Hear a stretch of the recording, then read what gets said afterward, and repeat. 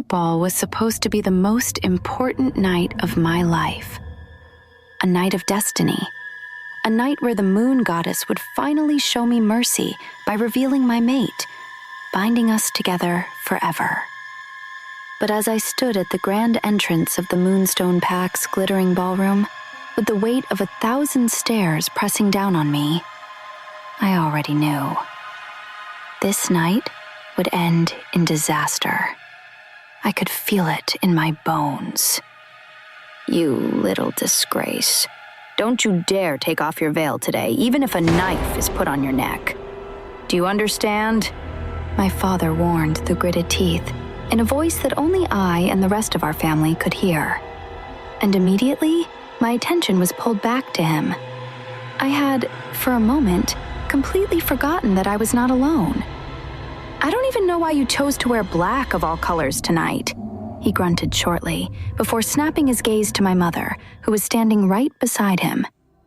"Didn't anyone see her before leaving the house?" "Darling, she is free to wear whatever she wants. It's not like she's going to sit with us." Mum's gaze flicked to me, briefly. "No one has to identify her with us tonight." My father gave one last disgusted look at me before stepping inside the ballroom. My mother followed him almost immediately, without sparing another glance at me. She was completely indifferent to my existence. Next up were my 2 older sisters, Monique and Mabel. They both gave me a disapproving look and scoffed before walking away with their fancy feather hand fans, which they had wreaked havoc to get, especially for this event. "Control yourself for a minute, you pathetic girl." My older brother, Gary, suddenly barked in my ears, causing me to flinch and the hairs on the back of my neck to stand up. I had no idea when he came up behind me. "I did not know parking a car could be this fast. I can smell your desperation from miles away," he sneered before stepping away from me. I quickly lowered my head, avoiding his gaze as the loud, pumping sound of my own blood filled my ears. I was that afraid of Gary because of the ways he punished me, and I was not about to let him slap me in front of the 1,000 pairs of eyes waiting for my moment of ridicule, because my own brother was capable of that. Fortunately, my fear vanished a few seconds later, after Gary concluded I was not worth his precious time on such an important night, and walked away, leaving me behind, alone and in peace. The air in the room was thick with the scent of floral perfumes, champagne, and lingering light pheromones as unmated werewolves searched the crowd, waiting for the fated pull of their mates. But I felt nothing other than my own longing dealing me with blows, minute after minute. No pull, no surge of warmth, no instinct whispered that my other half was near. Because I had no wolf. Because I was cursed. Because the lunar curse had stolen my bond before I ever had a chance to feel it. And yet, even without the mate bond, I already knew who my mate was. Mark Harris, future beta of our Moonstone Pack. I had overheard the whispers weeks ago in the academy halls, my classmates pitying me behind my back, saying how tragic my situation was and how I was going to be rejected. Regardless, I inhaled sharply, praying, begging that this would be my chance to start over, as I cautiously walked into the room with several pairs of eyes still fixated on me. For 16 years, I had been my family's golden girl, the pride of the Moonstone Pack. Then, the lunar curse appeared, branding me with the crescent-shaped mark on my shoulder and stripping me of my wolf. From that moment on, I had become nothing. Tonight was my last hope. If the moon goddess still had any mercy left for me, my mate would accept me despite my curse. But fate had never been kind to me. I realized that the moment I saw Mark. He stood near the center of the ballroom, dressed in a fine black and silver suit, his arm draped around another woman's waist. She was stunning, blonde, curvy, the kind of woman who never had to beg for attention.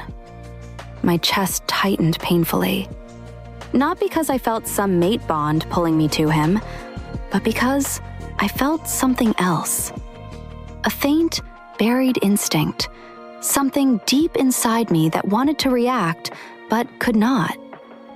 It was weak, distant, like an echo of a connection that should have been there but was not. And for the first time in my life, I wondered, if I had not been cursed, would I have felt what everyone else did? Would I have felt warmth instead of this cold emptiness? Would I have been loved instead of abandoned? I guess I would never know. Because Mark turned his head, and his blue eyes locked onto mine through the black veil. The second he saw me, his entire body went rigid. His nostrils flared, as if he had just caught my scent. His wolf had recognized me. And in that split second, I saw the flicker of devastation in his eyes before he marched straight towards me with the woman he was with. A hush spread through the room. The whispers started. She's his mate? The cursed one? The wolfless freak? No way a future beta would accept someone like her. Just then, Mark stopped in front of me and released the woman he was holding. Looking me straight in the eyes, he snapped with a fierce gaze, burning a hole through my forehead. God forbid that I marry, mate, or mark a woman like you. The entire ballroom stilled. Every pair of eyes locked onto us. He had said that to everyone's hearing. My chest tightened, my throat burning with humiliation. I lifted my chin, trying to steady my voice. Mark? Before I could say another word, he spoke the words that shattered me. I, future beta Mark Harris of the Moonstone Pack, reject you, Meredith Carter, as my mate. The gasps rippled through the crowd. I felt every stare shift toward me as something deep inside me twisted painfully. Not because the bond was breaking. I had no true bond to break, but because Mark's words made it real. And he was not finished yet, told from Meredith's perspective. Gnashing his teeth until the pain from the bond severing was over, Mark's lips twisted into something cruel, and his voice laced with mockery. Did you really think the moon goddess would pair me with someone like you? A cursed, wolfless burden? Laughter rippled through the ballroom. I hadn't expected this. I had been hopeful the moon goddess would finally shine her mercy on me tonight. Instead, look what she did to me. Now, the entire werewolf society knew I was cursed and unwanted. No one would ever accept me. Not even my own family, who were actually the first to reject me. I felt the sting of hot tears, but I refused to let them fall as I watched Mark hold that woman's hand and take a few steps backwards. No, I would not cry. Not in front of these people. Not in front of him. But just as I thought the humiliation and disgrace couldn't get any worse, my pheromones surged, a wild, uncontrollable scent, a sign of a female in distress. Immediately, several men in the room reacted. Some turned their heads sharply, their wolves snarling low in their throats. Others stiffened, pupils dilating as their instincts responded to the scent. A man near the bar exhaled sharply. Another clenched his jaw, gripping his drink tightly. One even took a step toward me before stopping himself. And then the whispers changed. Damn, she smells incredible. That's unnatural. What's wrong with her? Control yourselves. The Alpha is watching. I can't believe she has the nerve to release that seductive scent of hers just seconds after being rejected. She is trying to drive all the men in this room wild with those untamed pheromones of hers. What a disgrace to the Moonstone Pack. I would rather remain childless than have a cursed child like Meredith. My heart goes out to the Carter family. They are the ones feeling the heat of her disgraceful acts. Panic surged in my chest. No, not now. I reached for my perfume bottle in my clutch, desperate to mask the scent that drove men wild. But before I could move, a cruel hand ripped my veil from my head. Gasps of shock rang out. Cold air rushed against my scarred cheek, a jagged, ugly scar that marred my once beautiful face was on full display. I barely had time to react before someone sneered, loud enough for the entire ballroom to hear. "Shameless temptress." Laughter erupted like a wildfire, sharp and suffocating. The sound stabbed through me, each chuckle cutting deeper than the last. "How dare you try to seduce men with a face like that?" Cora, the daughter to Alpha Aiden of the Nightshade clan, my worst nightmare when we were still in college, questioned with venom dripping in her tone as she came to stand in front of me. She was the one who took off my veil, and now she looked mad because my ugly scar got me the attention of men she could never have. I felt bare, disoriented, and vulnerable without my veil. My breath hitched as mild panic attacks set in, but Cora wouldn't let me go. Not so easily. She had to make sure I drowned in humiliation, more than I had ever known since the night the lunar curse marked me. Cora jabbed a finger toward my left chest and, when I didn't answer her question, instead turned to walk away after I had found the courage. Just as I bent down to pick up my veil, she pushed me from behind forcefully. And the next second, I saw myself staggering before sliding to the tiled floor without reservation. A gasp of pain escaped my lips as my hip bones struck against the hard floor. Then, the mockery, finger-pointing, and disdain from the crowd that had gathered around me fired off like a rocket without warning. Tears burned at the edges of my vision, but I refused to let them fall. Not for them. Not for this pack that had already abandoned me. One day, they will regret this. Then, out from the corner of my eyes, I saw my father clench his fists by his sides from across the room. He watched me get humiliated in front of 100 pairs of eyes.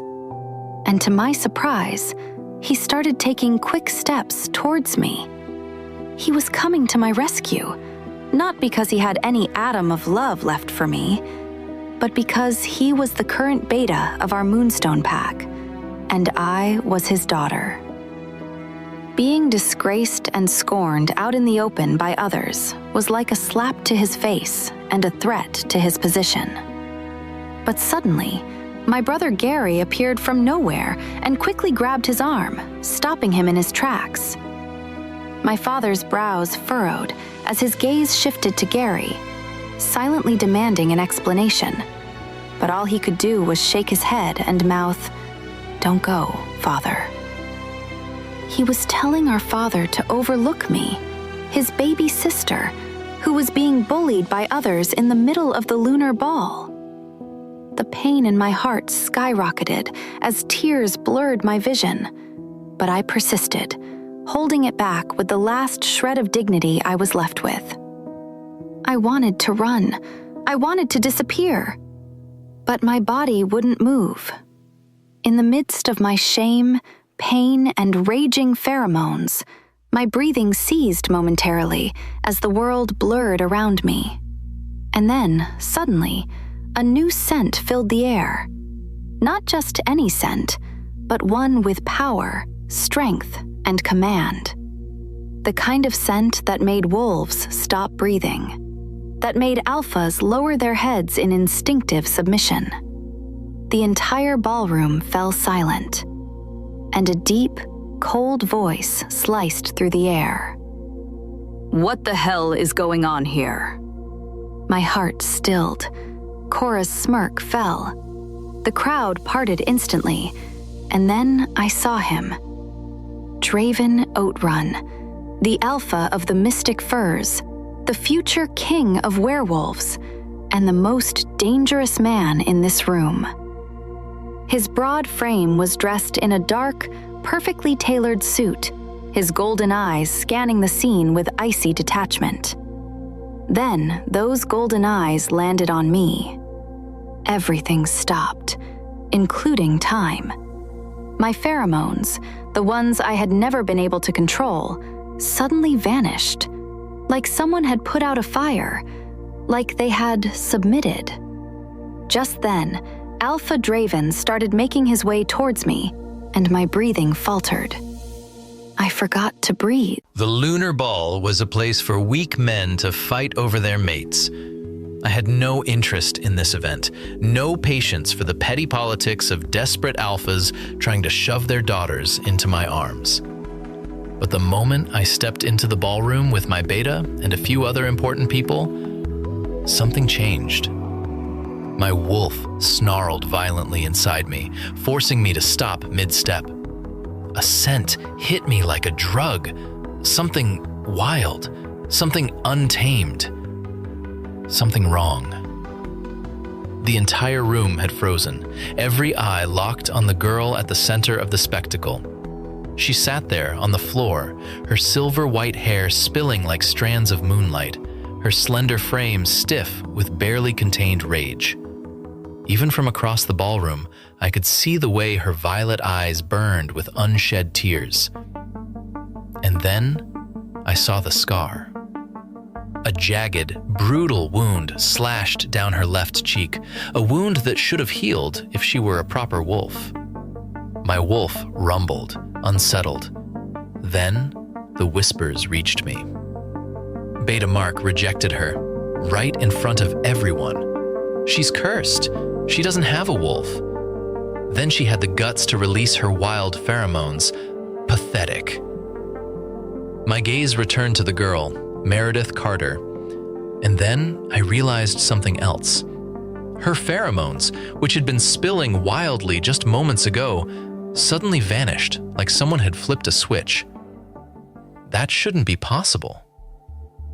I took another step forward, locking eyes with her.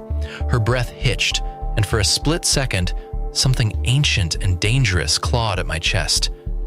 Recognition, possession, mine. I ignored it. I ignored the way her scent curled in my lungs, the way my entire body tensed as if preparing for war. I completely ignored the woman in front of her and focused on the fool standing to her right. Mark Harris, the future beta of Moonstone Pack, a man I had no respect for.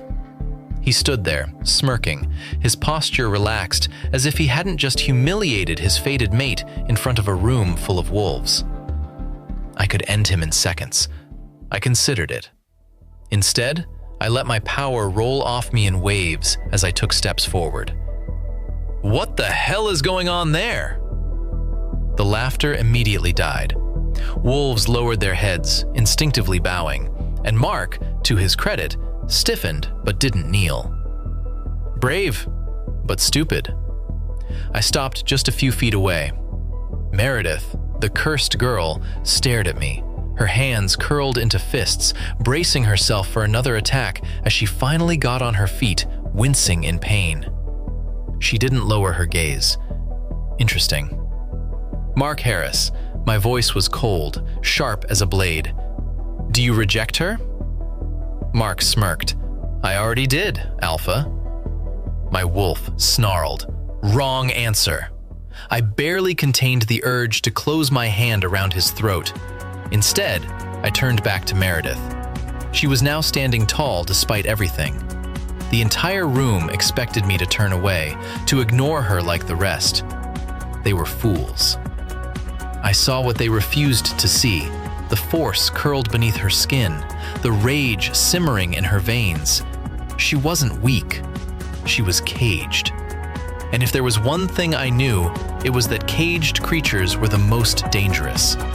So I made my decision, and I burned the entire ballroom down with my next words. Then I will take her. Silence. Absolute, stunned silence. Meredith's breath caught. Mark blinked, his smirk dropping. What? I barely spared him a glance. You rejected her, I said simply. She belonged to no one, which means she belongs to me now. A gasp rippled through the crowd. I stepped closer to Meredith, watching her body go rigid. I expected fear, but I got fire.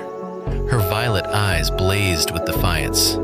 I am not some object to be passed around, she suddenly spoke, meeting my gaze head on. The room went still. Interesting. For the first time in years, I felt the corner of my mouth twitch in amusement. Oh, little wolf, you have no idea what you are. But I didn't say that. I reached forward, slow enough for her to jerk away if she wanted, but she didn't move. Good. I took the shredded remains of her veil from the floor. Gently, I lifted it, covering her face once more, shielding her from their stares. Then I spoke. Tomorrow, I will take you. In 2 days, you will be my wife, I stated, leaving no room for negotiation. Another shockwave rolled through the room. Mark's expression twisted with disbelief. You're joking. I turned my gaze back to him, my power rolling off me in waves. Do I look like I joke? Mark paled, stepping back. The message was clear. I was claiming Meredith, and no one would stop me. A gasp rippled through the crowd. No one moved. No one breathed. Then, the next second, the room exploded with murmurs, gasps, and hushed arguments. I expected it, welcomed it even. Werewolves had their precious hierarchy, their obsession with bloodlines and ranks. A beta rejecting his mate was unfortunate, but an alpha claiming a wolfless, cursed woman? Unacceptable. I let the noise build for a few moments, letting the weight of my words settle like a boulder on their chests. Just as the whispers exploded into chaos, another voice cut through the tension. Draven. I turned my head slightly as my childhood friend, Wanda Fellows, stepped forward. Her red gown shimmered under the chandeliers, her green eyes sharp as they met mine with barely concealed outrage. Unlike the others, she did not cower. Wanda had always carried herself with control, always calculated in her words, but tonight was no different. Are you certain about this? Her voice was low, careful. Not a challenge, just a question. I held her gaze. You disapprove? I question the wisdom of this choice. Her attention flickered to Meredith, who stood beside me, silent but tense. This woman is cursed. She has no wolf, and she has no strength. Her pheromones are wild and unnatural. And look at her. She gestured toward Meredith with an exaggerated sigh. She carries a scar that will forever stain her face. Is that the Luna you want standing beside you? Is that the queen you want to present to our people? You need a Luna who will elevate you, not weaken me. That's what she wanted to say. I cut her off, my eyes fixed on her. And you believe she weakens me? There was a brief hesitation. Then, quietly, she replied, I believe you should be careful. We stared at each other for a moment. Wanda was not my enemy, but she would never understand this. I gave her a slight nod. Acknowledgement, but not agreement. She exhaled softly and stepped back.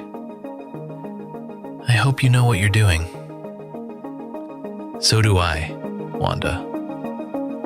Before I could speak again, another voice cut through the air. Draven. I already knew who it was. I turned to see Randall Outrun, my father.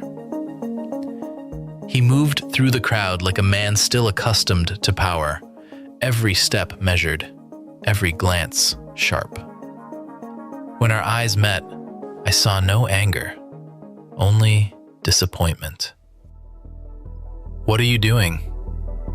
His voice was smooth, unreadable. I rolled my shoulders. "Claiming my wife." His gaze flicked to Meredith, then back to me. "You could have chosen any woman here. Any strong, capable female worthy of a king's side. And yet, I had chosen the most dangerous option." He exhaled slowly, his tone edged with finality. "Draven, this is your last chance. You must leave this ball with a wife. I gave you that ultimatum, and I expect you to make a choice worthy of our bloodline." I smiled.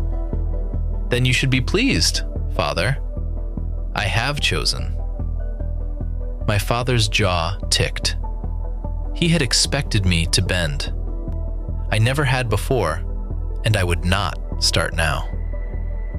I turned to Meredith. She was angry, confused, furious. She didn't want me. That was fine, because the moment I looked at her tonight, the moment my wolf had recognized something within her, she was already mine. I couldn't feel my body. Not when I walked out of the ballroom, flanked by my family like a prisoner. Not when the murmurs of wolves trailed behind me, thick with shock, disgust, and morbid curiosity. And certainly not when my father's grip tightened around my arm, hard enough to bruise, a grip that promised pain if he so chose. But he didn't. He hadn't stepped in when I was bullied, humiliated, and mocked. But the moment Draven Outrun claimed me as his, then, only then, did he finally cross the room and take my hand. Not as a joke, not as a mistake, but as his future wife. And now, as we left the lunar ball before the party was even over, his silence was deafening because, for the first time tonight, I hadn't just embarrassed myself. I had embarrassed him and my entire pack. Not only had I become the center of attention, but I had drawn the eyes of important pack leaders, elders, and even the future Alpha King. And my father had had enough of me. I was numb, trapped somewhere between humiliation and anger, then fear and regret. Because this wasn't over. At least not until I faced the consequences. The drive back to our family estate was suffocating and almost impossible to bear. No one spoke because they didn't have to. My father's anger was a living, breathing force in the Mercedes van, thick and unforgiving. My mother sat beside him, lips pressed into a thin line. She has never defended me since that nightmare of a cursed day, and she wouldn't start now. My older sisters, Monique and Mabel, exchanged looks behind our parents, amusement flickering in their eyes once in a while. They did not mind that I was sitting right next to them. I was their fun, after all. And my older brother, Gary, sat behind the wheel with one of our family's bodyguard in the front passenger seat. Gary's gaze kept flickering to the rearview mirror, where our eyes accidentally met a few times. A sneer practically carved into his face. I quickly stopped looking and cradled my torn veil in my arms before he burned me with his gaze.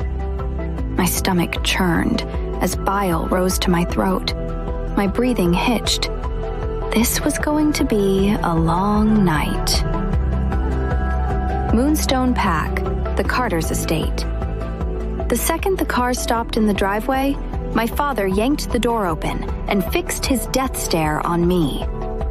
"Get out," he ordered, voice cutting like a blade.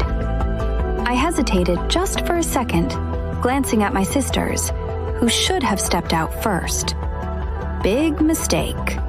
His hand shot out, iron tight around my arm. Pain shot through my shoulder as he dragged me out, his grip a crushing vice. My veil slipped from my fingers, landing in the dirt as I stumbled to keep up.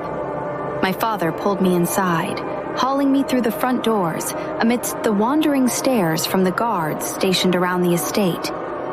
It was normal for me to be disgraced around here, so no one was surprised or thought I was in a dangerous situation that required saving. They would actually rather watch and enjoy me get punished. My mother and siblings followed behind us at a much more leisurely pace. Their job wasn't to interfere. They were going to watch, much to their pleasure. The moment the doors slammed shut behind us, my father's voice thundered through the hall. "What in the goddess's name have you done?" I barely had time to react before his hand struck my face. The force of the blow sent a shockwave of pain through me, whipping my head to the side as a dull ringing filled my ears. My hand instinctively flew to my stinging cheek, the metallic tang of blood on my tongue. I didn't dare to lift my head for fear of being hit again. "Gabrielle!" My mother's voice cut through the air calmly, and for a second, I stopped breathing. My father turned, his expression darkening. "What?" he snapped, impatient. A heavy pause followed before my mother spoke again. "Don't hit her face." My stomach twisted as my siblings stilled in surprise. I lifted my head, something close to hope flickering to life for the first time in years. Then she added, "The injury will reopen, and we'll have to waste more herbs on sealing it again." The hope died before it even had a chance to breathe. I felt nothing, realizing that Mum's indifference towards me was better off than her concern, because it just didn't make sense. My father shifted his furious gaze to me before taking a seat a second later. He agreed with my mother on this, unlike my siblings, who simply didn't care. "Kneel," my father commanded, his eyes blazing with fire. And almost immediately, I got on my knees before him and dropped my gaze, clasping my fingers nervously in front of me. "You are such a big disappointment, and a disgrace to our family and our pack," my father started, jabbing a finger in front of my face. "I warned you never to take off your veil." "And father, I warned her to control her stupid pheromones," Gary cut in as his height towered above me. "Now look what she did tonight, seducing more than half of the men with it. And this happened right after she was rejected by her mate," Monique continued, sneering at me. "And just then," Mabel added my third offense to the list. As if that wasn't enough embarrassment for the night, she got claimed by our future king, as if it is a good thing, Mabel said, her tone dripping with venom. At that same moment, a sharp impact from Gary sent my head reeling. The cursed outcast finally caught an alpha's attention. Too bad she doesn't know he is going to use her as his plaything. My fingers tightened around each other until my knuckles turned white. That was the best I could do to show my anger, because I didn't understand a word my brother had just spoken. From behind my father, Monique scoffed. "Look at her," she muttered, "feeling like she's worth something." Mabel sighed dramatically.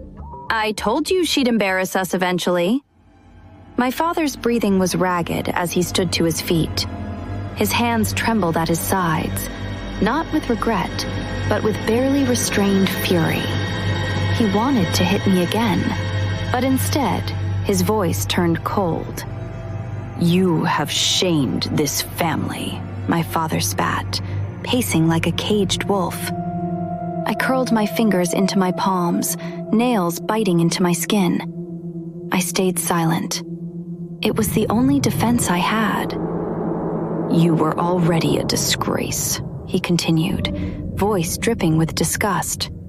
A wolfless, cursed mistake. But now, you've let yourself become a spectacle. I swallowed back the words I wanted to scream, that I never asked for any of this, that none of it was my fault, that he, my mother, my siblings, my mate, they had all already decided I was worthless because of that damn curse. But I knew better than to speak. His glare was pure hatred. He was disgusted by me.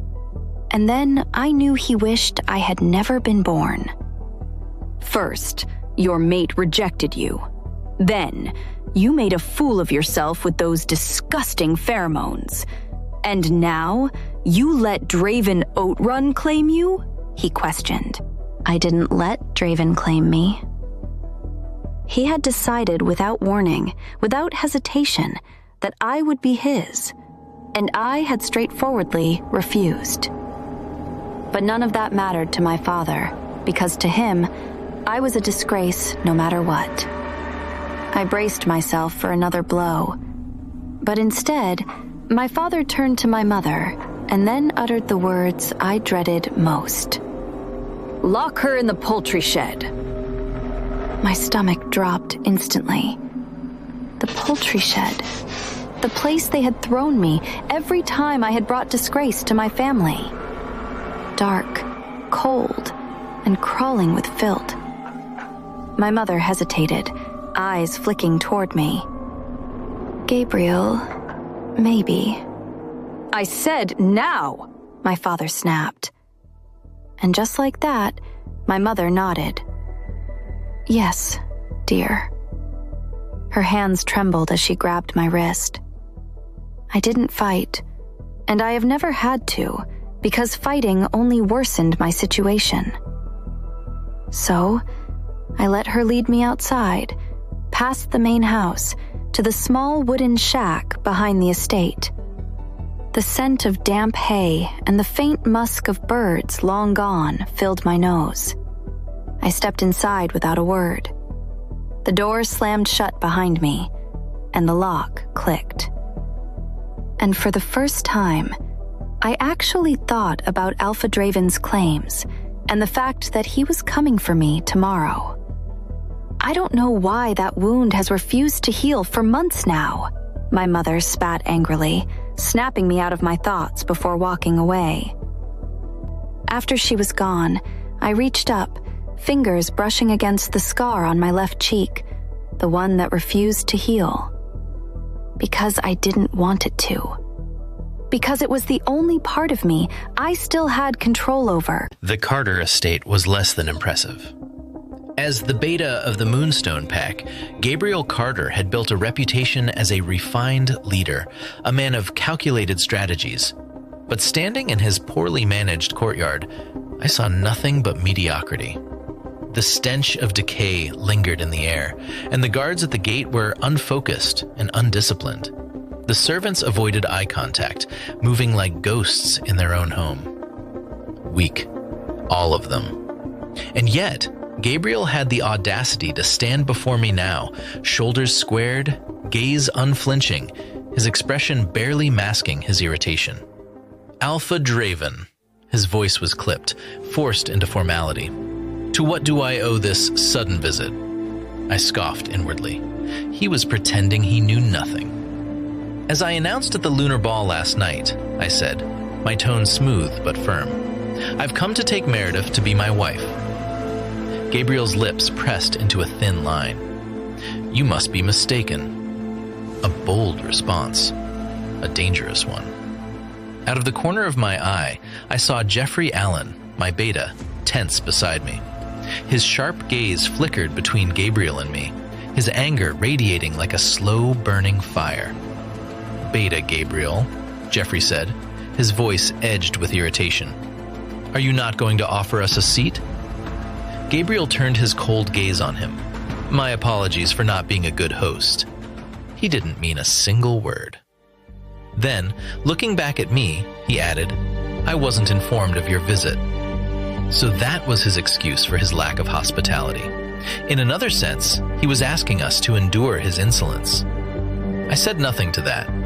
I didn't need his approval, nor did I care for his pathetic attempt at challenging my authority. Gabriel had not welcomed me and my entourage into his home. Not that I cared, but courtesy was something a man like him should know and extend. It was obvious he wasn't going to offer me any seat either, and that was fine. I wasn't planning to stay. If Gabriel thought a lack of welcome would deter me, he had gravely miscalculated. I let my power roll off me in slow, unmistakable waves. It was a warning, a reminder, a test. At that moment, his wife and 3 older children hurried out of the house, their expressions taut with unease. Would you do me the honor of bringing Meredith to me, or should I find her myself?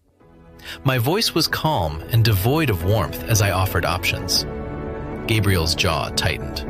Alpha Draven, you have no right to come to my home and demand my daughter, he declared, and meant it. And yet, here I stand, I countered, unmoved. His gaze darkened with defiance at my comment. Even if you asked the proper way, he continued, voice low with warning, I wouldn't give her to you.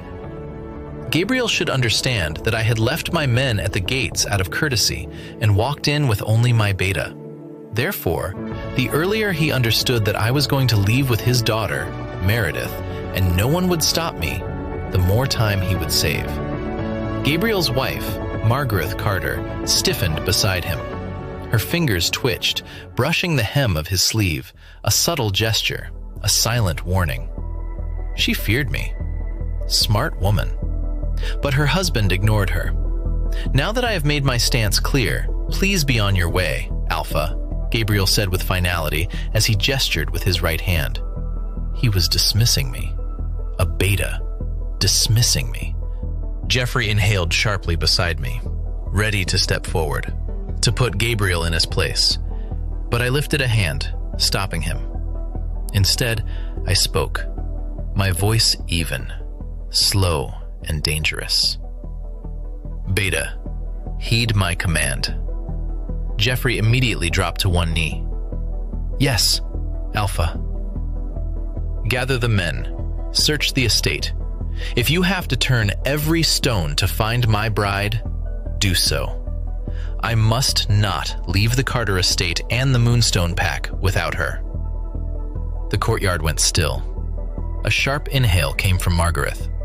One of Gabriel's daughters paled, hands clenching at her sides. But it was Gabriel's reaction I was waiting for. He snapped. Finally. Alpha Draven! His voice boomed, his body shaking with barely restrained rage. I turned to him slowly, my golden gaze cold and unyielding. Beta, I said, my tone clipped. You will say my name with respect. The entire courtyard was watching, waiting. Gabriel's pride warred with logic. He wanted to fight, but he knew he would lose.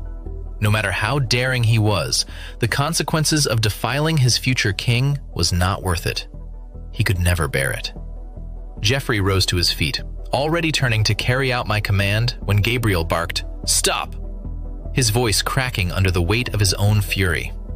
Jeffrey halted and then turned to Gabriel, his stance loose but ready for a fight. If you stopped me, that means you've made a decision, he said to Gabriel smoothly, mocking his hesitation as a way to get back at him for disrespecting me. A heavy silence followed. Margaret's hands curled into fists. Gabriel's face twisted. Then, with obvious reluctance, he exhaled sharply. Gary, he snapped at his son, bring Meredith out. Gary's jaw tightened, but he bowed his head slightly. Yes, father. Then his gaze flickered toward me, burning with resentment. He had the same temper as his father. He was angry at me for whatever reasons best known to him. I didn't care. His emotions didn't deserve my attention. As Gary stormed off toward the back of the estate, Gabriel wasn't finished. He turned his two older daughters into errand girls next. Monique, Mabel, he called, turning his burning gaze to them. Gather your sister's things and bring them out here. Yes, father, they muttered, quickly scurrying away. And then it was just us. Me, Jeffrey, Gabriel, and his wife, Margaret, who clung to his side as the silence stretched, heavy with unspoken tension. Margaret did not speak, but she was watching me, not with open defiance or submission, but with something else, something unreadable, something protective. Interesting. From the little I had gathered about Meredith's family dynamics, she was hated by everyone in her family and pack. But why did it seem the situation was different with her mother? Told from Meredith's perspective. I didn't get a wink of sleep last night. How could I? The first thing I noticed when I woke up was the cold. It had seeped into my bones, clinging to my skin like a second layer. The wooden floor beneath me was hard and unforgiving. My muscles ached from the awkward position I'd curled into overnight, and my stomach twisted painfully with hunger. But none of that compared to the sharp ache in my cheek where my father had slapped me. A cruel reminder of last night. I exhaled slowly, forcing myself upright. The dim morning light barely seeped through the cracks in the poultry shed walls, casting long, eerie shadows.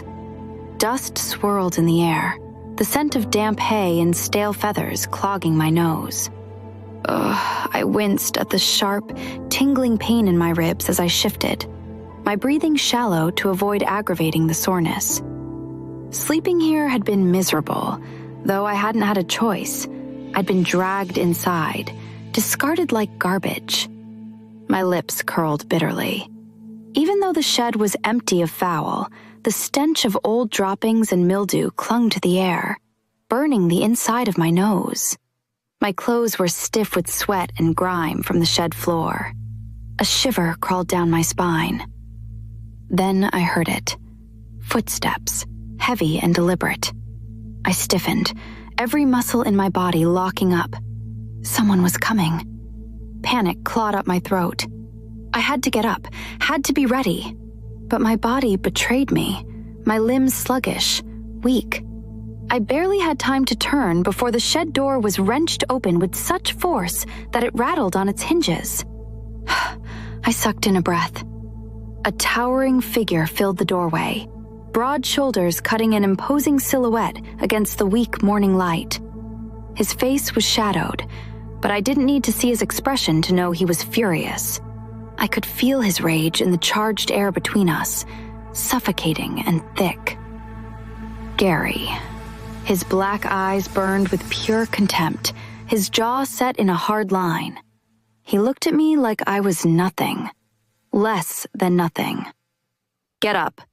His voice was sharp, clipped. For reasons only he understood, my brother was livid. What had I done this time? I'd only just woken up. My throat bobbed as I swallowed my thoughts. Instead, I kept my gaze lowered, avoiding his piercing stare, and struggled to push myself off the floor. A pained groan slipped from my lips as my ribs protested the movement, but I fought through it. Unfortunately, I wasn't fast enough. Gary's patience was already razor thin. The next second, he lunged forward, grabbing my arm in a punishing grip and yanking me forward.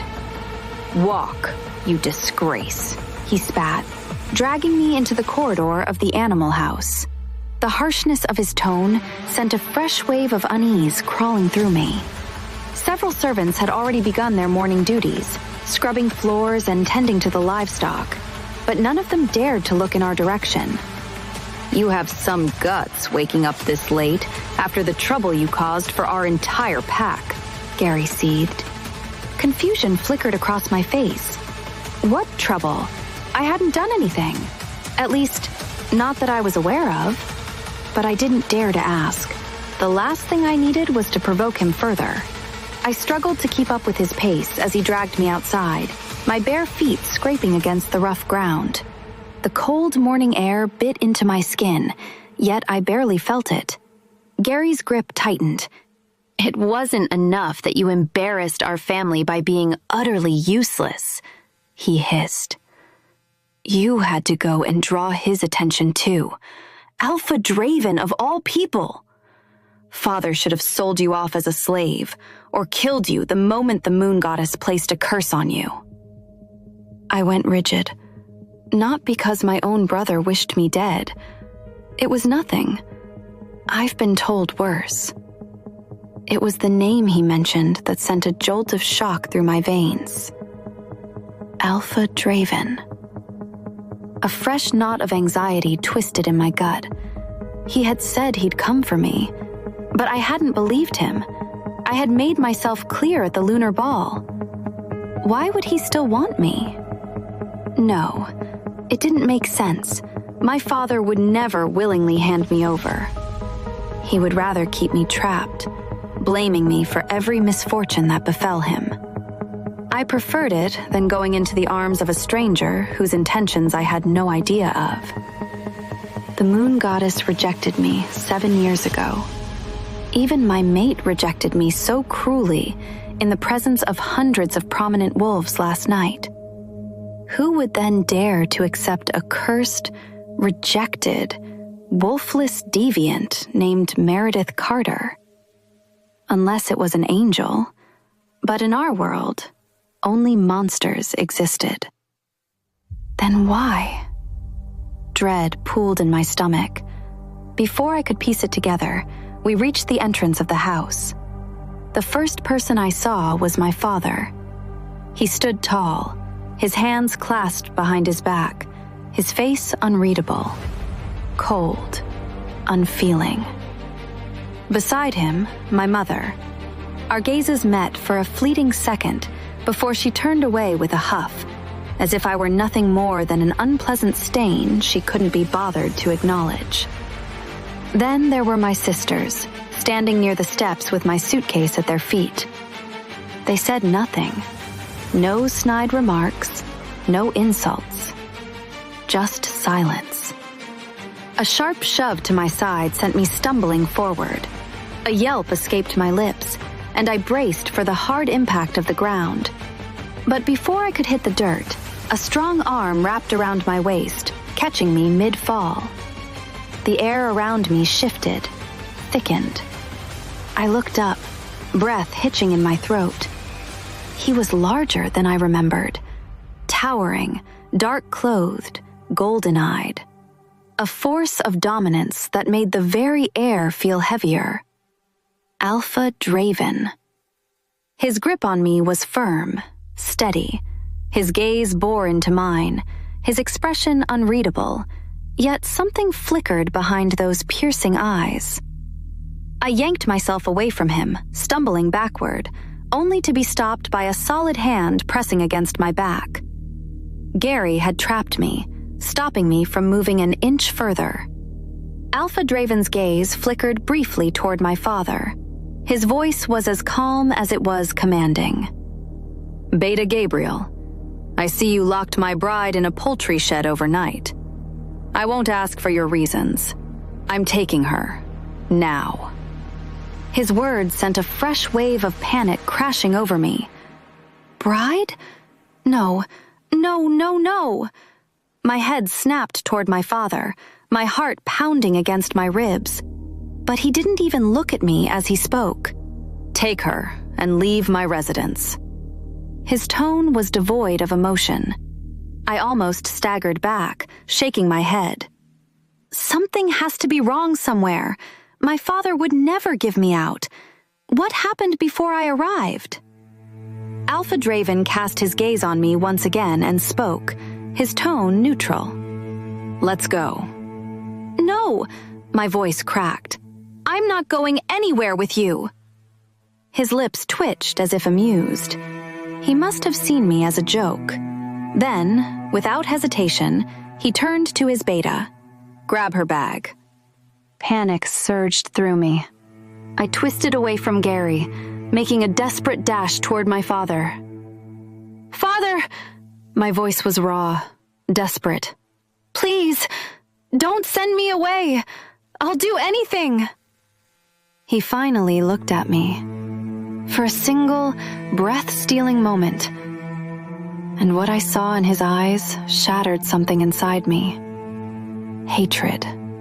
Pure, unfiltered hatred.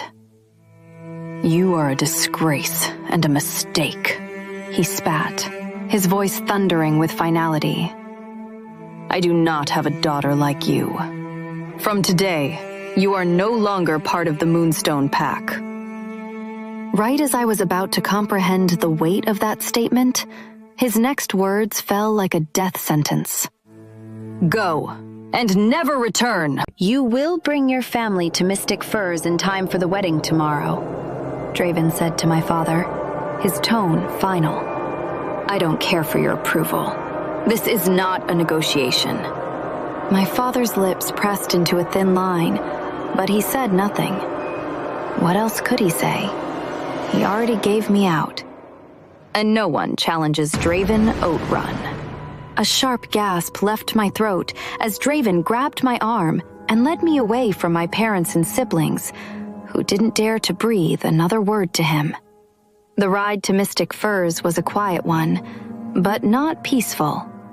The tension sat thick in the car, pressing against my chest with every passing mile.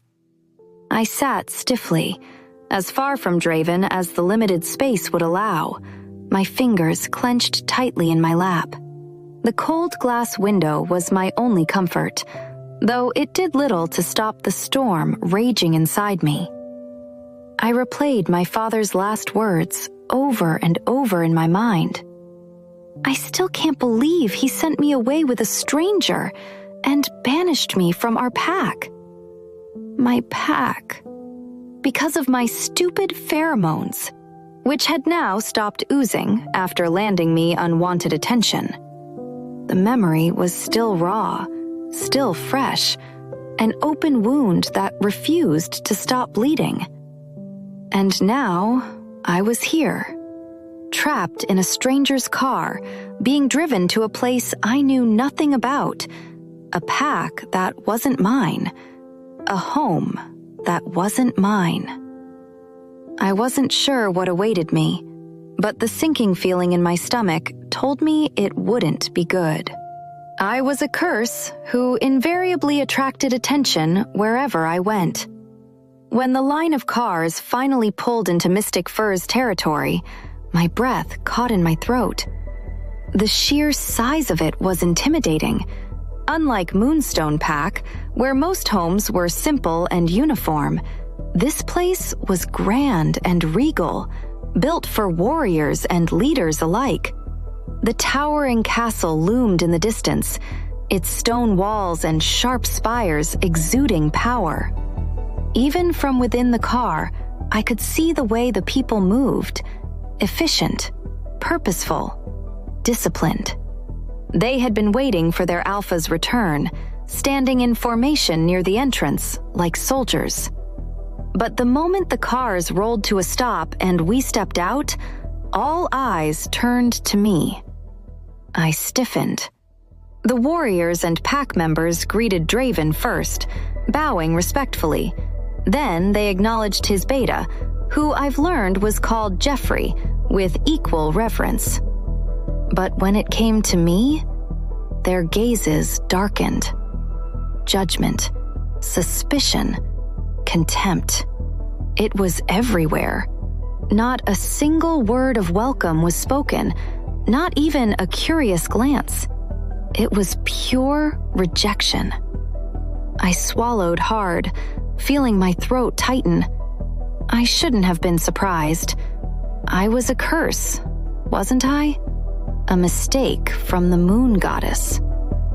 The weight of their stares was suffocating. I wanted distance from Draven, yet my feet betrayed me. I instinctively moved closer to him, letting his large frame serve as a shield against the hostility radiating from the crowd. I hated myself for it. Draven said nothing as he led the way toward the castle's entrance, his long strides confident, commanding. I forced myself to follow, ignoring the murmurs that buzzed like angry wasps behind me. As we approached the massive doors, a man dressed in a fine suit and with an air of authority stepped forward. A Gamma, or perhaps the head butler? Whoever he was, his back was ramrod straight as he dipped into a deep bow before Draven. "My alpha," he greeted smoothly. Then he turned slightly to Jeffrey and offered a polite nod. "Beta, Jeffrey." His gaze never flickered toward me. It was as if I didn't exist. I clenched my fists, a sharp pang of humiliation shooting through me. The rejection was swift and effortless, as if I wasn't even worth acknowledging. "Everything has been prepared," the man continued, addressing Draven, "including the room." The room? A prickle of unease ran down my spine.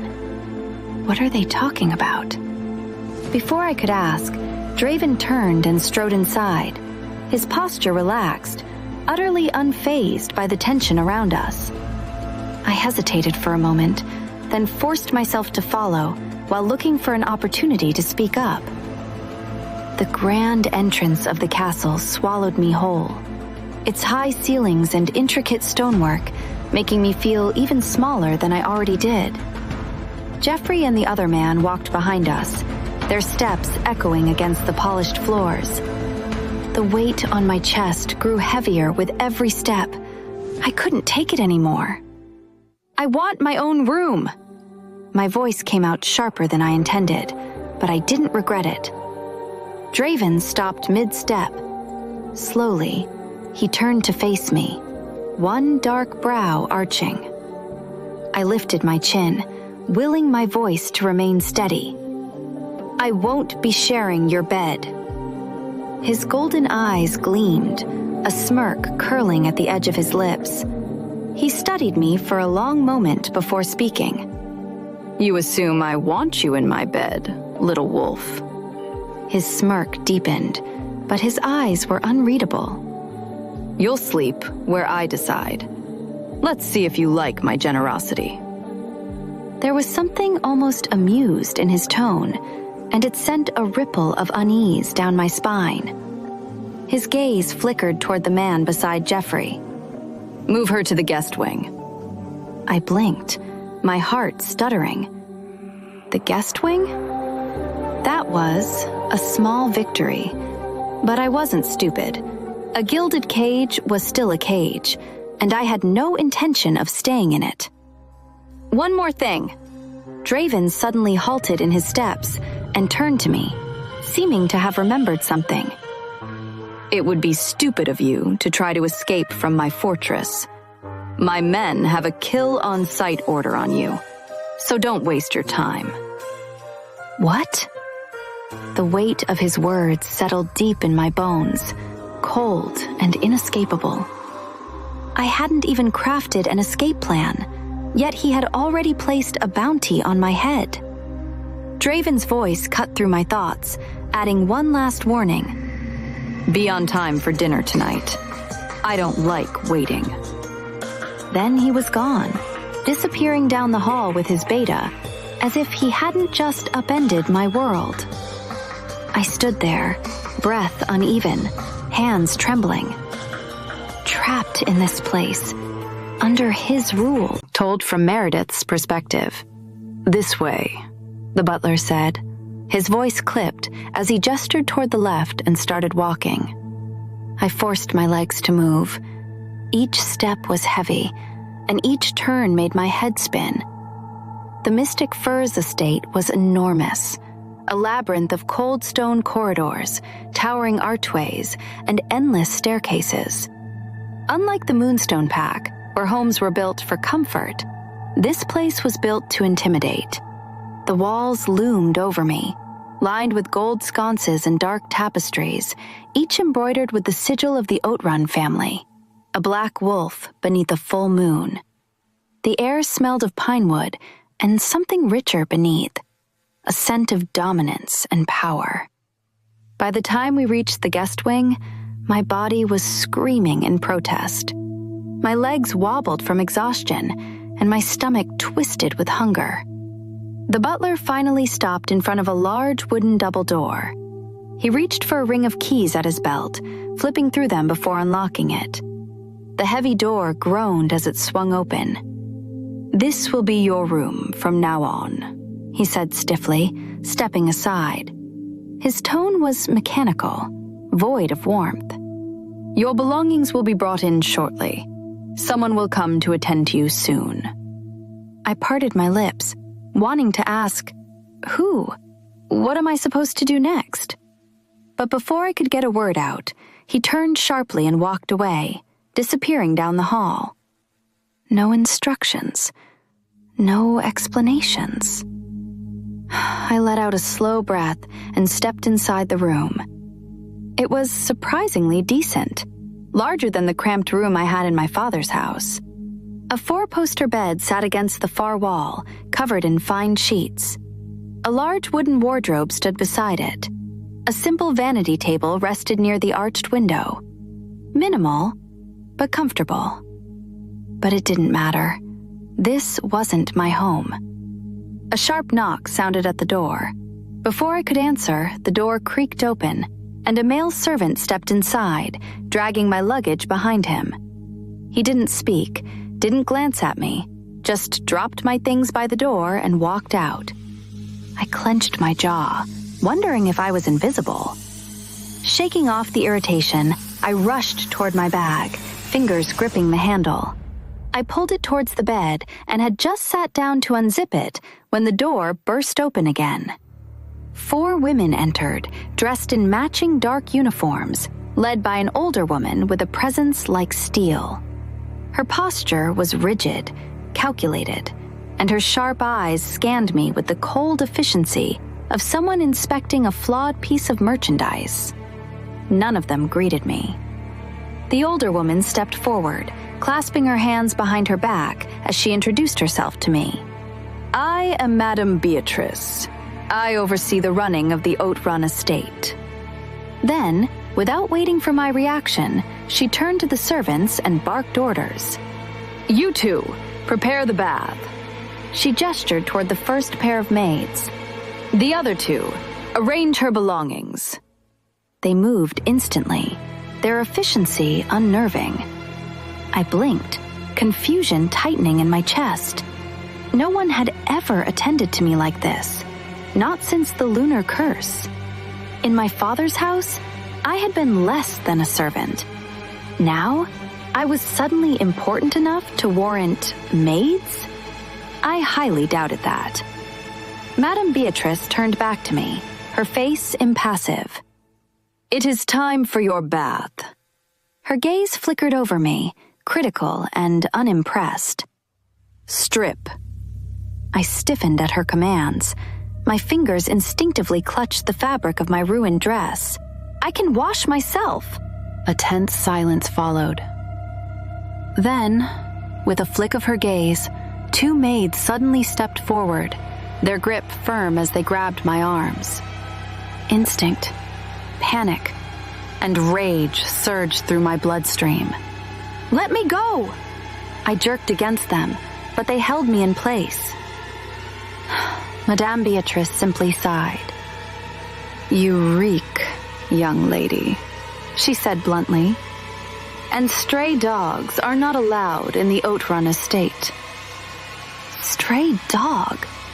She just called me a stray dog? A hot wave of humiliation and fury slammed into me. Without a care in the world, Madame Beatrice tilted her head toward the vanity mirror. "See for yourself." I didn't want to look, but I did, and my stomach dropped. My once silver hair was tangled and dull, my face smeared with dirt and dried blood, my dress torn and stained, and my bare feet caked with dust and filth. I looked like a beggar. No wonder they all stared at me with disgust. For a fleeting moment, I wondered, how did Draven even tolerate sitting next to me in the car? He couldn't have had it easier. Then, irritation pricked my skin. Serves him right. I understood now. My appearance wasn't just an insult to me, it was an insult to Draven, and his people knew it. I exhaled sharply. Fine. I wouldn't argue about being helped with a bath. Not because I agreed, but because I was too tired to resist. The maids led me toward the bathroom. A copper tub of steaming water awaited. The bath wasn't kindness. It was correction. When they stripped me, I clenched my teeth, swallowing the humiliation. When they scrubbed my skin without mercy, I winced at the harshness of their touch, but I didn't complain. And when they combed my hair, pulled at the knots, I bit my lip and let them, because resistance would only make it worse. I was new here, and still needed to put up with a lot until I have fully adjusted. Finally, they dressed me in a simple white gown from my closet. Madame Beatrice watched silently before finally speaking. "You will learn our ways," she said. "Forget whatever you were taught in Moonstone. This is Mystic Firs now." I said nothing. "Don't wander around the estate alone." Then she stepped closer, as if to make her instructions clear. "You will also remember to respect Alpha Draven." Respect? I scoffed inwardly. That was never going to happen. Not after the treatment I have received so far. Next, they measured me for the wedding dress, as took note of the pointers from Madame Beatrice on a paper. Madame Beatrice equally ordered that a white hat veil be made to cover my face because of the scar, before giving out an instruction for a doctor to examine my face after the wedding. I wasn't concerned with her interest over healing my scar, because I had no intention of using whatever ointment they gave me. Finally, Madame Beatrice clapped her hands. "Time for dinner." She pressed a small scented pouch into my palm. "You will carry this at all times," she instructed. I was too exhausted to argue. But the final blow? After dragging myself through endless hallways and staircases to the dining room, I arrived, only to find Draven absent. Yet, I was forced to wait, because no one could eat until the Alpha arrived. 30 minutes later, he never showed. Then a servant finally informed me he wouldn't be coming anymore. No apology, no explanation. My stomach growled painfully, and my fists clenched. I had no doubts that Draven had done this on purpose to teach me a lesson. Ruthless monster. Alpha. A body was found just before dawn. Jeffrey's voice sliced through the heavy silence, his tone clipped and serious. I didn't turn immediately. My gaze remained fixed on the standing mirror before me as my attendant fastened the clasps of my ceremonial robe. The deep black and crimson fabric draped over my broad shoulders, the weight of tradition pressing against my skin. Jeffrey stepped further into the chamber, his reflection appearing in the mirror. Another werewolf. Same method. The heart was taken. My fingers stilled against the fabric. A slow, simmering rage coiled in my chest. I finally turned, my golden eyes snapping to Jeffrey's. "Where?" Jeffrey pulled a folder from his coat, flipping it open. "In the main city, near the merchant quarter." He handed me a photograph. The image was grim. A clean, precise kill. No signs of struggle. The victim's chest was marked by a single, deliberate wound. The killer's macabre signature left clear. The heart was gone. This wasn't random. It was deliberate. And the message? Unclear, but dangerous nonetheless. My jaw tightened as I handed the photo back. My brother? He's reinforced the city patrols, but is requesting further orders.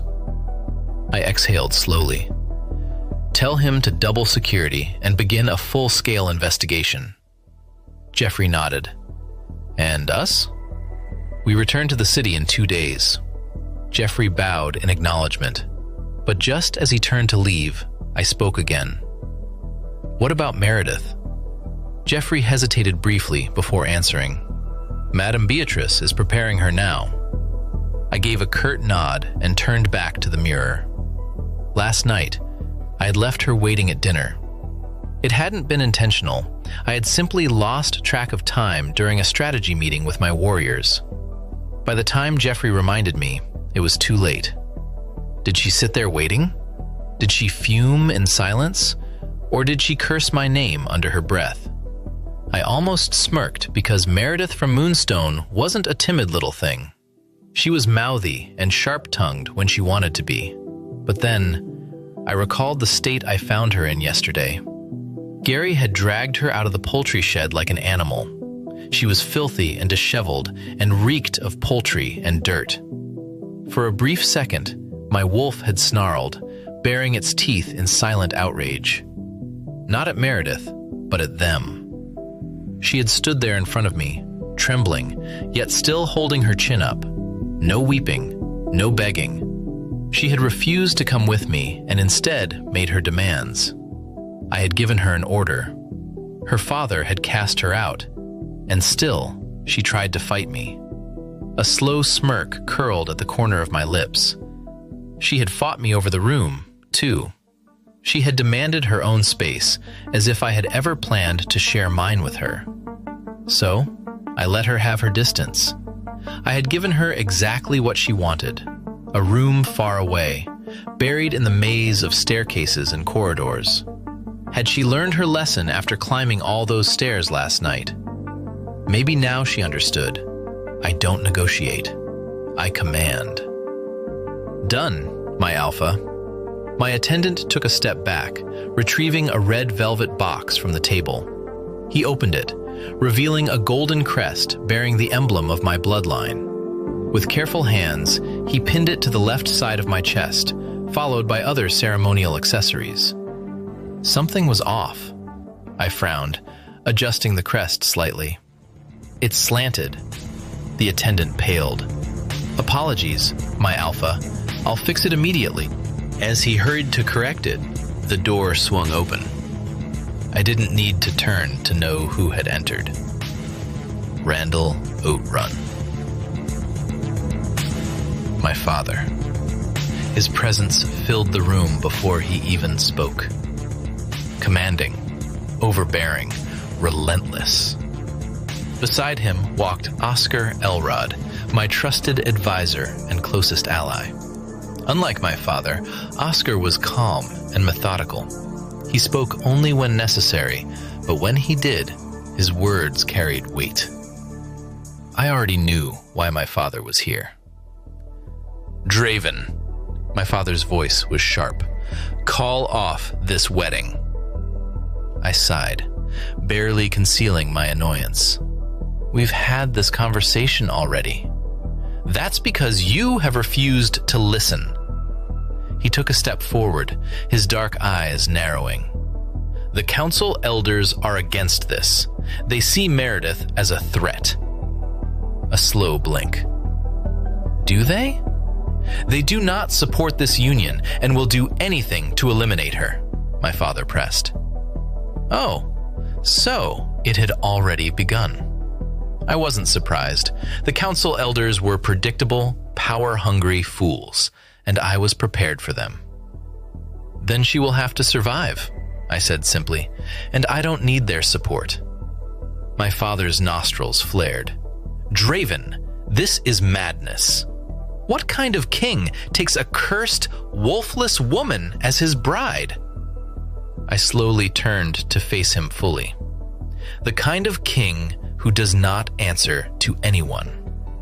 Power rolled off me, thick and suffocating. It was a warning. My father's jaw ticked. This isn't a joke, Draven. He was losing, and he knew it. The silence stretched out for seconds. Then, Oscar finally spoke. You misunderstand, Randall. His voice was controlled and unwavering as he turned to my father. Draven didn't choose Meredith Carter out of emotion. This is a calculated move. My father exhaled sharply. Then enlighten me. Oscar's gaze remained steady.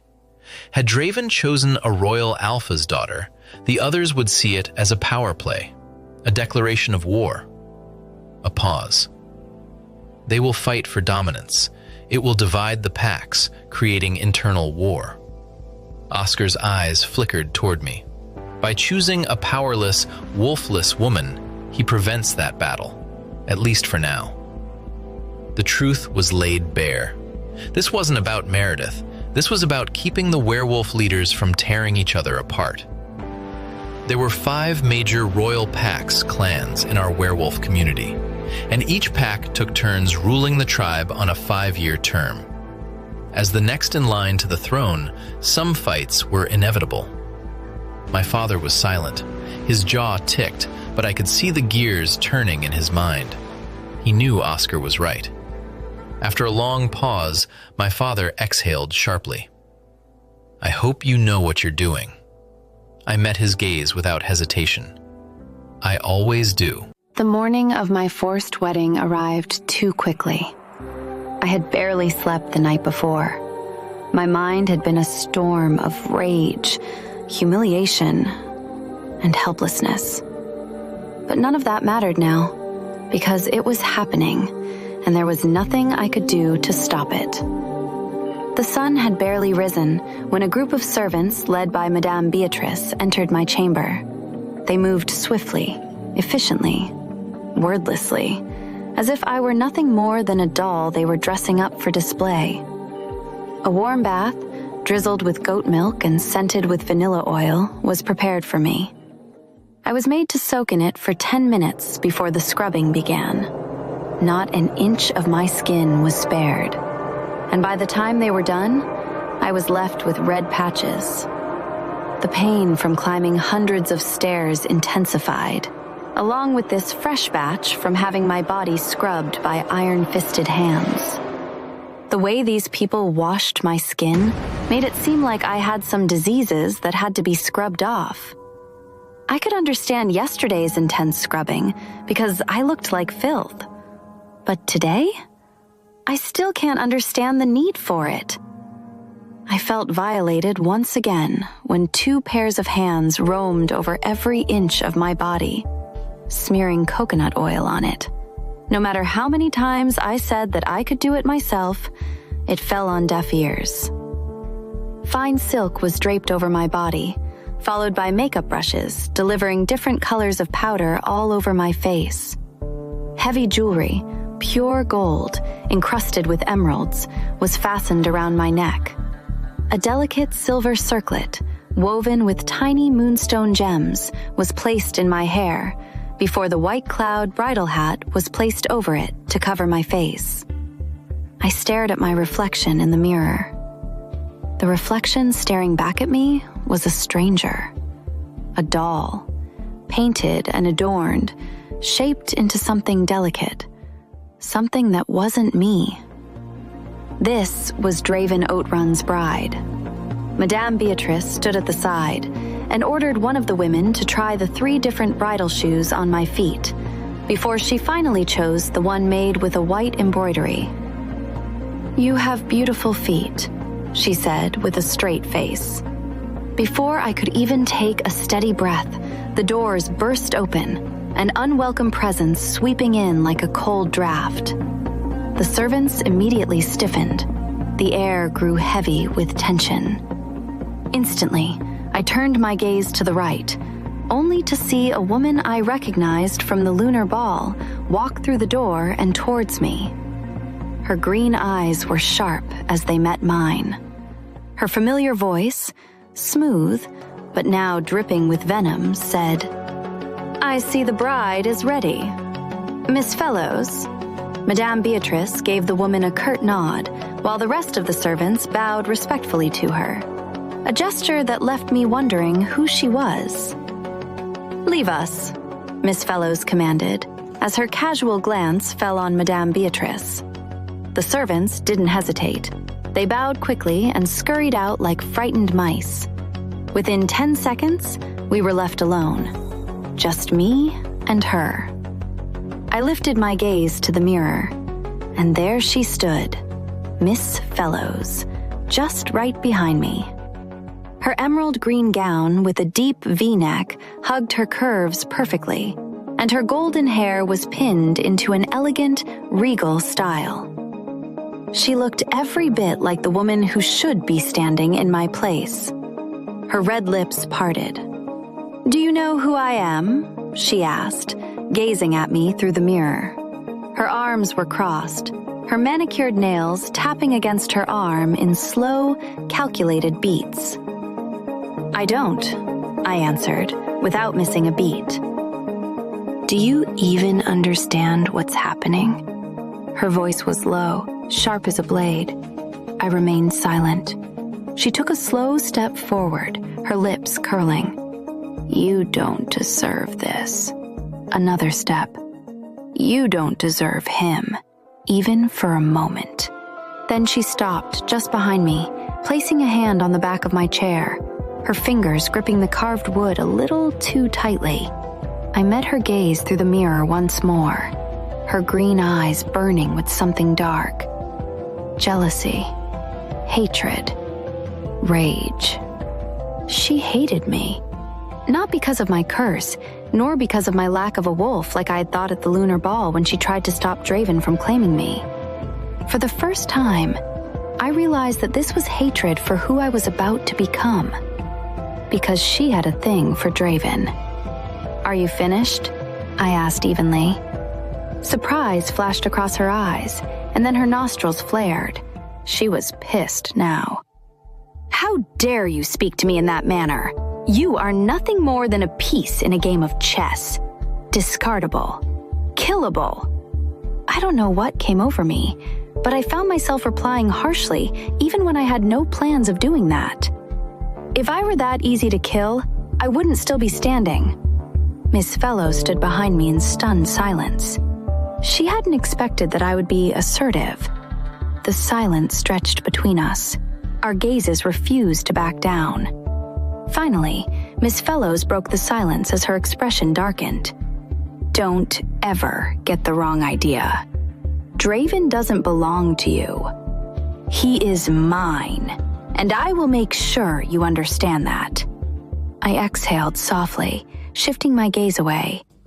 "I wonder if Draven knows he belongs to you," I mumbled, looking lost in thought. The moment the words left my lips, I knew I had struck a nerve. Miss Fellows clenched her hands into fists. For a split second, I thought she might hit me, and she almost did. Fortunately, Madame Beatrice came back into the room with a group of servants, interrupting our heated exchange, thus breaking the tense atmosphere. "Miss Fellows, the wedding bells will go off in a few minutes, and we still have some work to do." Miss Fellows withdrew her gaze from Madame Beatrice and cast it on me. "Don't get comfortable, Meredith. One day, you'll regret ever stepping foot into this place. And I am Wanda Fellows. Don't ever forget my name," she warned before walking away. But the air was still thick with her anger. I had just made an enemy, told from Meredith's perspective. The scent of jasmine and vanilla filled the air as Madame Beatrice sprayed perfume over me in slow, deliberate motions. The fragrance clung to my skin, a stark contrast to the suffocating weight pressing down on my chest. Everything about me, from my jewelry to my embroidered shoes, screamed elegance. And yet, my palms sweated. I had never felt more like a nervous prisoner. The knock on the door was brief before it swung open. I turned my head, watching as the butler from yesterday stepped in, his posture stiff, before speaking. "Lady Carter and her daughters have arrived," he announced. My heart twisted. Before I could prepare myself, my mother and my sisters stepped into the room. They didn't hesitate to look me over. Monique's sharp eyes flickered over the elaborate embroidery of my gown, the delicate jewels in my hair, and the soft white veil cascading down my shoulders. Then, she smirked as Madame Beatrice and the servant girls nodded politely at my mother. She was the wife to the beta of one of the royal werewolf packs, after all. Well, well, Monique mused. Who knew our disgraced, wolfless sister could actually look the part of an alpha's bride? Mabel chuckled, crossing her arms. Not that it will make a difference. Even wrapped in silk, she's still worthless. I swallowed the bitterness creeping up my throat, keeping my gaze impassive. I wouldn't give them the satisfaction of seeing my pain, as I had learned long ago that silence stripped them of their satisfaction. My mother, standing between them, barely glanced at me before exhaling. Meredith, whatever happens today and in the future, do not embarrass our family and our pack. You will stand tall and do what is expected of you. Remember this. I blinked slowly, then asked in a tone devoid of emotion, "Which pack?" My voice was quieter than I intended, but it still held an edge. Father already cast me out. I don't belong to Moonstone Pack anymore. Mabel clicked her tongue, shaking her head. Mom, do you see this? Just one day here, and she's already talking back. Mabel was right. I never talk back to my family. Monique turned to Mabel, smirking. Don't worry. Her tongue will be bridled soon enough. A few lessons here, and she'll learn what happens to weaklings like her who don't know their place. My gaze remained neutral, though my fingers curled into the fabric of my gown. That was when my mother finally turned to face me fully, studying me for a moment before speaking again. I brought you something. I frowned slightly as she stepped aside. From the doorway, another figure entered. A woman, her brown eyes wide with quiet urgency, her dark hair braided neatly over her shoulder. I inhaled sharply. Azul. I am here to serve you, my lady. Azul lowered her head. For a moment, my mind refused to process it. Azul was my maidservant from years ago, the one who had taken care of me when I was still the cherished daughter of the Carter family, the only person who had ever shielded me in that house, the one who had been ripped away from me the day the lunar curse branded me, because my father decided that I didn't deserve to be waited upon for being useless. Now, she stood before me, her gaze flickering with emotions she could not express in front of my mother and sisters. She will serve you here, my mother said flatly. You have no one in this place. Consider this a betrothal gift from me. A gift? A war raged inside me. I didn't know what to feel.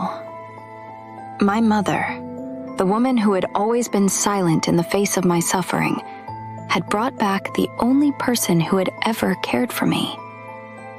Why? I didn't thank her. I didn't speak at all because I didn't know if this was a twisted act of kindness or another form of control. Before I could sort through my emotions, the sound of bells rang loudly through the estate. The wedding was starting. Madame Beatrice stepped forward, offering my mother and sisters a tight-lipped smile. It's time to escort the bride. My mother didn't say goodbye. My sisters didn't offer a final insult. They simply left with Azul. And then, with Madame Beatrice walking ahead, the servants led me forward. To my fate. The wind carried the scent of burning cedarwood as I strode down the aisle, the weight of 100 eyes pressing upon me. The wedding was held in the sacred lunar courtyard, an open ceremonial space where only the highest-ranking wolves were wed. A towering stone archway stood behind the altar, engraved with the ancient symbols of the moon goddess. All 5 royal alphas were present. Alpha Magnus of the Moonstone Pack. They are healers, good with medicine, herbs, and poison. Alpha Solus of the Bloodfang Pack. They are the warriors, known as the Hunters, protectors and guardians. Brutal in battle, unmatched in raw strength. They are fast, ruthless, and relentless. Their wolves are as swift as the wind, their attacks unpredictable. Alpha Victor of the Silvercrest Pack. They are engineers and weapon crafters. Alpha Ulrich of the Ashfang Pack. They are the wealthiest pack and control trade and resources. And then my father, Randall Oatrun, ex-Alpha of the Mystic Furs Pack. They are the strategists, cunning and precise, known for unpredictable tactics. Our pack was built on intelligence and careful maneuvering.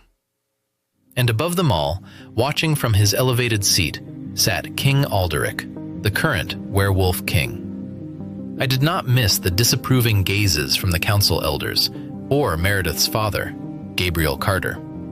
His expression was a mask of stone, like he had been forced to attend his own daughter's wedding, which was true. They were all waiting, watching, judging. I took my place at the altar without a care as I waited for my bride. Then, finally, she appeared. Meredith walked down the aisle alone, her white gown trailing behind her. Her face was hidden beneath the veil, but I could still feel the weight of her stare. "Mine, my wolf," Rovan growled in my head, surging forward. "Not now," I ordered. "She's ours." "You must be joking," I said to him. "Claim her." "Control yourself," I raged. Rovan snarled, resisting. Just then, Meredith reached the altar and stopped beside me. I could hear the subtle hitch in her breath, but she kept her posture straight. The priest stepped forward, his presence commanding. "Under the gaze of the moon goddess, we are gathered to witness the sacred union of Alpha Draven Oatrun and Meredith Carter. Their bond, sealed by vow and blood, shall be honored by the spirits of our ancestors and the laws of our kind." A moment of silence passed, the wind whispering through the trees. Then, the priest turned to me. "Draven Oatrun, do you accept this woman as your mate and wife? Do you vow to protect her, honor her, and stand beside her through war and peace, through shadow and moonlight?" I looked down at Meredith through the veil. Her breathing was steady, but I could feel the tension radiating from her. My jaw tightened. Yes. The words didn't matter. The outcome did. The priest turned to Meredith. "Meredith Carter, do you accept this man as your mate and husband? Do you vow to stand beside him, to share his burdens, and to honor the bond of the moon goddess?" The silence stretched. The guests stirred. I clenched my jaw, my voice low but commanding. "Answer the question." Still, she did not speak. The priest hesitated, then repeated himself. "Meredith Carter, do you take Alpha Draven Oatrun as your lawful husband?" And then she lifted her head. Through the veil, her violet eyes locked onto mine. Silence stretched into eternity. Then, in a voice that cut through silence like a blade, she said, "No." The world stopped. Told from Draven's perspective, a stunned silence filled the air.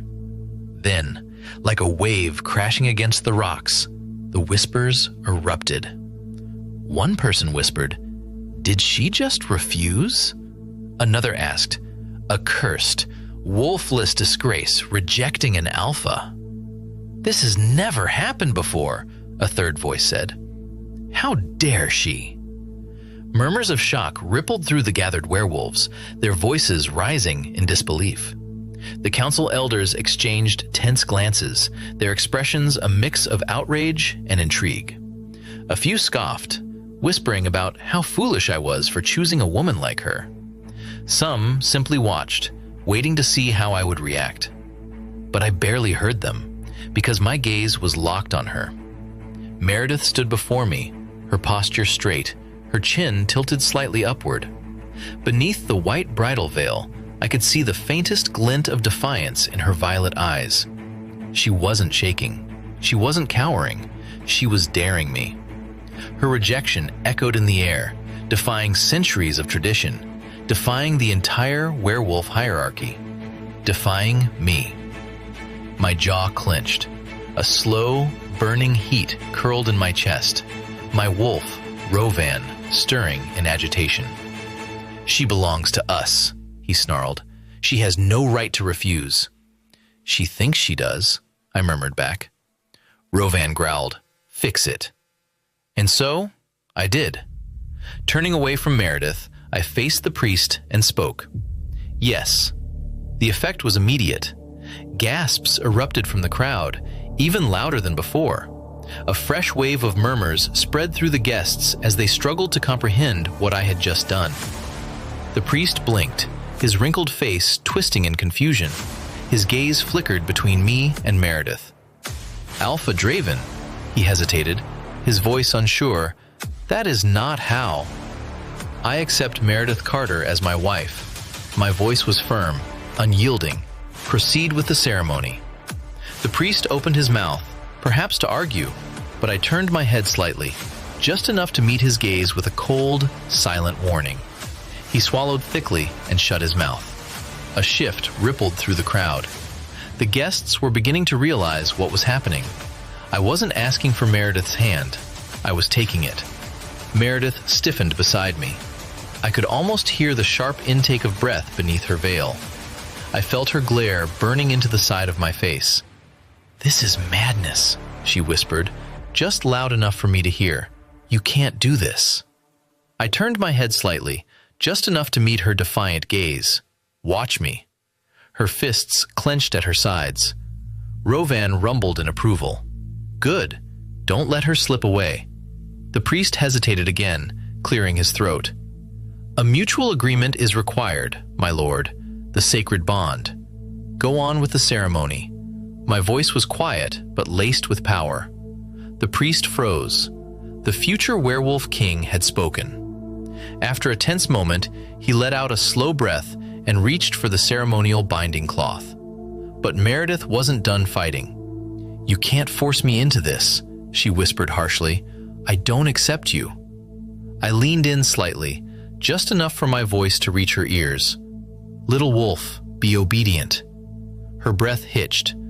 I tilted my head, casting a casual glance toward the crowd, toward the hundreds of wolves watching her, their eyes dark with scorn, their lips curled in disdain. Her father sat among them, his expression murderous, his fingers clenched into a fist so tight his knuckles were white. Meredith followed my gaze, and when she did, I felt the moment her body tensed beside me. A mistake. I smirked. "Foolish, little wolf. You should know by now. No one denies me." "That's more like it," I murmured, straightening. Then I turned to the priest. He glanced towards the council of elders, hoping that one of them would intervene, but when they didn't, he let out a deep sigh of surrender. The priest lifted the ceremonial cloth, his voice steady despite the tension. "Draven Oatrun, do you swear upon this union, upon the spirits of your ancestors and the laws of our kind, to accept Meredith Carter as your mate and wife?" "I do," I answered without hesitation. The priest turned to Meredith.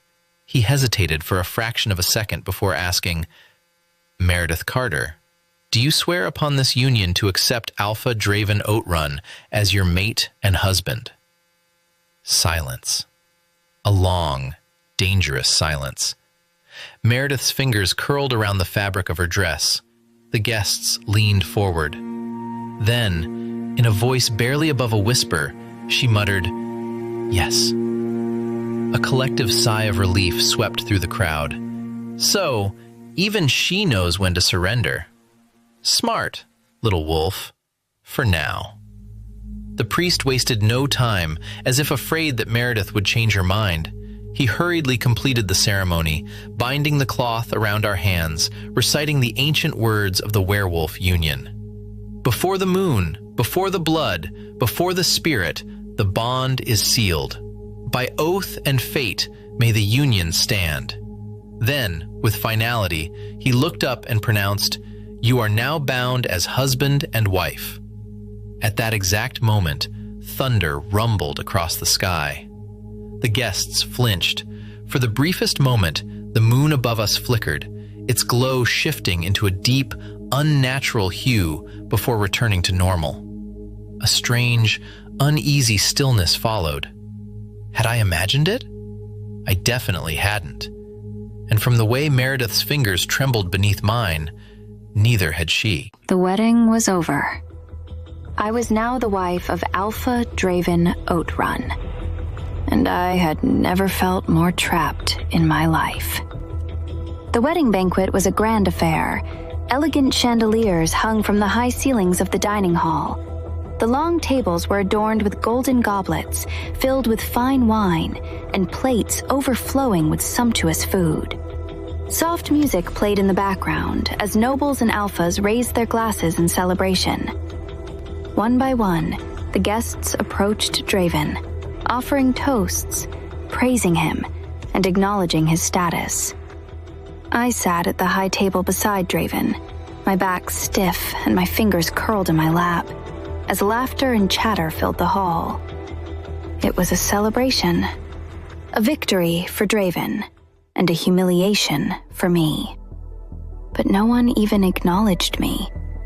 The servants poured more wine for Draven and served him the finest cuts of meat.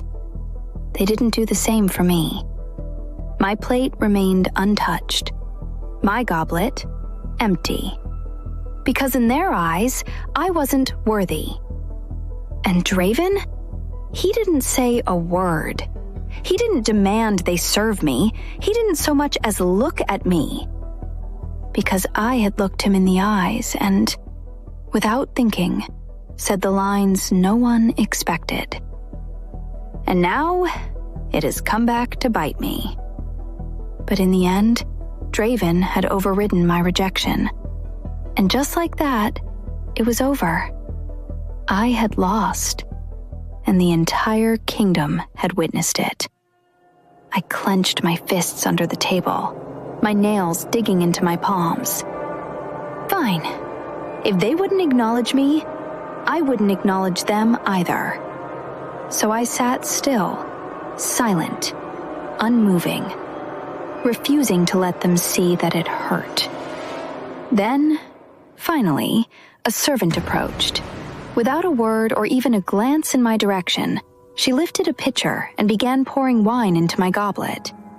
The relief was short-lived, because the next moment, she spilled it all over my dress. A gasp escaped my lips. My fingers shot up instinctively, the deep red liquid soaking into the fine silk. For a second, there was stunned silence. Then, a laugh. Soft at first, then spreading, rippling through the banquet hall. Mocking whispers slithered through the air. She can't even sit still without making a mess. Draven should have chosen a stronger Luna. She's pathetic. Then I saw a flicker of amusement flash across Draven's eyes. Heat flared in my cheeks, my breath coming faster. Then, a voice whispered in my mind, "Do not tolerate this." My vision blurred for a second. My fingers twitched. Flip the table. A strange push surged inside me, new, foreign, and powerful. Wait, what am I doing? But the force inside me wouldn't let me stop. Before I even realized it, I was gripping the edge of the table, about to flip it. Told from Meredith's perspective. The voice slithered into my mind again. Do it. Flip the table. Let them know they can't humiliate you without consequences. My fingers tightened around the edge of the table, my breath shallow. I could feel the strange push within me, urging me forward. It wasn't rage, at least, not just rage. It was something more, something deeper, something powerful. The laughter in the room continued. The whispered insults reached my ears. The humiliation curled like a vine around my heart. They deserve it, the voice pressed.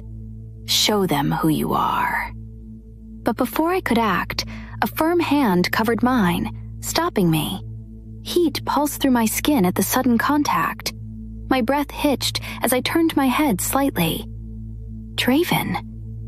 His grip was unyielding, his fingers pressing down just enough to make his message clear. His golden eyes locked onto mine, sharp and piercing. It was a silent command, a warning for me to behave. I wasn't sure if he had noticed the changes. My pulse hammered, but the haze over my mind slowly lifted. My breath steadied, and with careful precision, I released my grip on the table and folded my hands in my lap. I didn't look at Draven again. I didn't want him to see the fear flickering in my eyes, because I wasn't just afraid of the people in this room. Something had taken over me. It wasn't just anger. It was something powerful, a force I couldn't control. And that terrified me more than anything else. A prickle of awareness crawled up my spine, and I felt a pair of eyes burning into me from across the hall. My gaze lifted briefly, meeting Wanda's from another table. She was watching me, her green eyes sharp with jealousy. She had seen Draven's hand over mine. I quickly looked away. The banquet hall continued its festivities, the guests too busy with their own conversations to notice what had just happened between Draven and I. I straightened my posture, trying to shake off the unease. But then, Draven did something unexpected. He called for the servant. "Did you forget to serve food to my bride?" His voice was calm, but there was a sharp edge beneath it. The chatter near our table died instantly. Those sitting close enough to hear the exchange went silent, their amusement fading into uncertainty. The servant, the same one who had spilled wine on me, froze. She looked up at Draven, her eyes widening with fear. "My deepest apologies, Alpha," she stammered. "It was an oversight." I could feel her panic. She hadn't expected to be called out on her actions. Draven's expression didn't change. "An oversight." He repeated the words slowly, deliberately. The air around us grew heavy.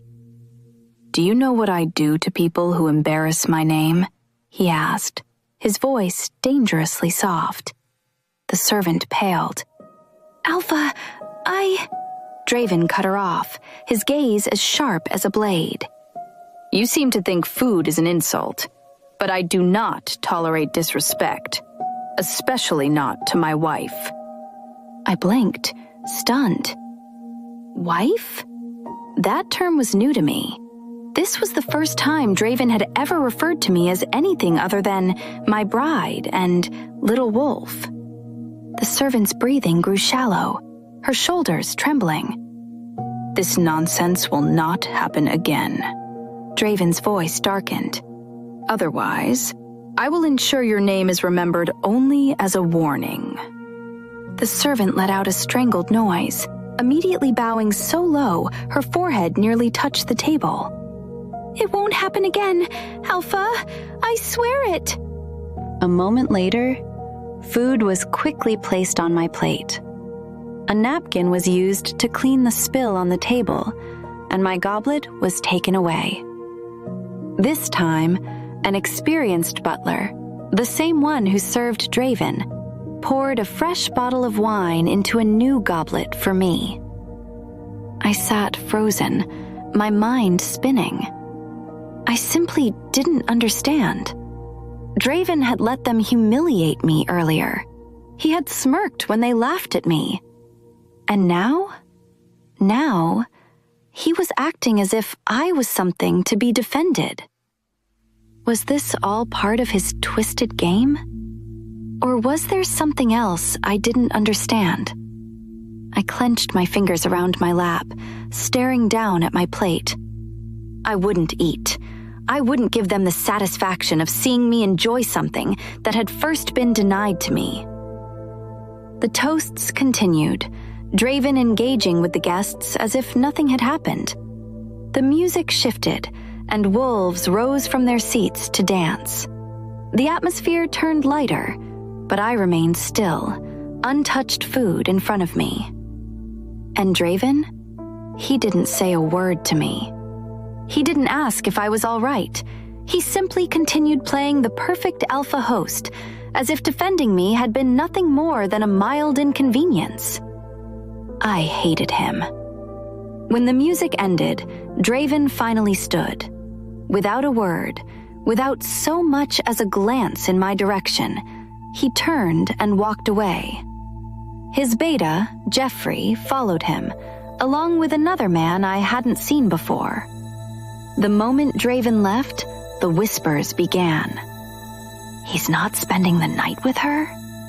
So, it's true. The Alpha doesn't care for his new Luna. Maybe he regrets taking her. If he doesn't respect her, why should we? I curled my fingers, my chest tightening with discomfort. I didn't care what Draven did. I didn't care that he left me alone in that hall, surrounded by my enemies. But I hated being the center of their scrutiny. I hated that they enjoyed my humiliation. Draven's absence was a ticket to their continued abuse, and I wasn't about to subject myself to their ridicule. I needed to leave.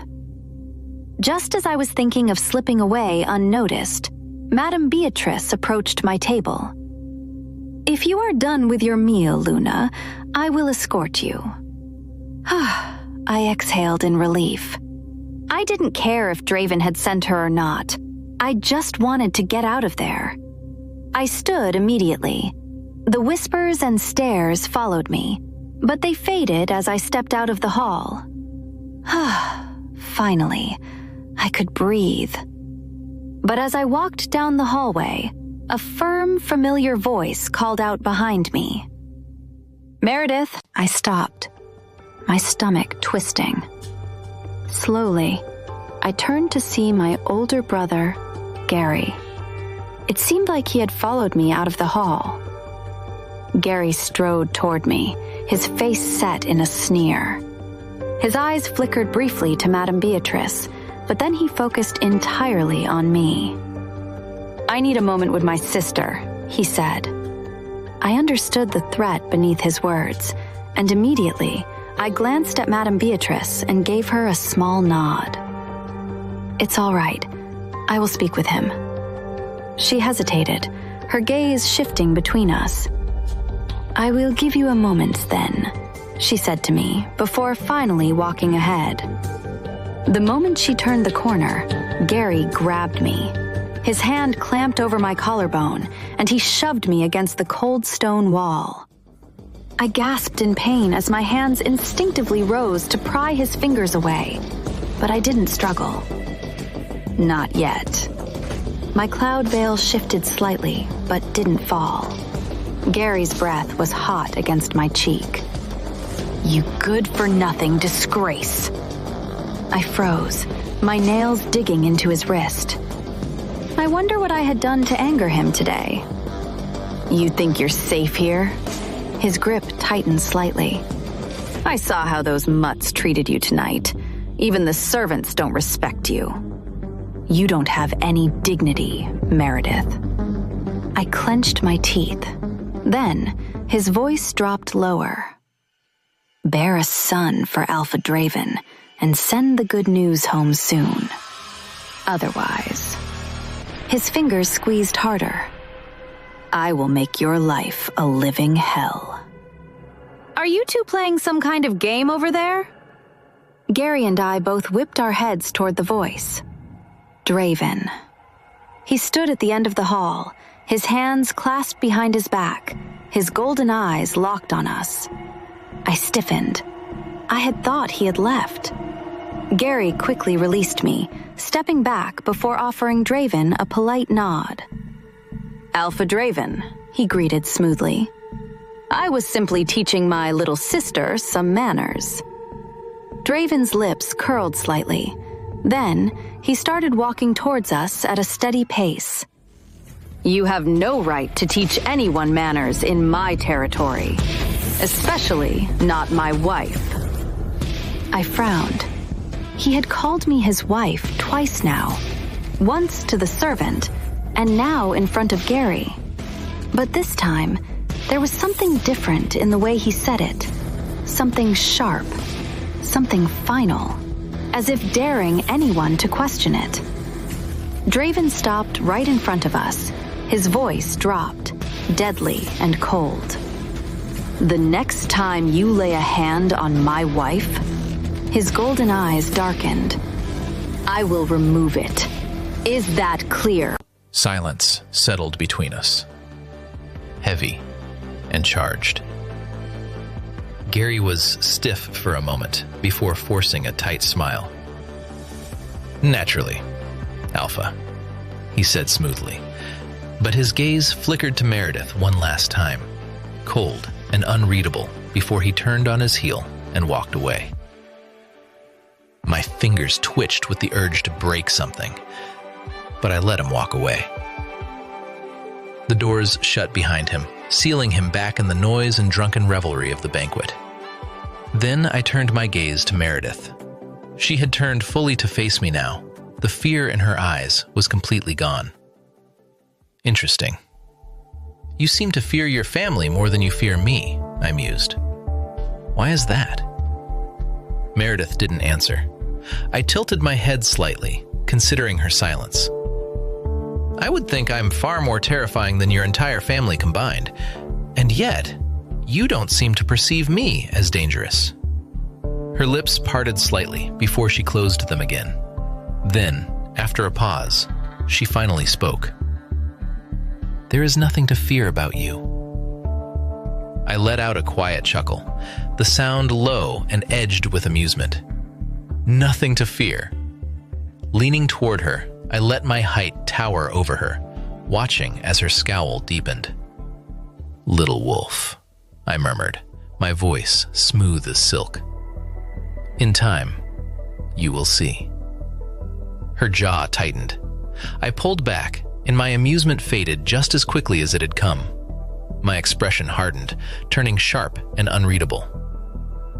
What was that back there? I asked, voice flat. At the banquet table. What were you doing? Meredith frowned, feigning confusion. I don't know what you're talking about. I scoffed lightly. Of course you don't. She really thought I was a fool. That strange grip you had on the table, I continued. You were about to flip it, weren't you? Meredith didn't flinch. I wasn't. I studied her for a long moment. It's good to be angry when you're mistreated, I said finally, but anger alone isn't enough to change anything. Her brows pulled together slightly. What part of me was angry? I smirked. Denial is amusing, little wolf. But next time, if you want to flip a table, get a wolf first. I leaned in just slightly, my voice dropping to a lower register. Especially in a room full of elders and pack leaders. Her reaction was immediate. Her chest rose and fell sharply, anger flashing across her face. Before she could spit out whatever sharp retort was on the tip of her tongue, I stepped aside, giving her a clear path. Meredith hesitated for a fraction of a second, then lifted her chin and walked past me, her steps stiff with frustration. As she disappeared down the hall, I exhaled through my nose, watching her retreating form. Let's see how and where you channel all that anger. But one thing was clear.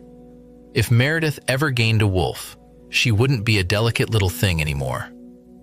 She would be unpredictable, uncontrollable, dangerous. And that could be a problem. Just then, the banquet hall doors creaked open again. Draven. I didn't need to look to know who it was. Wanda's voice was smooth, carrying a note of familiarity as she walked toward me. I turned slightly, catching the way her gaze flickered past my shoulder, following the direction Meredith had gone. But she quickly schooled her expression, releasing a small sigh as she reached my side. "You really made a mistake marrying her," she said, her voice almost pitying. I kept my expression unreadable. "How so?" Wanda turned fully toward me, her emerald eyes narrowing slightly. "You saw what happened tonight, didn't you? She humiliated you, Draven. She embarrassed you in front of the entire council. Even the servants don't respect her." I glanced down at her. "I can deal with that much." She inhaled through her nose, disappointment flashing in her expression. "According to my father, there's already been talk since the night you claimed her," she continued, folding her arms. "You knew this would happen, didn't you?" "There are always talks, Wanda," I said simply. "I was prepared for them." She held my gaze for a long moment. Then, something unreadable crossed her face. "Draven," she said carefully, "do you actually plan to make Meredith your wife?" Something in her tone shifted. I frowned subtly. "She is already my wife." Wanda's lips parted slightly. I could see the words forming in her mind, but in the end, she hesitated. And then she dropped it. "Forget it," she murmured, shaking her head. But I knew exactly what she had meant. She hadn't been asking whether I acknowledged Meredith as my wife. She had been asking if I planned to let Meredith bear my children. The answer was none of her business, but for the sake of drawing the line, I let the silence stretch between us. A heartbeat later, Wanda changed the topic. "I heard there's been another killing," she said, folding her arms. "And we are returning to Duskmoor the day after tomorrow." I nodded. "Yes." Wanda tilted her head. "Who do you think is behind it?" she asked. "Humans? Or some sort of beast?" I exhaled slowly. "We will find out once the investigation yields results." Wanda studied me for a moment, then nodded. I had no patience for further conversation. "I've had a long day," I said, cutting the discussion short. "I need to rest." She hesitated, lips parting slightly like she wanted to say more. But then she simply exhaled and forced a small smile. "Good night, Draven. Rest well." I didn't buy it. Wanda never dropped things so easily. Whatever was brewing in her head, it wasn't over. And I had a feeling I'd find out soon enough. Told from Meredith's perspective. I turned the corner and found Madame Beatrice waiting for me. She didn't speak, didn't ask questions, didn't even look at me for longer than a second before turning on her heel and starting down the hall.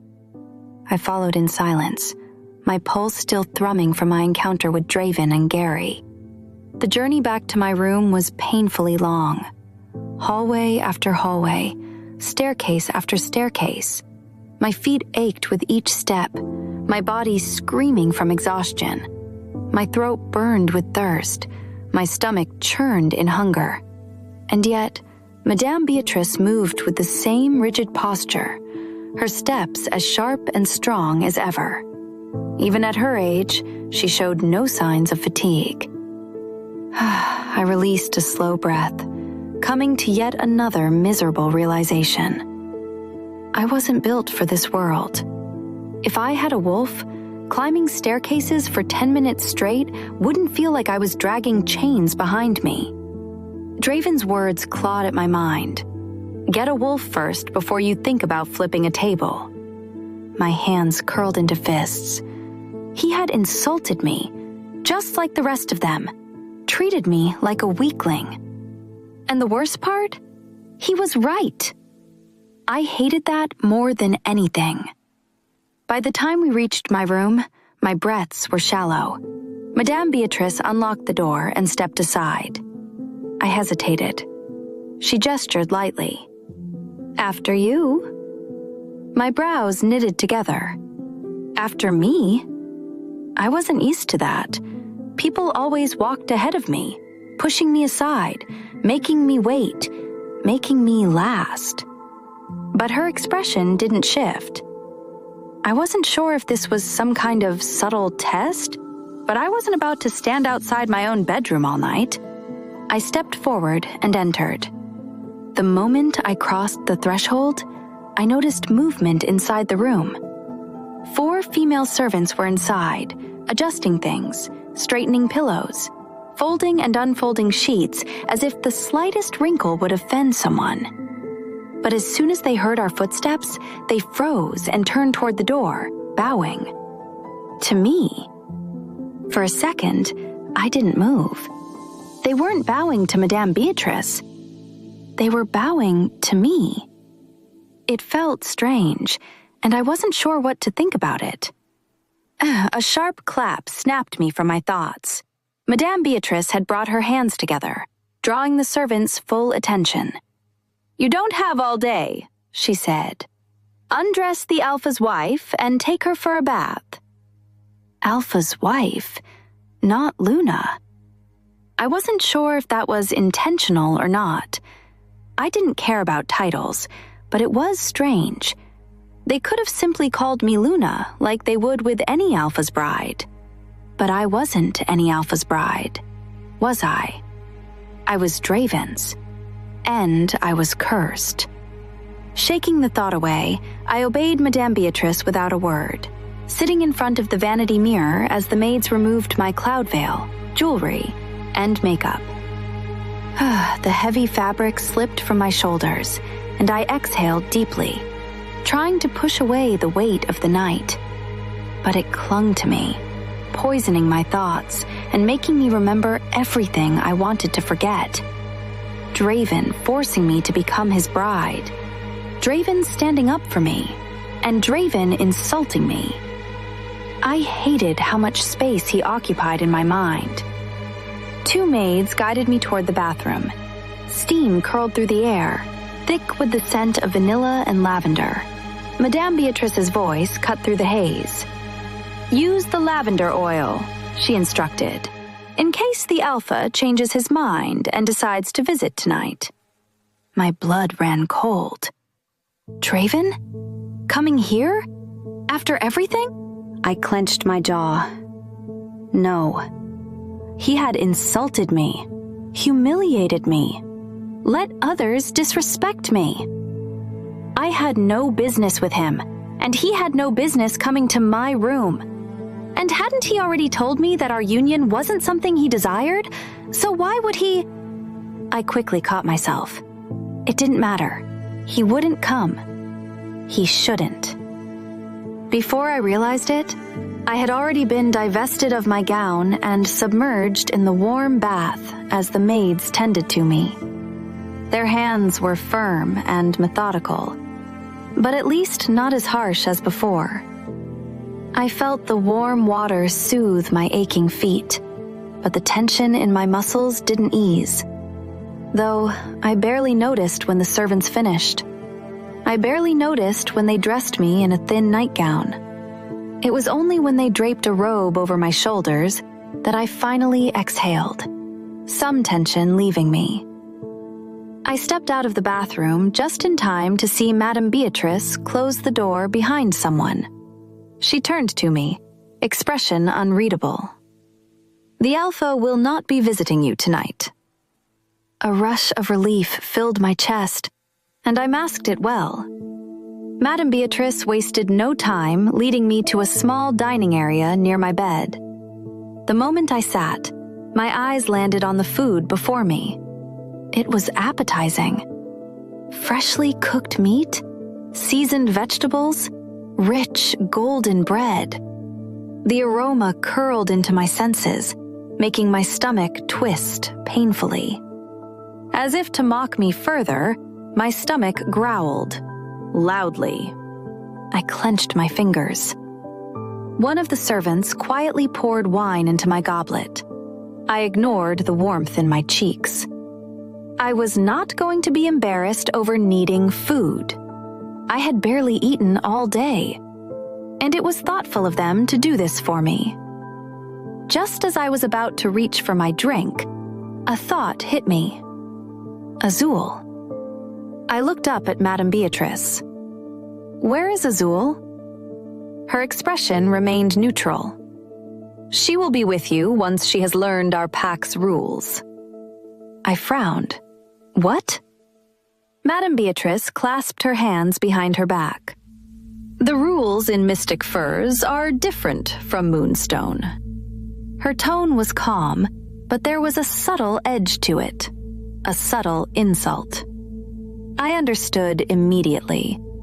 She didn't trust or acknowledge the training from Moonstone. She thought her pack was superior. And after everything I had seen so far, she wasn't wrong. But still, Azul was the only familiar face in this place, the only person who had ever truly cared for me. And now she was being trained before she could even be allowed near me? Madame Beatrice must have noticed my displeasure because her face hardened. She turned to the maidservants and asked them to leave. Immediately, they walked out and shut the door. Madame Beatrice lifted her chin slightly. "You made a mistake today." I blinked. "What?" "At the wedding," she said, her voice leveled but firm. "You embarrassed our alpha in front of the entire werewolf hierarchy." I tensed. The servants saw it. And as a result, they don't respect you. I could guess that already, but the way she said it made something cold settle in my stomach. "The lowest ranking wolves," she continued, "are still wolves. And despite our discipline, their loyalty can be easily bought." A strange chill crept down my spine. I narrowed my eyes, trying to read between her words. She wasn't just talking about servants. She was talking about enemies. Spies. People who wanted me gone. She let the silence stretch before giving me one final warning. "If you want to keep your life for a long time," she said, "I suggest you respect Alpha Draven and be loyal to him." Be loyal to Draven? How impossible! I wanted to snap back, but held my tongue in the end. "Because he is the only one who can protect you." Madame Beatrice's gaze darkened as she finished. And with that, she turned and left the room, shutting the door behind her. I sat there, unmoving. For the first time since arriving at Mystic Firs, I understood something clearly. I wasn't just an outcast here. I was a target. The cold night air bit into the servant's skin as she walked briskly along the stone corridors, rubbing her arms for warmth. The banquet had ended hours ago, and most of the pack had retired for the night. She was exhausted, looking forward to resting in her quarters. But then, a shadow moved. Before she could react, 2 guards emerged from the darkness. One grabbed her left arm, the other seized her right. The servant gasped, her body stiffening in shock. What's happening? What did I do?" The guards said nothing. Fear clawed its way up her throat as they began dragging her down the hallway. She didn't dare scream. She knew the rules. Making a scene would only make things worse. Still, panic surged through her. "Where are you taking me?" she whispered frantically. "Please, at least tell me." But no matter how many questions she asked, she was met with silence. The guards led her through the back exit of the estate, out into the open training grounds. The night was eerily quiet, the only sound coming from the distant rustling of leaves. Lanterns stationed around the perimeter cast flickering pools of light across the rocky ground. Then, suddenly, they shoved her forward. She hit the dirt, her hands scraping against the rough ground. A sharp sting shot through her palms, but she barely noticed. The cold realization of what was happening sent ice through her veins. This wasn't a mistake. This was punishment. Her breathing turned shallow as she pushed herself up, turning just in time to see a figure step into the light. Jeffrey. The moment she recognized him, her body went rigid. "Beta Jeffrey." Her voice trembled as she lowered her head in greeting. Jeffrey didn't acknowledge her greeting. Instead, his gaze was cold, calculating. "How dare you disrespect our alpha?" The servant's eyes widened in alarm. Disrespect. She quickly shook her head, her pulse hammering. I would never. Beta, I don't understand. Jeffrey tilted his head slightly, as if studying an insect. Denying food to the Alpha's wife in front of esteemed guests, he said evenly. Tell me, how is that not a direct insult to him? The servant's stomach lurched. So, this was about the banquet. She had assumed it would pass. The Alpha hadn't made a big deal of it. She thought he had let it go after the warning. But it seemed she had been wrong. Horribly wrong. Her legs wobbled beneath her as she dropped to her knees. I wasn't thinking. My lord, she stammered. I made a mistake. I swear, it won't happen again. Jeffrey's gaze didn't waver. Did you think you were above the Alpha's wife? He said smoothly. Is that what you believe? The servant bowed her head lower, pressing her forehead against the dirt. No, I don't think that at all. Good, Jeffrey said, his voice dipping lower. Because I'm here to ensure it doesn't happen again. A sick feeling crawled up her spine. Slowly, Jeffrey turned to the guards. 100 lashes. The servant's body seized in horror. What? She jerked upright, wild-eyed. Please, I swear I will never. Before she could plead further, the guards seized her again. She struggled against their iron grip, but they were far stronger. They brought her to a wooden post stationed near the edge of the training ground. Her hands were yanked behind her and tied tightly. Her feet were bound next. A cloth was secured over her mouth, stifling her protests into muffled sounds of terror. Jeffrey turned on his heel and strode away. Behind him, the whip cut through the air with a sharp whistle. The sound was followed by a choked cry. He didn't turn back.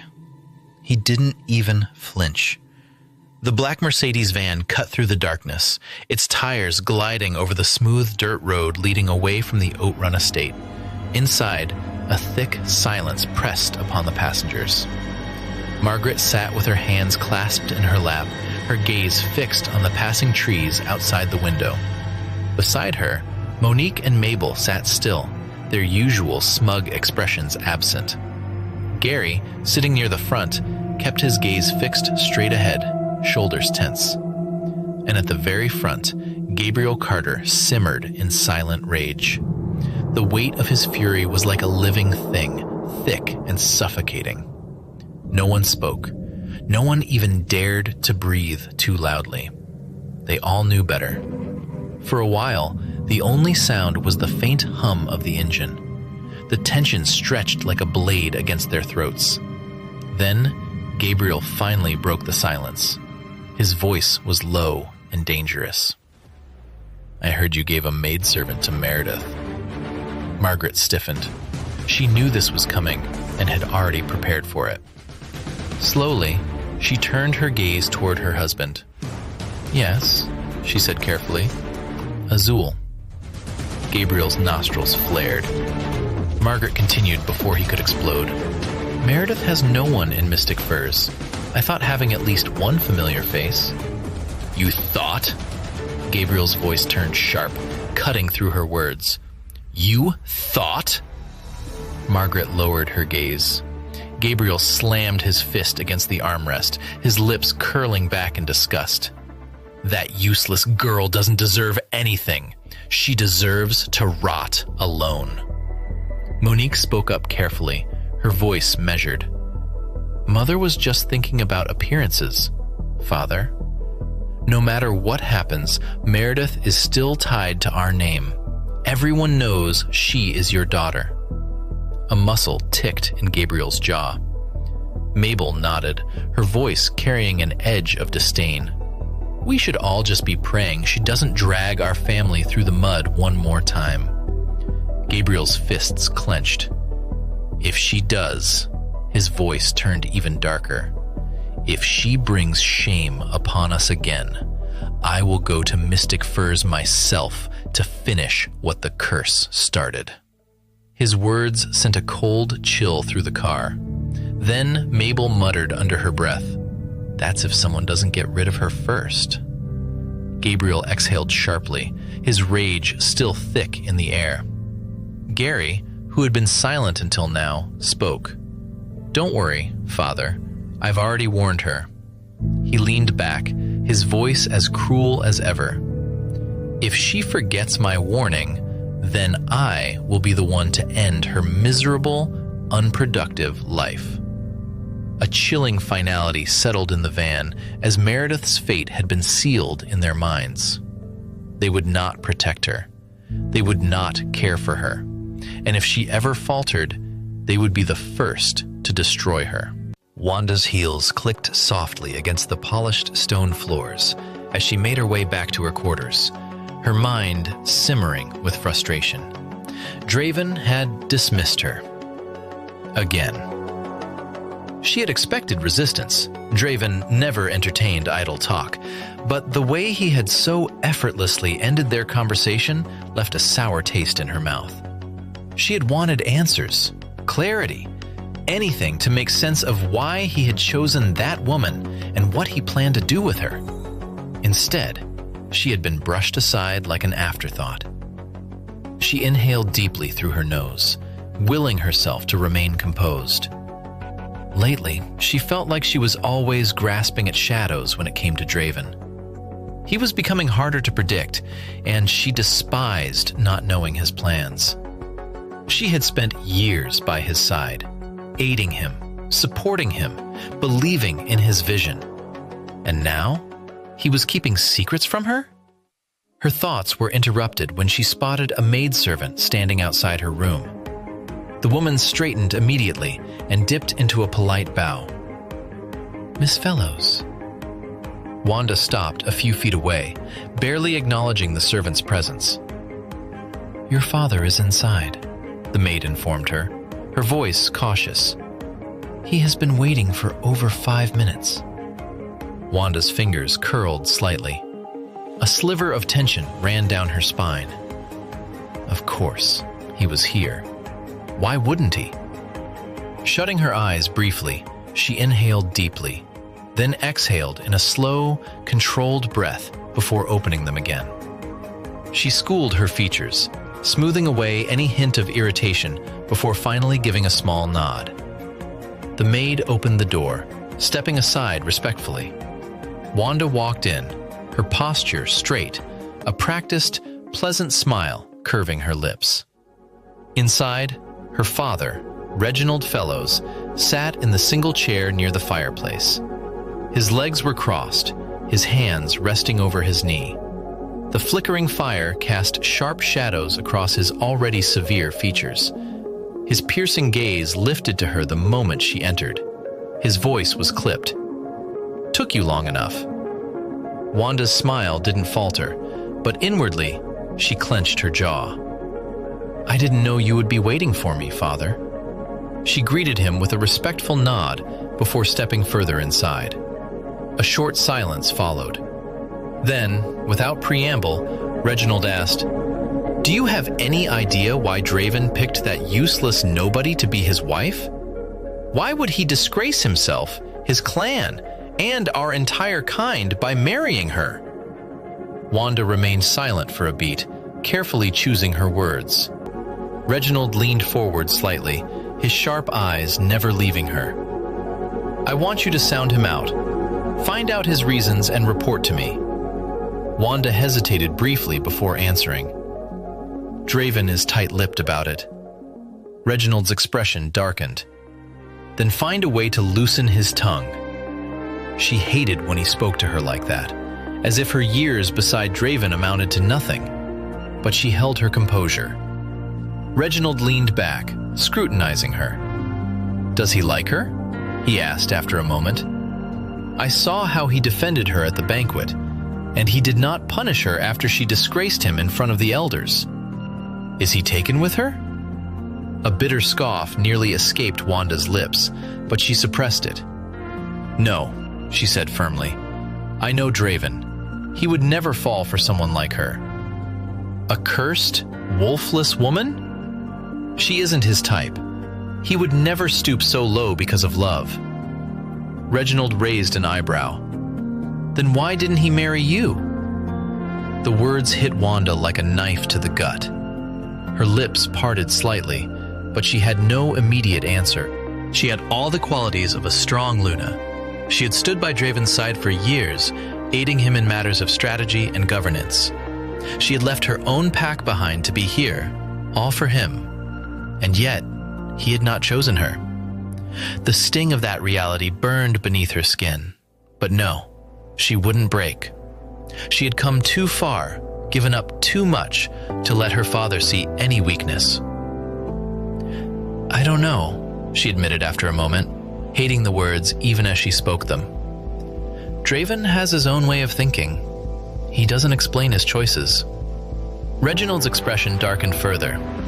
"You have been by his side for years, yet you still can't tell what he is thinking?" His voice rose slightly, filled with irritation. Wanda instinctively took a step back. Though she carried herself with confidence, though she had spent years navigating political alliances and power plays, her father's temper was something else entirely. Her fingers curled tightly, nails pressing into her palms. Then, Reginald rose to his feet. His presence was formidable, his movements precise and controlled. But Wanda knew him well enough to sense the fury simmering beneath the surface. "If you can't get into the heart of a man you have followed for years," he said coldly, "then you are wasting my resources. And you are no different from that cursed deviant he married." A sharp sting shot through Wanda's chest. She felt insulted, but there was nothing she could do about it. This was her father, after all. She dropped her gaze immediately, schooling her features before she could betray any emotion. "I apologize, Father." She kept her voice measured, steady. Reginald studied her for a long moment, then exhaled through his nose. "Make sure you find out why he married her." "Yes, Father." He lingered for a few seconds, his sharp gaze assessing her. Then, just as abruptly as he had risen, he turned and sank back into his chair. The tension in the room settled, but it did not ease. After a brief pause, he shifted topics. "When are you returning to Duskmoor?" "In 2 days," Wanda answered. Reginald hummed in acknowledgement. Then his expression shifted slightly, a glint of curiosity flashing in his eyes. "I heard there's been another killing." Wanda nodded. "Yes, and we still don't know who's behind it." Reginald leaned forward slightly. "Draven hasn't uncovered anything yet?" "No," she admitted. "Every investigation leads to a dead end. There aren't enough clues to identify the killer." Silence stretched between them. Then, Reginald finally spoke. "Let me know when he gets the answers, or before he does." Wanda nodded. "I will, Father." Reginald sat back, seemingly lost in thought. Wanda, however, was already formulating a plan. She would find out why Draven had chosen Meredith. She would get into his head, even if it meant prying his secrets out one by one. And when the time came, she would remind him that she was the only one truly fit to stand by his side. Told from a third-person perspective, "Do it. Flip the table. They deserve it." The words echoed through my mind like a lingering whisper, pulling me from the depths of sleep. I inhaled sharply, my body tensing as my eyes fluttered open. My gaze darted across the dimly lit room, my chest rising and falling in quick, shallow breaths. It took me a moment to realize I had been dreaming. A slow exhale slipped past my lips. I pressed my palms against the soft sheets, grounding myself as the hazy remnants of the dream clung to the edges of my mind. But as I sat there, the voice's words replayed again, dragging me back to the banquet hall, the laughter, the insults, the burning shame of the spilled wine. My fingers curled into the sheets. Had I really been about to flip the table? Would I have actually done it if Draven hadn't stopped me? I hesitated before whispering internally, "Was that my wolf?" The thought sent a ripple of something, hope, fear, uncertainty, through my chest. Tentatively, I tested my thoughts. "Hello? Are you there?" Silence. I swallowed, waiting, listening. But nothing out of the ordinary happened. A scoff escaped me. Of course not. If I had a wolf, I would have felt her years ago. Still, the unsettling weight in my chest remained.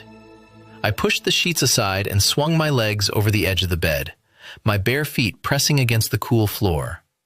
My gaze flickered to the small dining table across the room. It wasn't the same as the banquet table, but the memory of my grip on the edges, the raw frustration coursing through me, was still fresh.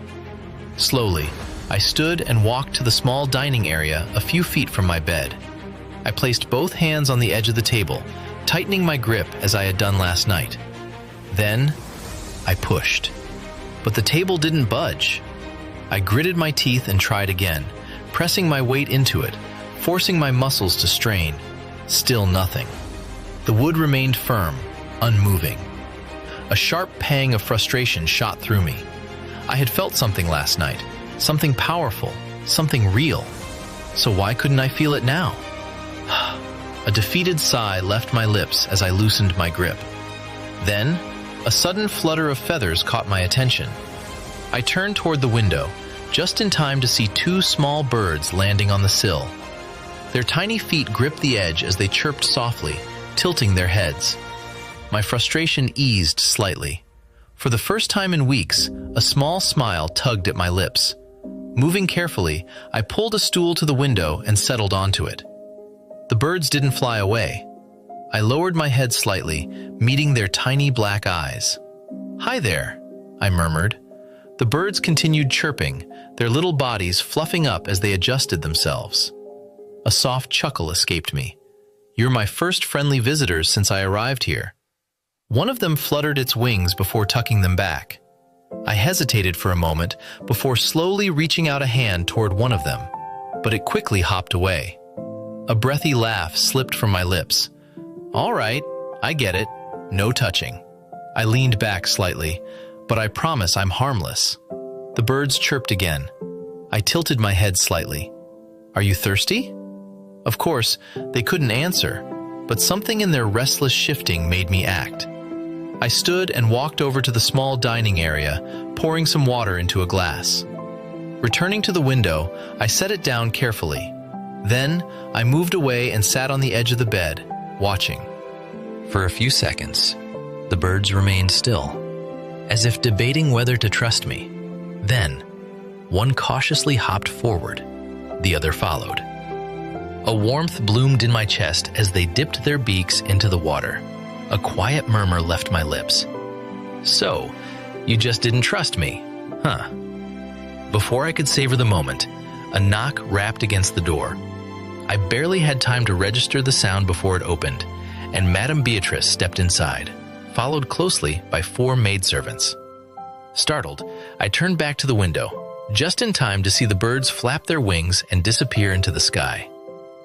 Disappointment settled over me like a shadow. Madame Beatrice inclined her head politely, while the 4 maidservants dipped into small bows. I blinked at them before giving a slow nod in return. I was still trying to get used to this treatment. Madame Beatrice wasted no time. "Azul will now work closely with your assigned attendants to serve you." As if on cue, the door opened once more, and Azul stepped inside. Relief swept through me immediately. I stood quickly, my lips parting. Azul. It was really a pleasant surprise to have her back on my side so soon. It reminded me of the good old days, before my life fell apart. Her soft smile was immediate. "Miss." She caught herself. "My lady." A laugh of disbelief bubbled in my chest. Without thinking, I took a step forward, arms outstretched, intending to embrace her, only for Madame Beatrice to step between us.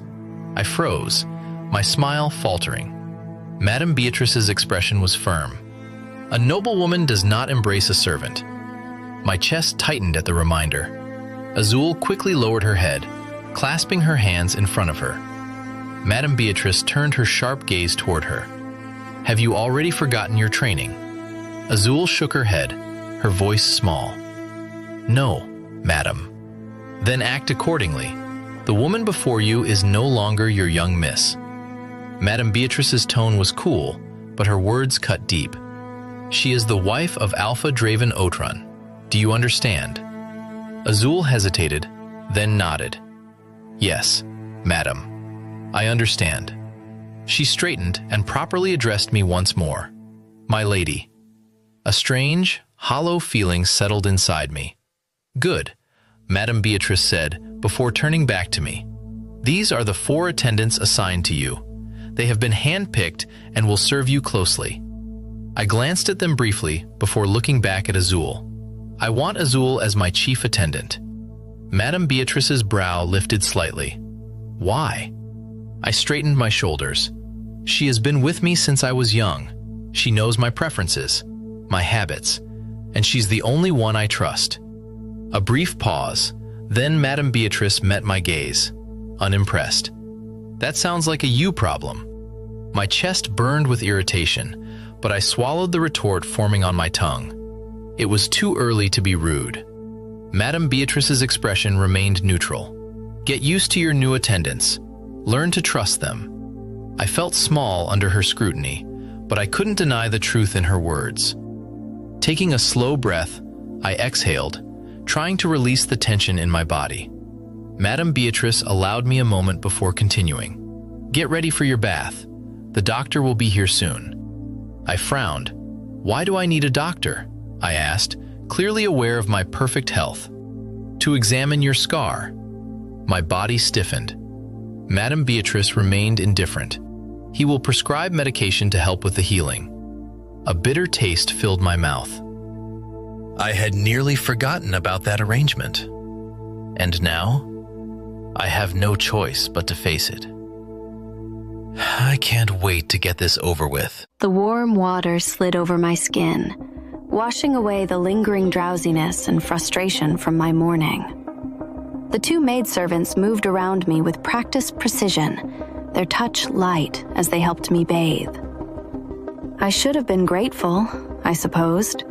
After all, they were only doing what they were told. But I couldn't ignore the way their gazes kept flickering, hesitating, toward the mark on my shoulder. The crescent moon. Even without looking, I could feel the weight of their curiosity, the silent questions they didn't dare voice. It wasn't their fault. The mark was impossible to miss, standing out starkly against my pale skin. A dark reminder of what I was. Cursed and wolfless. Or rather, what I wasn't. I swallowed hard and forced myself to stay still. But inside, my stomach twisted. The water did little to soothe the deep-seated ache that came with being seen like this. Exposed. Judged. No one ever saw my skin. Not since the mark appeared. I kept myself covered, hidden. But here, under the careful hands of the servants, there was no hiding. And the occasional glance, the brief flicker of pity or uncertainty in their eyes, made me feel stripped bare in a way that had nothing to do with the bathwater. By the time they wrapped me in a towel and began dressing me, I was eager for it to be over. But then, I noticed the gown they had chosen. It was one of the few dresses I had brought from Moonstone, a simple lavender gown with a flowing skirt and delicate embroidery. It was meant for outings, not for staying indoors. I frowned. This dress is for... For what, my lady? Madame Beatrice's voice cut in before I could finish. I turned to see her standing near the vanity, arms folded neatly in front of her. For staying in, I finished. I have simpler dresses for indoors. Madame Beatrice lifted a single brow, unimpressed. The other dresses you brought with you are unbefitting of an alpha's wife, even as indoor wear. My face heated at the implication. We will discard them, she continued smoothly. A pang of embarrassment shot through me. But I don't have many clothes to begin with. Madame Beatrice didn't look the least bit concerned. The tailors are already making new outfits for you. They will be delivered by evening. That didn't make me feel any better. All the clothes I had now were hand-me-downs from Monique and Mabel, worn out, faded, but mine. My father had stopped giving me an allowance long ago, and without money, I had no choice but to rely on my sister's cast-offs. Even if the clothes weren't good enough for an alpha's wife, they were all I had. But arguing with Madame Beatrice was pointless. I took a slow breath, swallowing my pride. Fine. Madame Beatrice gave a small nod, as if she had expected nothing less. Then, with the same composed tone, she added, "Your maidservants will also begin packing your belongings. We leave for Duskmoor in the morning." I blinked. What? The announcement hit me like a slap. Madame Beatrice regarded me coolly. "That is Alpha Draven's order." Of course it was. Of course. He hadn't thought to tell me himself. Instead, I had to find out through his attendants, as if I were just another task to be managed. I shouldn't have been surprised. I was quickly learning to expect the unexpected from Draven. But somewhere in my head, I was tempted to refuse his arrangement. And speaking of Duskmoor, I had heard of it. Of its towering skyscrapers, its advanced technology, the very heart of the city. But I had never been there. I had never even left Stormvale Packlands before. A strange mix of apprehension and curiosity stirred inside me. Would I even have the chance to explore? Or would I simply be caged in another unfamiliar place? I was still lost in thought when a maidservant guided me to sit before the mirror. She began working oil through my long silver hair, fingers gentle as she braided it into a neat ponytail. She added purple hairpins, the color matching my eyes. I studied my reflection, but before I could fully process the look, a firm knock at the door pulled me back to reality. The doctor had arrived. He entered the room with practiced ease and greeted me before setting his bag on the floor beside me. He was an older man, possibly in his late 40s, with sharp eyes that immediately locked onto my scar. I didn't flinch. "How did you get this scar?" he asked. The room fell silent. I met his gaze, but said nothing. An ugly memory curled at the edges of my mind, dark and heavy. I didn't want to talk about it. The silence stretched. The doctor glanced at Madame Beatrice as if waiting for her to intervene, but she merely gave a small nod, signaling for him to continue. Realizing he wouldn't get an answer from me, he exhaled through his nose and pulled a loop from his bag. Leaning in, he examined the scar closely. His fingers brushed against it. A sharp prick of sensation ran down my spine. Not pain. Not exactly. Just a reminder. "How long have you had this injury?" "A year," I said evenly. From the corner of my eye, I saw Azul's expression shift, her gaze softening, almost sad. She felt bad for me, and I hated it. The doctor frowned, straightening. "Without a wolf, your healing is naturally slower. But even so, it shouldn't have taken this long." I said nothing. I knew exactly why the scar hadn't fully healed, and only I knew what I did occasionally to keep it open. The doctor leaned back, his brows furrowing. "The center of the scar is deep. It cut into some tissues." He paused, then asked, "Have you tried any medicine or healing balms?" "Yes," I replied.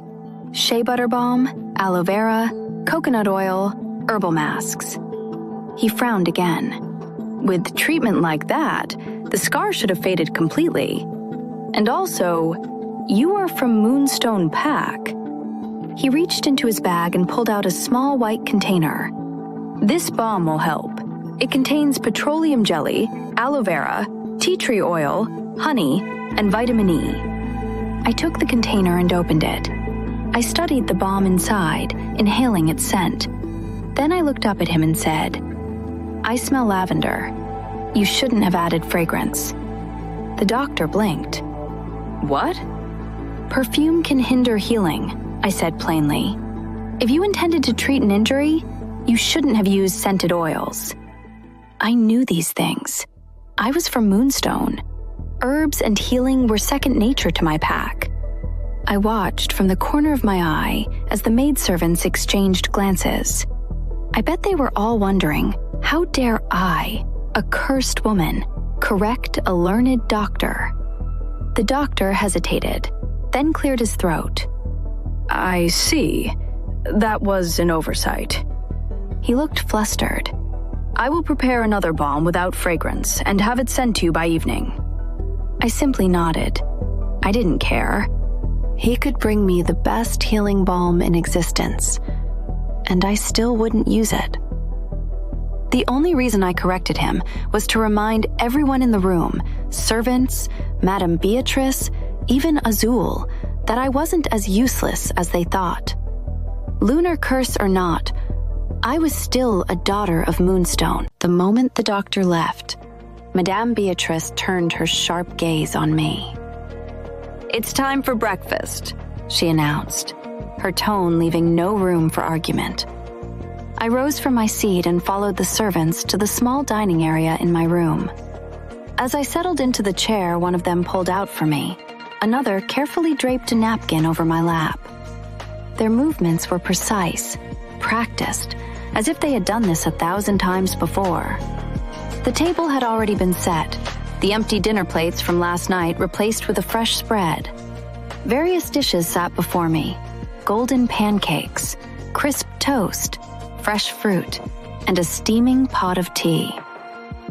I shut my eyes for a moment, muttering a silent prayer before reaching for a slice of toasted bread. Just as one of the servants stepped forward to serve me, I lifted a hand to stop her. I can serve myself, I said. The servant hesitated but obeyed, taking several steps back. As I spread a light layer of strawberry jam onto my toast, I was grateful for one thing. I didn't have to eat with Draven. I couldn't stand his arrogant face, and the mere thought of enduring a meal in his presence soured my appetite. All his handsomeness was wasted on his insufferable pride and stupid attitude. Taking a bite, I chewed slowly, aware of the silent gazes on me, Madame Beatrice, Azul, and the 4 maidservants. I ignored them, finishing my slice of toast before pouring myself a glass of water and drinking it down. Once done, I wiped the corner of my lips with the napkin. Madame Beatrice suddenly stepped forward, pushing a plate of pancakes in front of me. "Try these," she said. "You're too thin. You need to eat more." I looked up, meeting her gaze. It was a battle of wills. I calmly pushed the plate back. "Unfortunately, I'm full," I said, "and I will need a walk for my food to digest." Silence stretched between us, but I didn't back down. Madame Beatrice studied me for a moment before finally relenting. "You may go for a walk," she allowed. But then, with a pointed look, she added, "You will return in half an hour, and you will only go where Deidre and Kira lead you." So, I was still under surveillance? Fine. Then I want Azul to come along, I said. She needs to learn the paths since she is new. Madame Beatrice considered it, then gave a curt nod. Very well. At her signal, Deidre and Kira stepped forward, ready to escort me. Without another word, I stood and followed them out, Azul quickly falling into step beside me. As we moved down the corridor, Deidre, the maidservant with short hair, spoke. "My lady, we will go downstairs first. We will start the walk from there." The silence stretched between us as we descended the stairs. It was suffocating. If I were going to be trapped in this reality, I might as well learn more about the man who had forced me into it. Draven didn't look like one to share, so I figured that I should find out on my own. "Tell me about the Oatrun family," I said, breaking the silence. "Is it just Draven and his father who live here, or are there other members?" Deidre tilted her head slightly as she answered. "My lady, Everyone bearing the Oatrun surname lives here. I exhaled deeply. That meant there were others. Were they at my wedding? Did they watch in silence as their alpha married me? Someone they clearly considered unworthy? What kind of thoughts ran through their mind as Draven and I were joined as husband and wife? Deidre continued. Alpha Draven isn't an only child. He has a younger brother and an older. Deidre. Kira's voice cut through the air, sharp and warning. Deidre immediately shut her mouth. I narrowed my eyes. Why did you stop her? Deidre turned to me and bowed her head slightly. Forgive me, my lady. It's not Kira's fault. All servants are forbidden from gossiping about the Oatrun family. Gossip? I scoffed inwardly at the subtle reminder that I was still an outsider. But I'm part of the Oatrun family now, I pointed out. You won't be punished for telling me. Neither of them responded.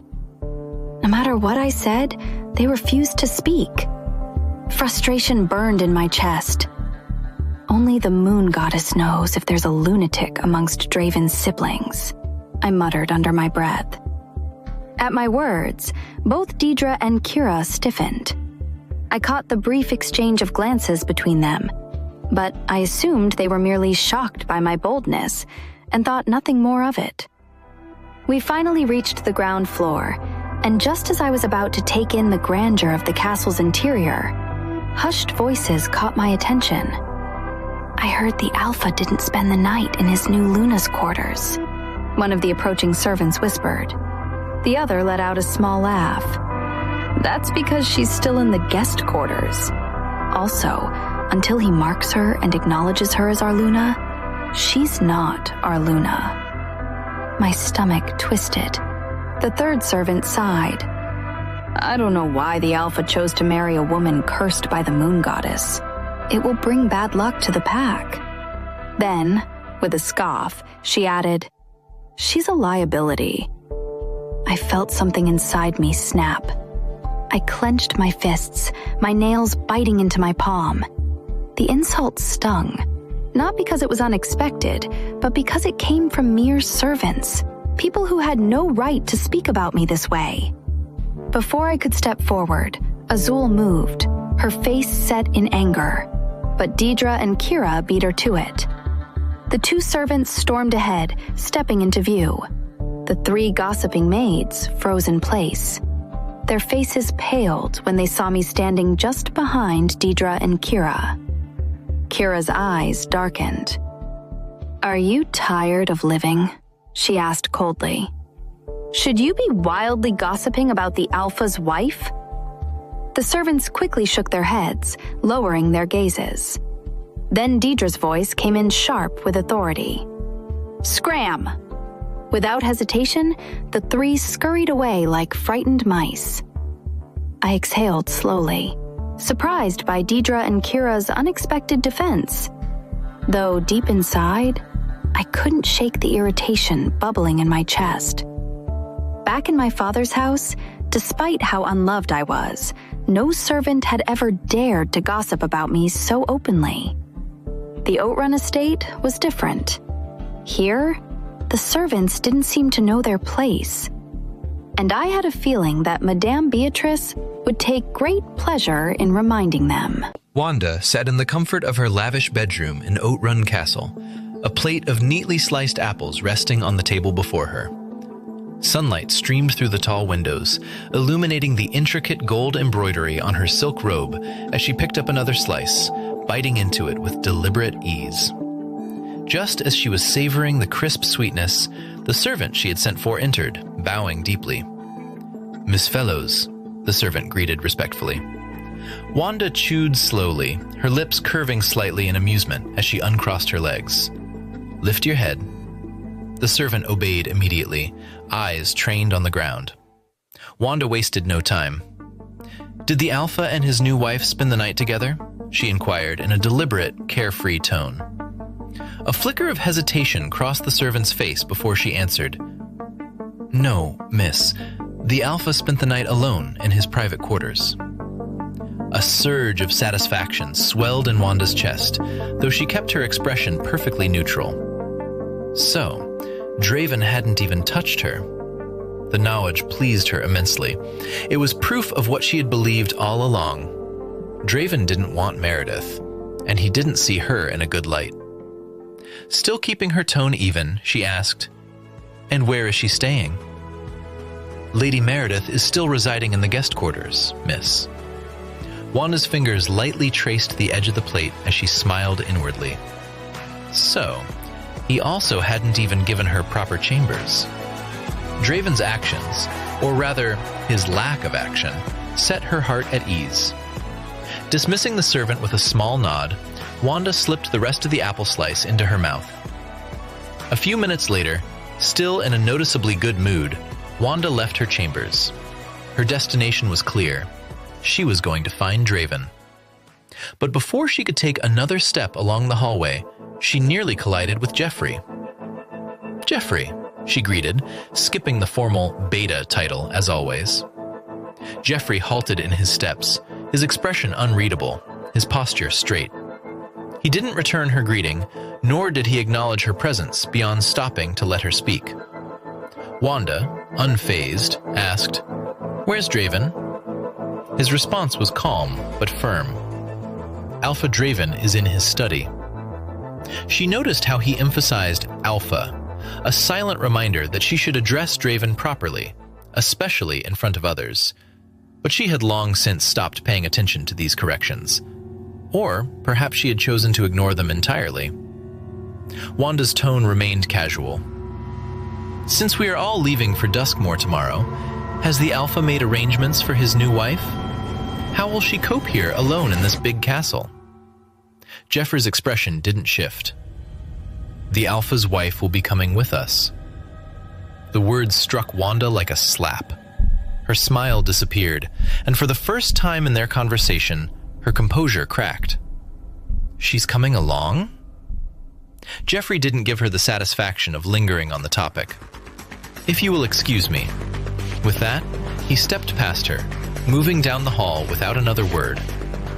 Wanda clenched her fists at her sides. How could Draven bring that cursed, useless woman to Duskmoor? Muttering under her breath, she shook her head. "No, I will have to talk him out of it." She moved swiftly through the halls, her feet carrying her toward Draven's study with practiced ease. She knew the path by heart. After all, she had been in and out of that room more times than she could count. When she arrived, a guard stood by the door. He greeted her only with a small nod. "I want to see Draven," she stated plainly. The guard didn't question her.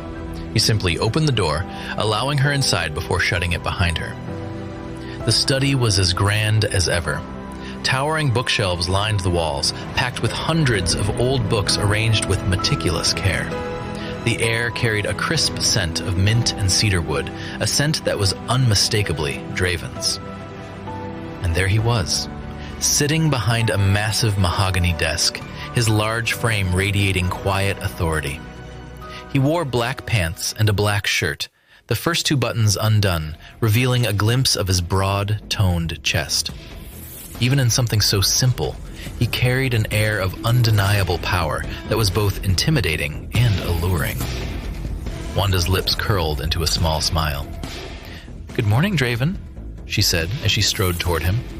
Pulling out a chair, she settled into it without waiting for permission. "How was your night?"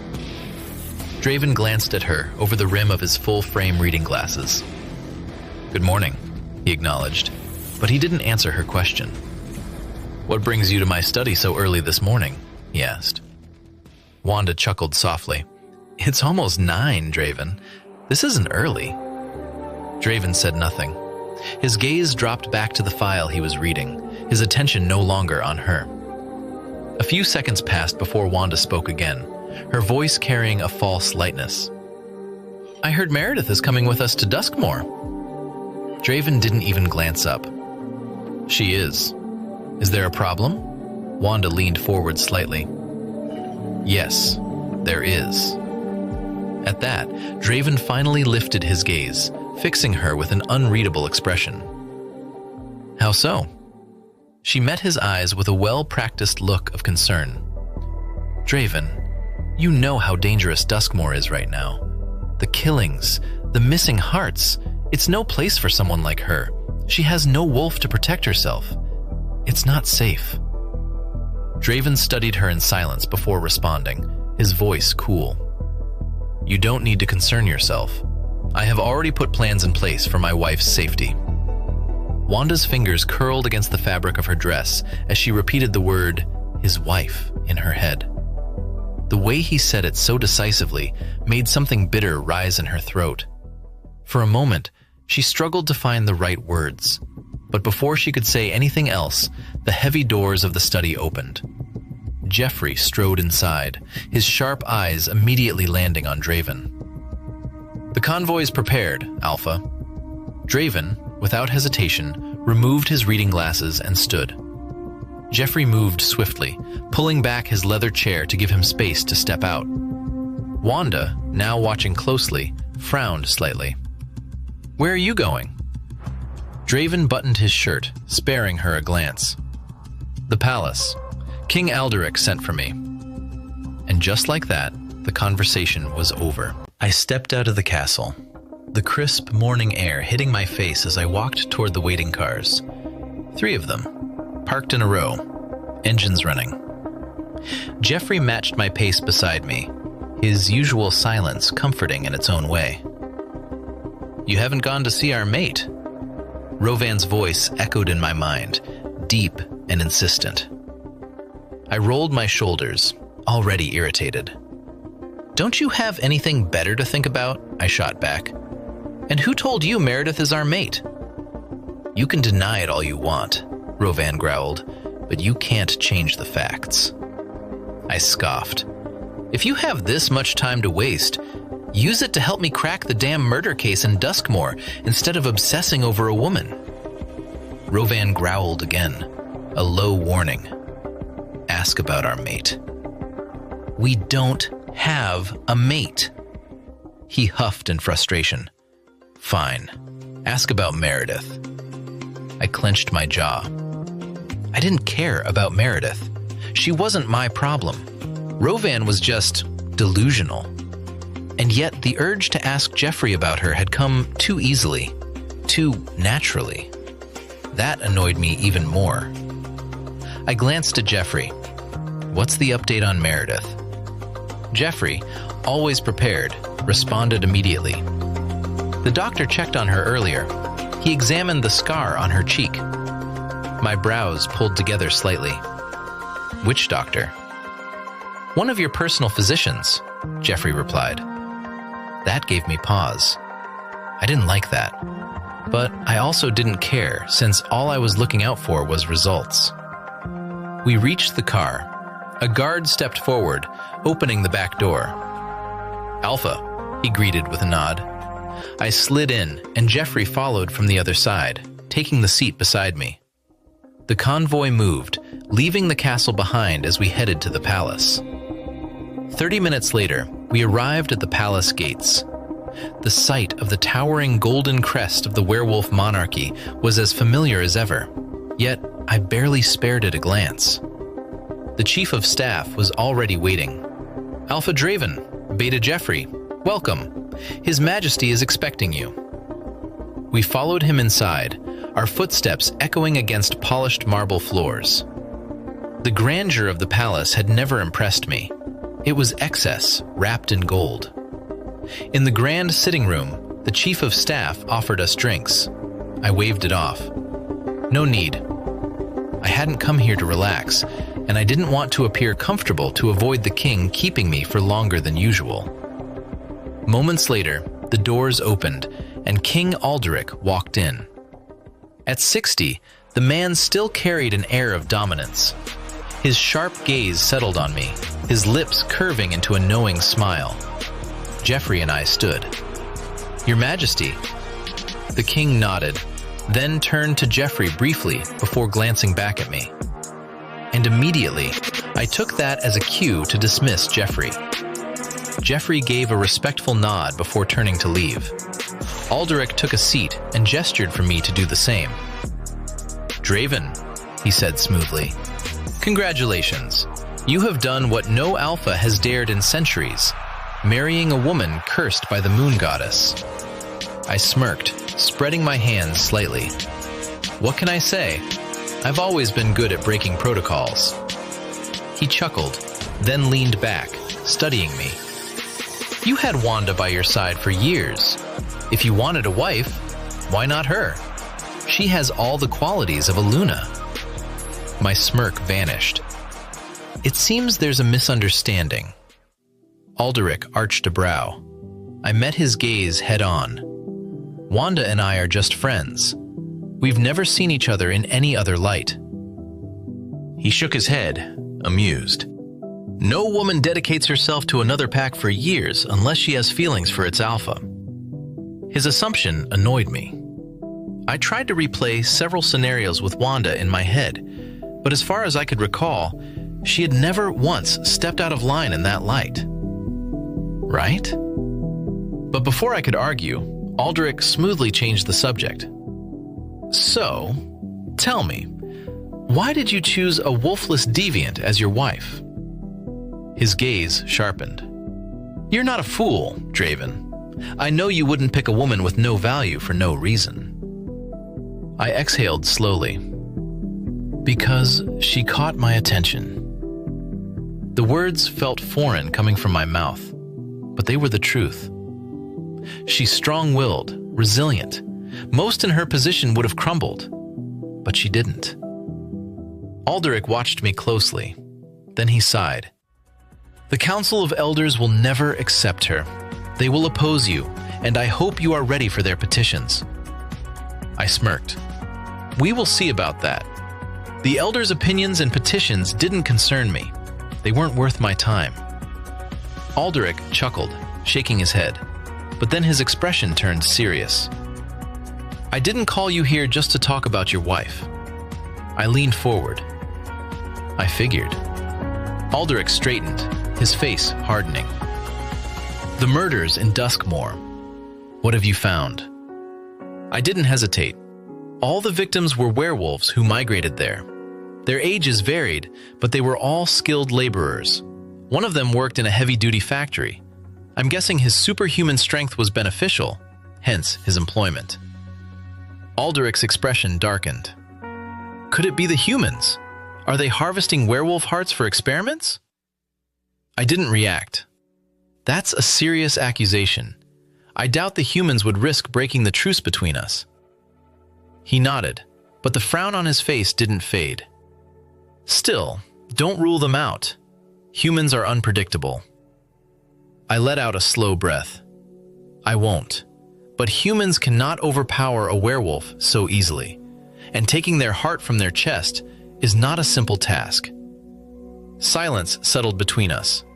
Alderic's jaw ticked, his mind clearly working through the possibilities. Then, he met my eyes. I would rather believe humans are behind these killings than consider the alternative. My fingers tapped against the chair's armrest. I knew what he meant. Because if it wasn't the humans, then something far worse was lurking in the shadows. Alderic's voice was grave. If it isn't the humans, then we have an unknown enemy, a formidable one. I nodded. The weight of responsibility pressed against my chest. I will launch a full-scale investigation once I return to Duskmoor. I will put an end to this. Alderic held my gaze. Please do. The entire werewolf race is counting on you.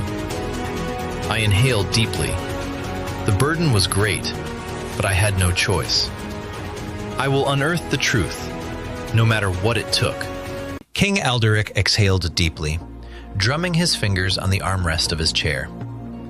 The Council of Elders will convene in a few hours, he said, his sharp gaze studying me. Would you like to be present? I leaned back slightly, already shaking my head.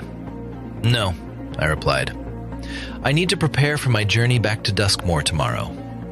Then, I met his gaze directly. But since you will be there, I have a message for them. Alderic arched a brow. I'm listening. "Tell them to stop wasting their energy on who I chose as my wife," I said evenly. "Nothing is going to change. Instead, they should focus on overseeing the construction of the Great Wall. The safety of our people is far more important than my personal life." Alderic let out a soft chuckle, shaking his head. "It sounds like you're reminding them of their place." I smirked. They seemed to have forgotten. Alderic's smile lingered for a moment before he nodded. "Very well. I will deliver your message." Satisfied, I stood up, adjusting my jacket. "Then I will take my leave." Alderic stood as well, offering me a firm nod. "Safe travels back to Duskmoor, Alpha Draven."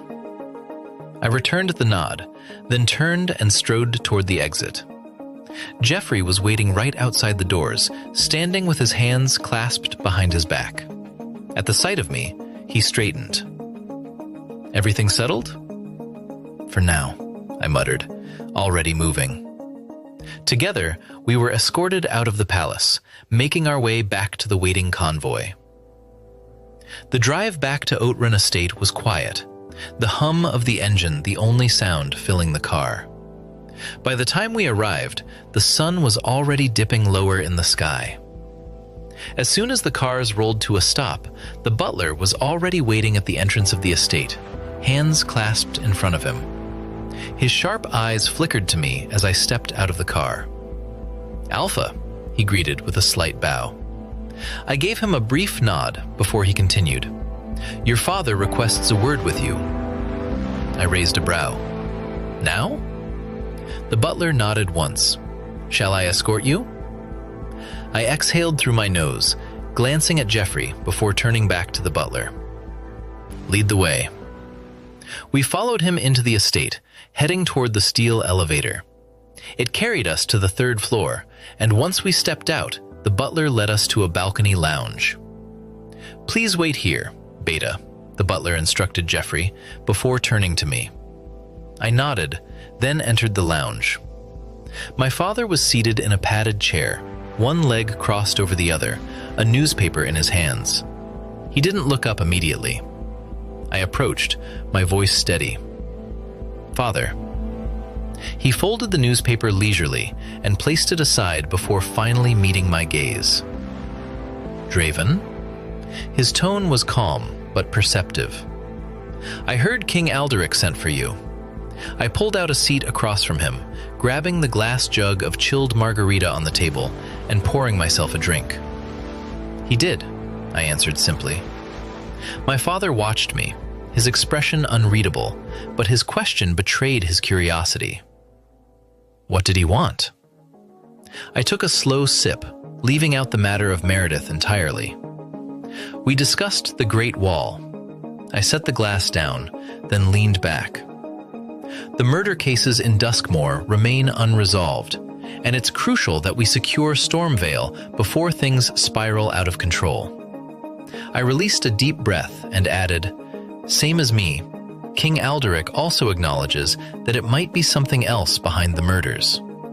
My father exhaled deeply, his gaze darkening slightly. "I have considered that possibility as well," he admitted, but I dismissed it. The past should remain in the past. I didn't press further. There were too many shadows lurking in the past of my predecessors, ones my father rarely spoke about. Instead, I shifted the conversation to my next course of action, outlining how I plan to get Duskmoor's government to assist in the investigation. Father listened, but his expression remained serious. "Don't place too much trust in humans, Draven. They are more than capable of orchestrating these murders in a way that absolves them of suspicion as well." I finished my second glass of margarita, setting it down with a soft clink before rising to my feet. "I will keep that in mind, Father." Father stood as well, picking up his glass of margarita. Then, as I turned to leave, his voice stopped me. "Won't you see your mother before you return to Duskmoor?" I went still, my jaw tightening. He continued, his tone softer this time. "You didn't see her the last time. You are due for a visit." I hesitated, considering it. Seeing my mother had never been easy, but she was still my mother. Finally, I let out a slow breath. "I will go now." Jeffrey looked surprised when I returned to the living room and told him our next destination, but he quickly recovered, nodding once. "Yes, Alpha." We took the elevator down to the first level of the underground, the cold air becoming more noticeable as we walked through the long corridor. At the end, we turned left and approached a large iron door. Jeffrey knocked twice, stepping back. I inhaled deeply, wondering what my mother would be doing now. Moments later, the door unlocked from the inside, revealing a woman in her 40s. As soon as she saw me, she stepped aside and bowed respectfully. "Alpha," she greeted, then turned to Jeffrey with a polite nod. Jeffrey and I stepped inside. The living area was clean and smelled of chamomile, mint, and lavender. Flowers in vases were placed around the room, and an incense pot sat at the center table, next to one of the vases. I stuffed my hands into my pockets, scanning the space before turning to the woman. "Is she sleeping?" The maidservant smiled. "No, Alpha. She just finished eating and is in her bedroom." My gaze shifted to the closed bedroom door. Then, without another word, I strode toward it. Jeffrey remained in the living room as I withdrew my hands from my pockets and knocked lightly before pushing the door open. The scent of chamomile hit me stronger this time. My eyes immediately found my mother, sitting at the foot of her bed with her back to me. Her long, black hair flowed down her back, reaching her waist. Her gaze was fixed on the small window, the only source of light in this underground space. It didn't offer much of a view, just a sliver of the outside world. I stepped forward quietly, stopping in front of her.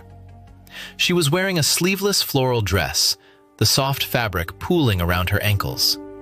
Her skin was pale, almost unnaturally so. Even Meredith, as fair as she was, couldn't compare to my mother's complexion. She looked both calm and soulless at the same time. For a long moment, I simply watched her. Then, finally, I bent down to her eye level and spoke. "Mother." Slowly, she turned her head. Her black eyes met mine, studying me. Then, she smiled. It was gentle, kind, but distant. And when she finally spoke, her voice was soft, almost dreamlike. "Who are you?" Silence stretched between us as I studied my mother's face. Time had barely left a mark on her. Her skin was still smooth, untouched by wrinkles. Her youthfulness was the only gift her illness had given her. But as I stared into her distant black eyes, I saw how much it had stolen as well. She had been battling it for 2 decades, worsening after she gave birth to my younger brother. She had never been the same after that. "You don't remember me?" I asked quietly. "I was here 6 months ago, and you already can't remember?" Her delicate brows furrowed at my words. A hand lifted to her temple, rubbing lightly. "I'm sorry," she murmured, voice gentle, hesitant. "My head, it's a little messed up sometimes." I exhaled softly, keeping my voice steady. "Mother, it's me, Draven." For a moment, she only blinked at me.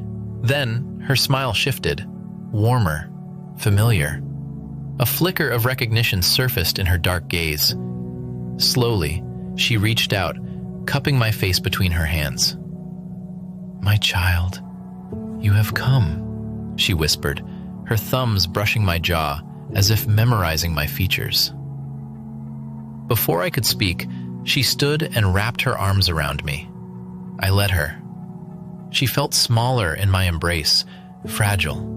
She tiptoed slightly, pressing a soft kiss to my left cheek before stepping back. Her smile brightened. "You've grown so handsome." A quiet chuckle escaped me. "Thank you, Mother. I haven't seen you in ages. Where have you been?" she asked, eyes searching mine. I didn't bother to answer.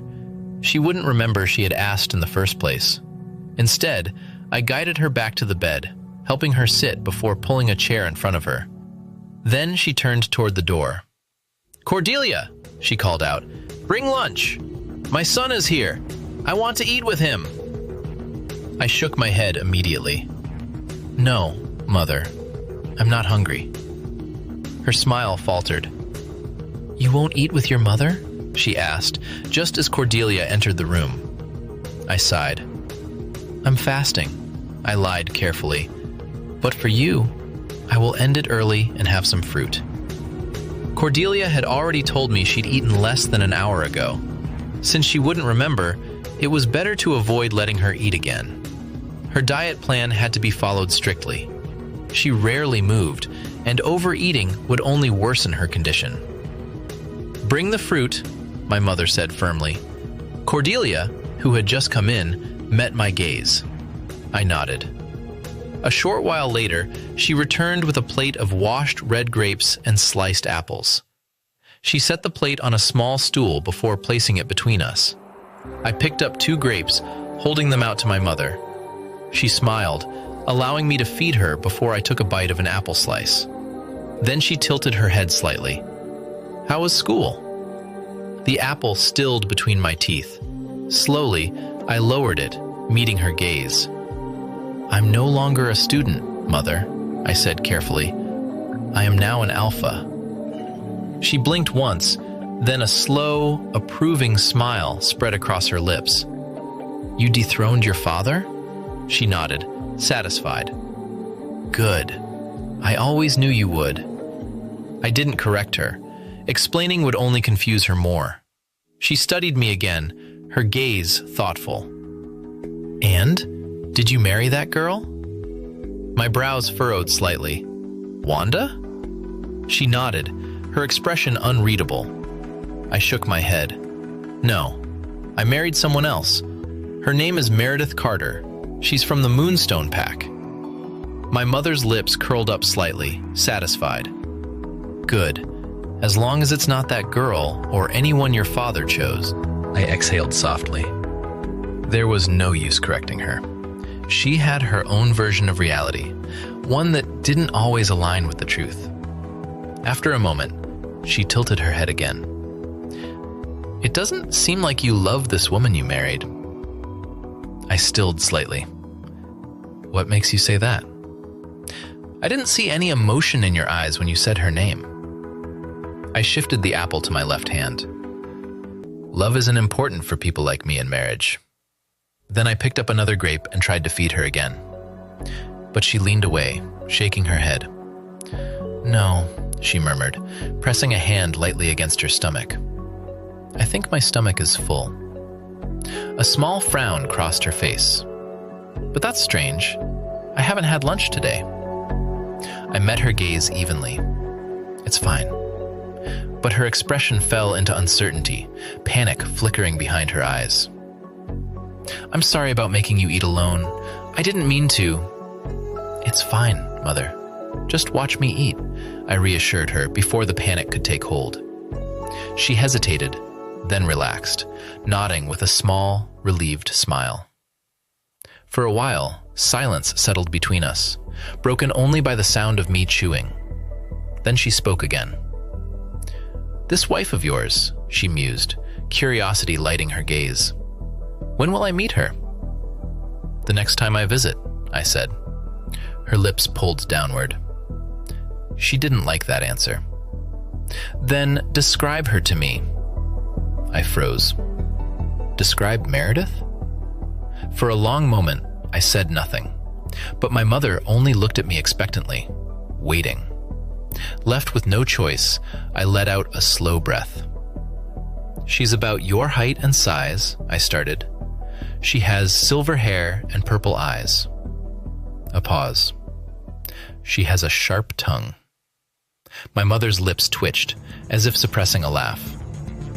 I hesitated before adding, "She has a mind of her own." A beat. "And she's the only one in her family with silver hair and purple eyes." At my words, My mother shut her eyes, a lingering smile on her lips. When she opened them again, her gaze met mine. Meredith's looks are rare. It seems like you just described a goddess. I stilled. Then, my lips twitched slightly, but I said nothing. A goddess? Meredith? No. If anything, she was a thorn I had planted by my side. I took another bite of the apple, shaking my head slightly. My mother's sickness was acting up again.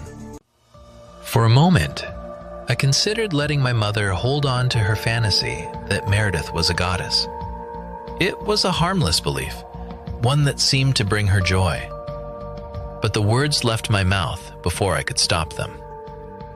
She's no goddess, Mother. I exhaled slowly. She was cursed by one. Her brow furrowed, and the warmth in her black eyes dimmed slightly. Cursed? She echoed, her fingers tensing against the folds of her dress.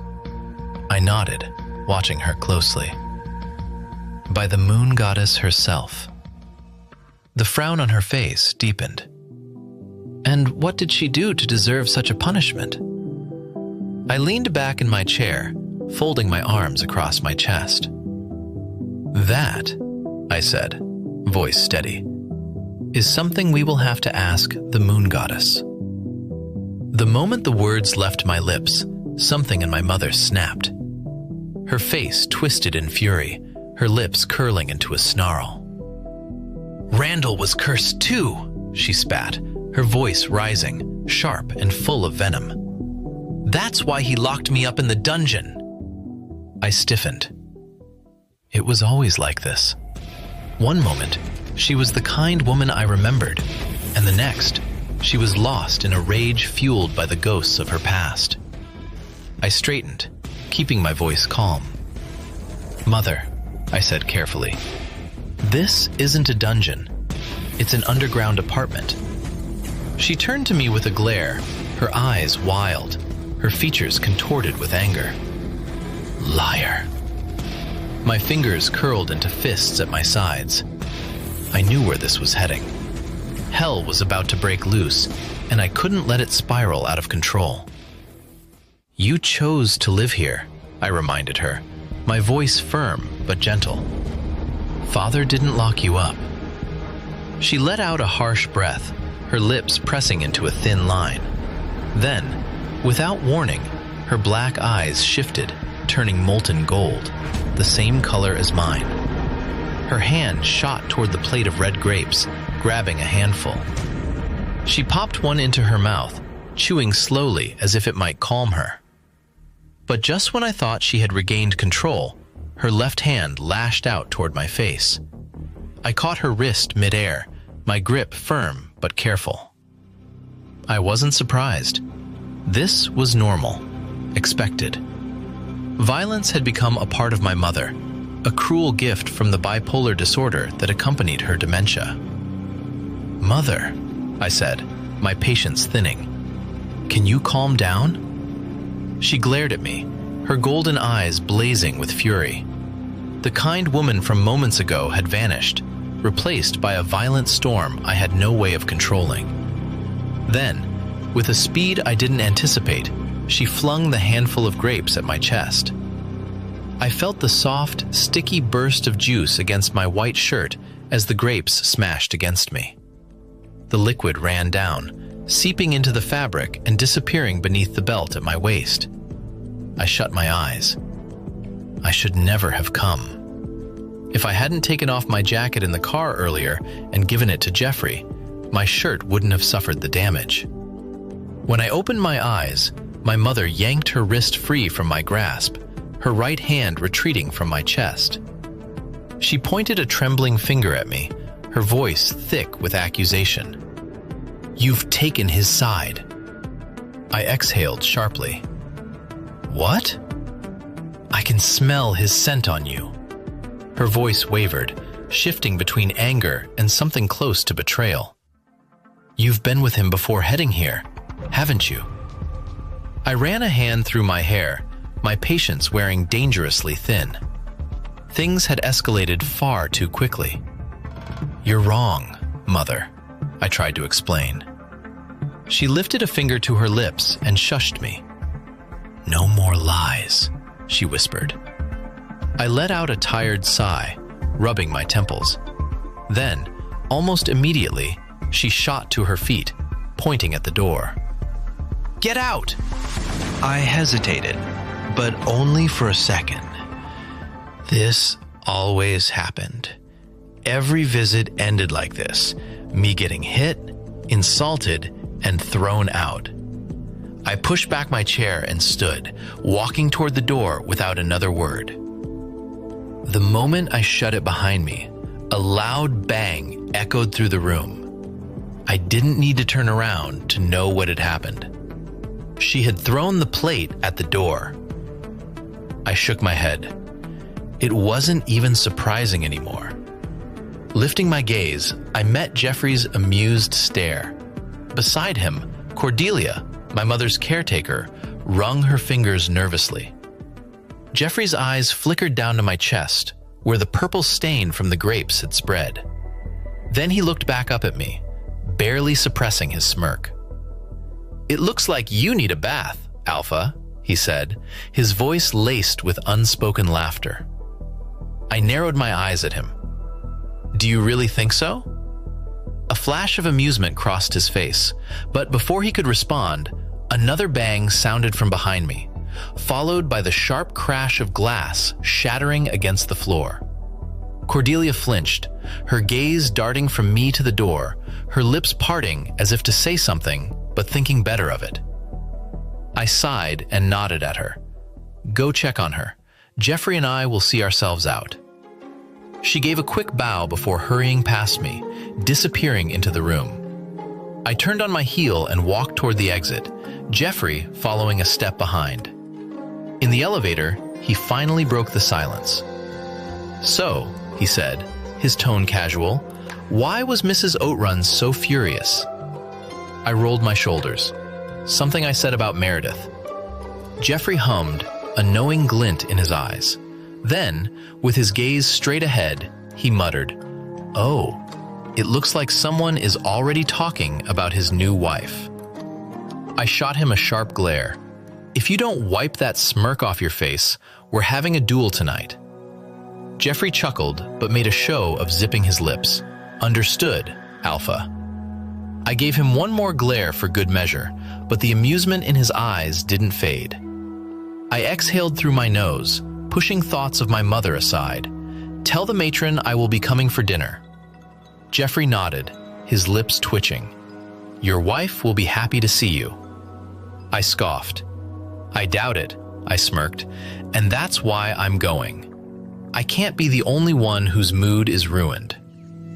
Jeffrey chuckled, shaking his head. The elevator doors slid open at the second floor, and we stepped out. I glanced down at my ruined shirt, my mind replaying the moment my mother had lashed out. She had moved so fast, too fast, faster than she should have. Could her illness be masking something else? I shook the thought away. I had been distracted. That was all. Or at least, that's what I told myself. I was exhausted. The so-called tour of the estate had dragged on longer than necessary, covering endless halls, courtyards, and rooms I had no real interest in. By the time I returned to my chamber, my body felt like it had been wrung dry. The moment my head hit the pillow, I sank into sleep, not caring about anything else. When I finally woke up nearly 2 hours later, the sky had dimmed slightly, and my stomach grumbled in protest. Lunch was waiting for me on the dining table, but the presence of Madame Beatrice ruined any appetite I might have had. Her eyes, always sharp and assessing, followed my every movement as I ate. A cold weight sat in my chest. No matter what I did, I could never relax around her. She was a silent force pressing down on me, like a chain I couldn't shake off. So, when she finally stood and left, a breath of relief escaped my lips. Madame Beatrice left me in the company of Azul, Deidre, and Kira. At first, I was skeptical. Deidre and Kira were practically strangers to me. But as a few hours passed, I realized they weren't as rigid as I thought. Away from Madame Beatrice's presence, they were easy to talk to, lighthearted even.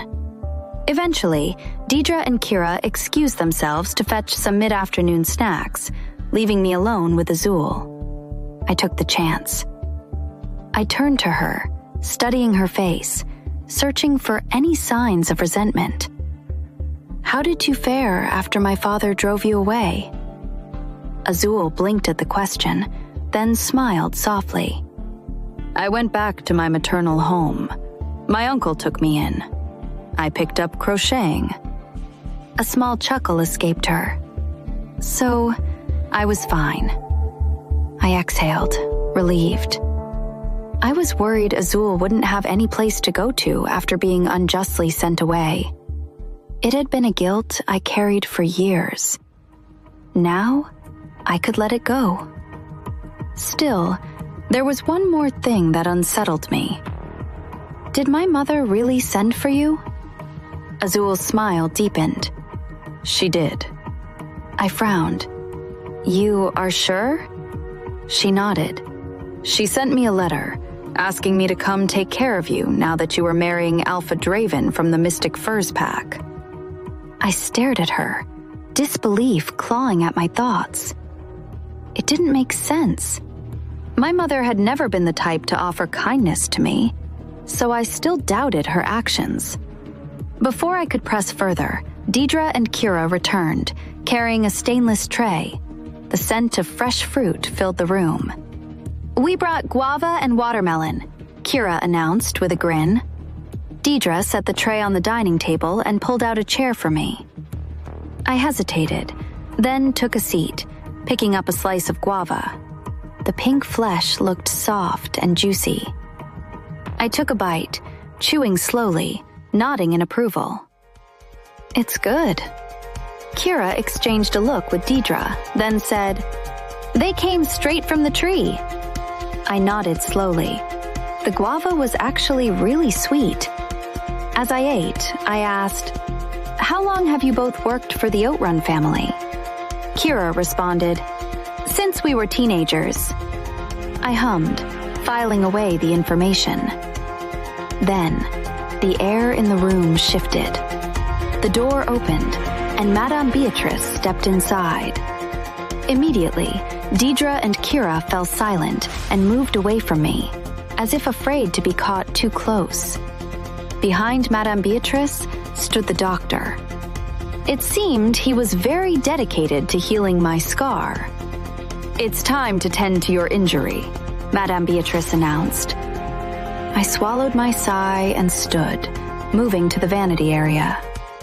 The doctor greeted me politely, then opened his bag, retrieving supplies.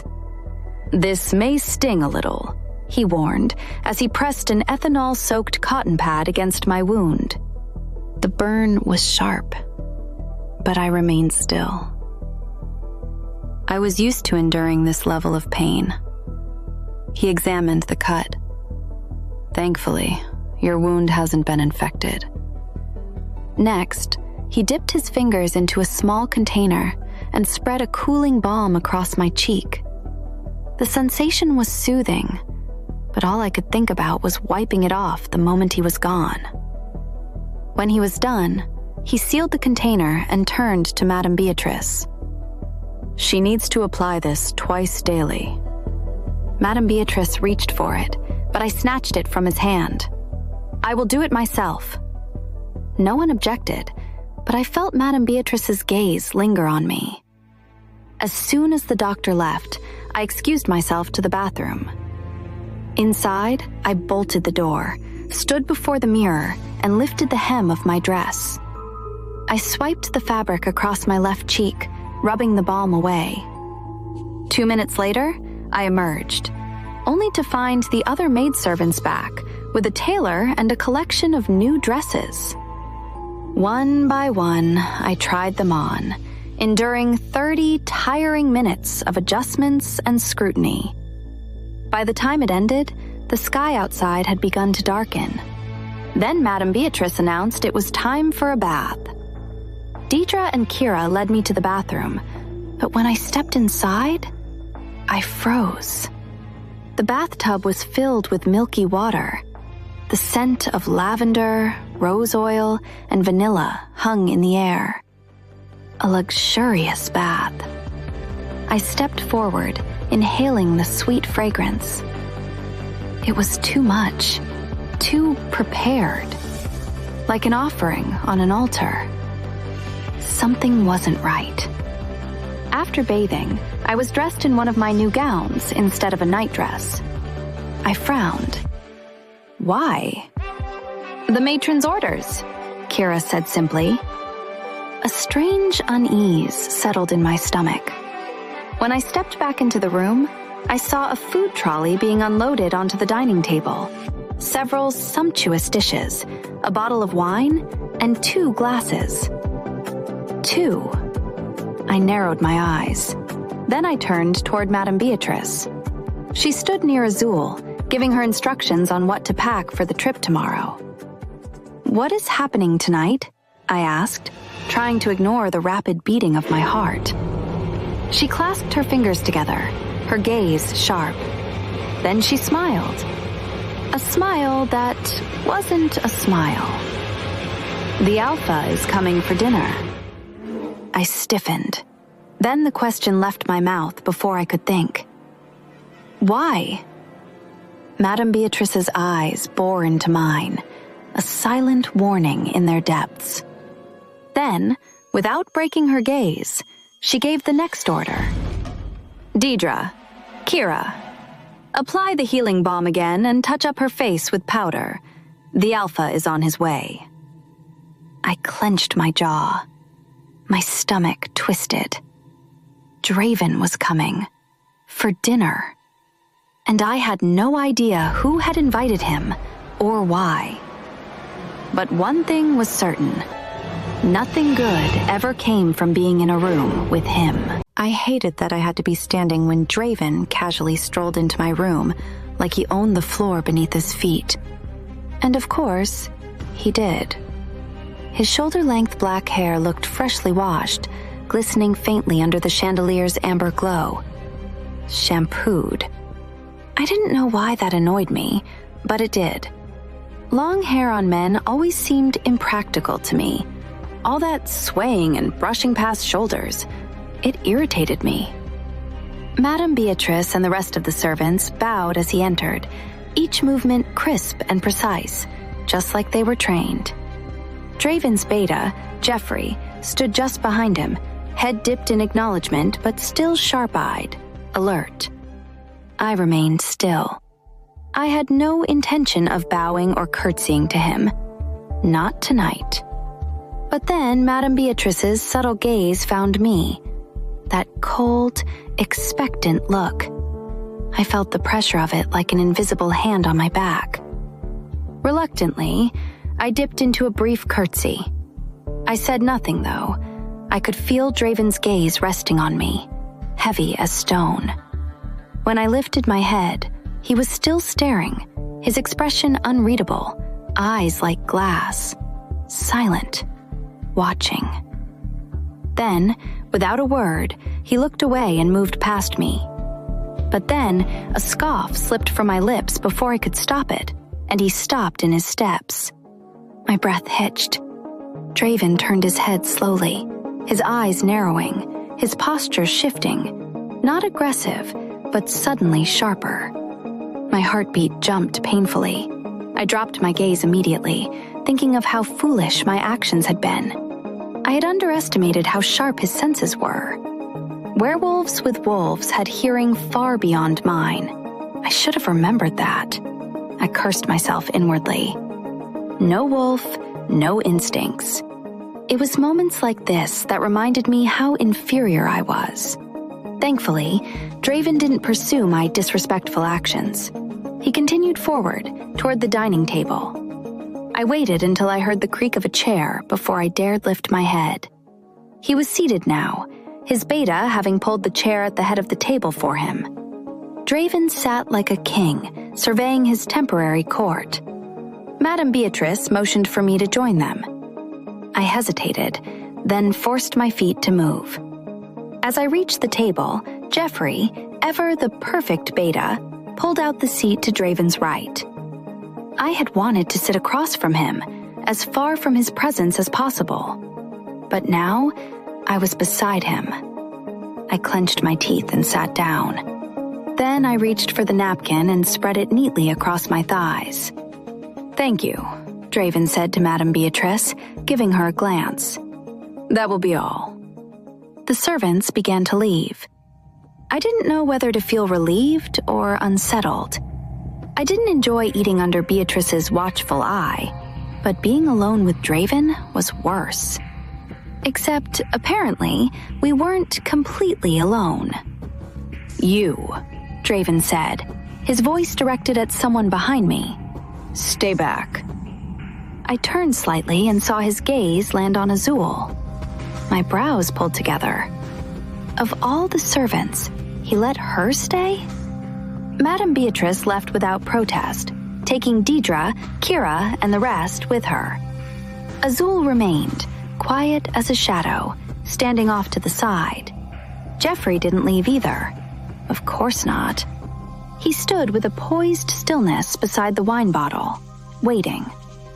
"How are you finding the guest quarters?" Draven asked suddenly, turning toward me. I stiffened. Here it was, his opening move. A casual question that would lead to something else. "Fine," I said. "Very comfortable. I enjoy being away from noise and unwanted company." He tilted his head and nodded slowly, as if taking the words at face value. But then he asked, "You don't like other people's company? What are you hiding?" I bit back another scoff. "Nothing," I said, forcing my voice to stay calm. "Unlike some people, I simply enjoy peace and quiet. It's divine. You should try it." Azul stepped forward to begin serving the food, while Jeffrey retrieved the wine and uncorked it with a practiced twist. Draven didn't look away. "I'd like to," he said softly. "But unlike some people, I'm busy. I have a duty, a commitment to our race." A subtle jab. I felt it land like a slap. I swallowed around the lump in my throat. "Good for you," I muttered, reaching for the wine glass Jeffrey had just filled. I wasn't drinking it for the taste. Quenching my anger was more important, so I lifted the glass and downed it in one go. By the time I set the glass back down, I could feel the stares. Jeffrey had frozen mid-pour, the wine bottle hovering. Azul's lashes fluttered faintly as she placed a chicken thigh on my plate. Draven smirked and looked away, shaking his head slightly like he was amused. He was enjoying this. Enjoying my deflated pride to his sharp retorts. Jeffrey refilled my glass once again and returned the bottle to the center of the table before moving away. At the same time, Azul moved quickly, serving the side dishes, then stepped back. Draven picked up his glass and swirled the red liquid inside, watching me from over the rim. "What are you angry about?" "I'm not," I answered flatly, sparing him a glance. He smiled. "You're sitting next to a werewolf with a wolf, Meredith. I can smell your rage." I gritted my teeth. "You can smell it," I thought bitterly. "But you can't tell you are the cause?" He was still watching me, waiting. But I said nothing. "If something or someone is bothering you," he added, lifting the glass to his lips, "you're free to tell me." I looked at Jeffrey, at Azul. I couldn't say what I wanted to, not with them here. Not when Madame Beatrice's warnings still echoed in my head about disrespecting their alpha. Instead, I simply nodded, offering nothing more. Draven was already slicing into a roasted cherry tomato, slow and neat, chewing without concern. I picked up my fork, grateful for the silence at last. The greens on my plate blurred slightly. I went for the chicken instead, cutting a small piece and lifting it to my mouth. But just before I could take a bite, he stabbed another piece of tomato, glanced sideways at me, and spoke with casual ease. "How did you get that scar on your face?" I froze, the fork in my hand, stopping midair. Slowly, I lowered the fork back to the plate and shut my eyes as my appetite vanished like a snuffed-out flame. And for one quiet moment, I pictured wiping that question from his lips, permanently.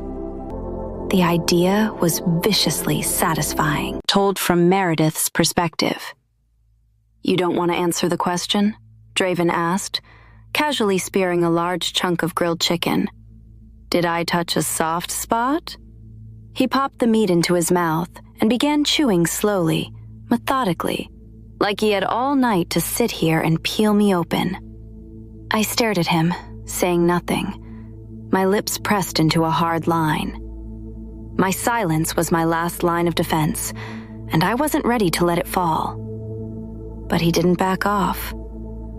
"I'm guessing here," Draven continued, his voice calm, almost curious.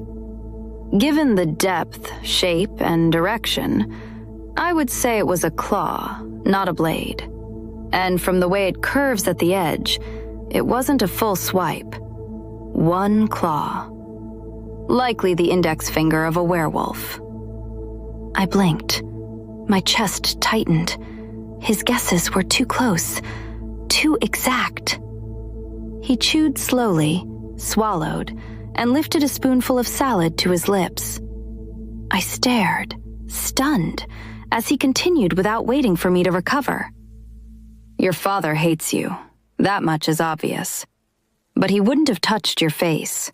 He would have left the mark somewhere hidden, where it wouldn't bring shame to the family name."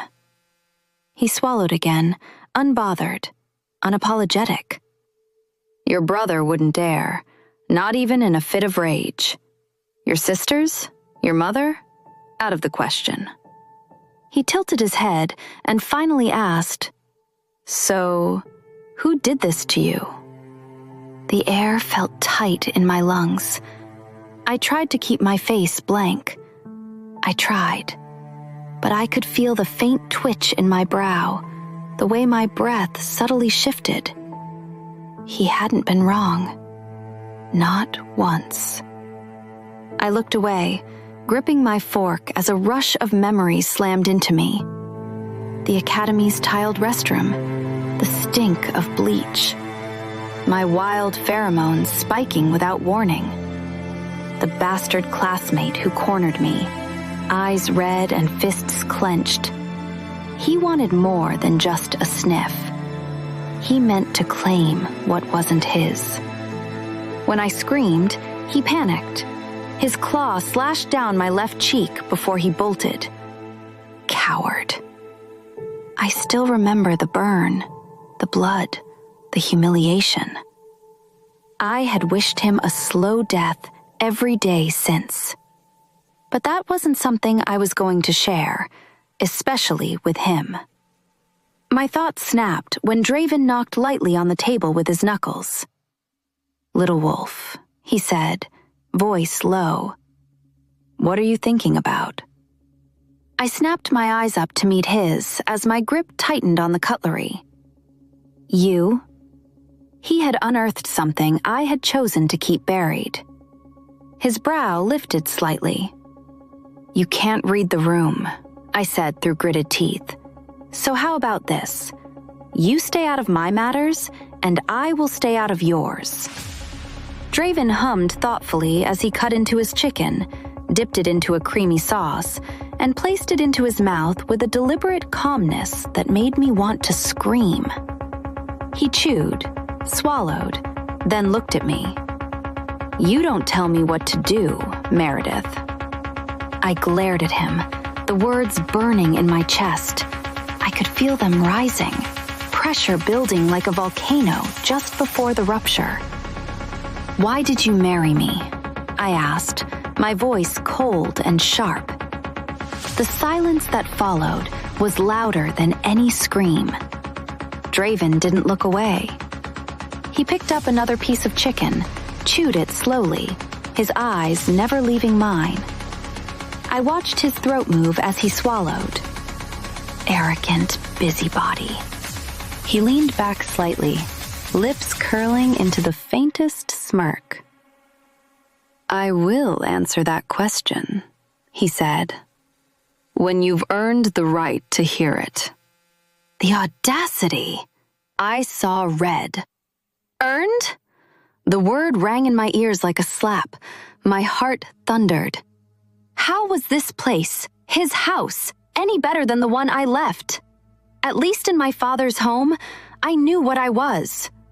Unwanted, yes. Broken, sure. But there, I was invisible. And the worst part? Draven's house wasn't any better. Here, I was constantly dissected, poked, torn open. "I'm not yours to dissect," I snapped, my voice rising. Then I looked him dead in the eye and asked, "Who do you think you are, giving me orders like you own me?" His beta, Jeffrey, stiffened while Azul dipped her head. "I don't give a damn about your title," I spat. "You could be Alpha King of the Sun and Stars, and I would still see you as nothing more than a controlling tyrant." I was breathing fire now, chest heaving, my entire body buzzed with uncontrolled fury. I hated him. And I had said so much, yet he didn't flinch. Instead, he raised his fork and pointed it at me, eyes calm. "Now I know why the moon goddess cursed you." I blinked. "What?" "You resent her," he said, voice still soft, cutting sharper than any blade. "But you should blame yourself. She gave you wild pheromones instead of a wolf because you weren't deserving of power. You weren't meant for greatness." My nails dug into my palm. "Don't question her any longer," he said. "She saw who you truly are and gave you what you deserve." Then he downed the rest of his wine like it was water, and Jeffrey was already there, refilling the glass without a word before slipping back into the shadows. Draven's gaze returned to me. "I can say these things," he continued, "because I'm powerful enough to bear the weight of them. But you? You can't control your emotions. You lash out. You burn bridges. You are angry, prideful, too prideful for someone without a wolf." My knuckles turned ashen from the constant clenching of my fists. I was shaking. And to crown it all, you are a liability to our race, Meredith. His words seared through me, hot and cruel. I wanted to scream, to cry, to vanish. But more than anything, I wanted to hurt him to ease my pain and satisfy my rage. Unfortunately for me, I couldn't. Because, like his words meant, I am nothing. "If you want mercy from the moon goddess," he said, lifting the wine to his lips again, "start by becoming someone worth saving. And be careful, your enemies are growing in number. You are not as invisible as you think." The silence that followed was unbearable. He wiped the corner of his mouth with a napkin, then looked at me again. Without any empathy, and with all audacity, he dared to ask me, "Do you have anything to say?" I opened my mouth. 1,000 things boiled to the surface. But instead, I said coldly, "Excuse me, I need to use the bathroom." I stood without waiting for permission, without care for appearances. The chair scraped loudly against the floor as I walked away, fists clenched, heart splintering in my chest. Behind me, I could still feel his golden eyes watching, unmoving, unapologetic. And I hated him more than I ever had before, not just for what he said, but for how much of it was true. Told from a third-person perspective. The night had left Meredith hollow. She had tossed in bed like a storm-blown leaf, haunted by Draven's words that burrowed deep and gnawed at her resolve. Though her rage hadn't vanished entirely, it had cooled into a low, seething simmer, coated in exhaustion. When Madame Beatrice woke her at 5 sharp, Meredith blinked against the darkness. No apology, no warmth, just business. Time to prepare, the older woman had said, turning away before she could grunt a response. And while she didn't care much for the woman's tone, Meredith hadn't missed the one piece of unexpected news. Madame Beatrice wouldn't be accompanying them to Duskmore. She didn't celebrate, but in the end, she thought it was one less set of judging eyes around her and felt a bit of relief. More surprising, however, was Madame Beatrice's decision to appoint Azul as the head of Meredith's maidservants. Considering how quickly the woman had rejected the idea before, the change of heart was odd and unexpected. Still, Meredith didn't question it. Maybe the moon goddess was trying to throw her a bone after last night's disaster. The sky outside was still cloaked in pre-dawn gray when Meredith stepped out with Azul and the 4 maidservants. The air smelled of morning dew and something colder, heavier, like fate about to shift. 5 vehicles were lined up in the driveway. 3 sleek black sedans, a Maybach, and a Mercedes van that gleamed under the estate lights. Wanda stood by the Maybach already, arms crossed, chin lifted in that way she always wore around Meredith. She didn't speak, but the disdain in her narrowed eyes was public and unmistakable. Meredith had noticed her stare and had returned the look with an inward scoff. Wanda was the least of her problems. So she thought. Of course, the morning wouldn't be complete without a side of hostility. Then, like an unwelcome shadow, Draven emerged from the house with Jeffrey at his side. All movement halted. Every servant lowered their head. Even Meredith bowed, though her fingers curled tight and her stomach twisted as she forced the motion. Draven didn't spare her a glance, not even a flick of those molten gold eyes, just the same blank passover he gave everyone else. Cold, detached, and infuriating. Like he hadn't purposely upset her last night, Draven's voice cut through the morning quiet. Let's begin the journey to Duskmore. Immediately, Wanda saw her opening and wasted no time approaching Draven. Alpha, she said clearly, raising a manila folder in his direction. I have some thoughts on the murder case. It's urgent. Meredith watched as Draven turned toward Wanda, not warmly, just enough to show he had heard. Then he gave her a subtle nod and gestured for her to get into the Maybach.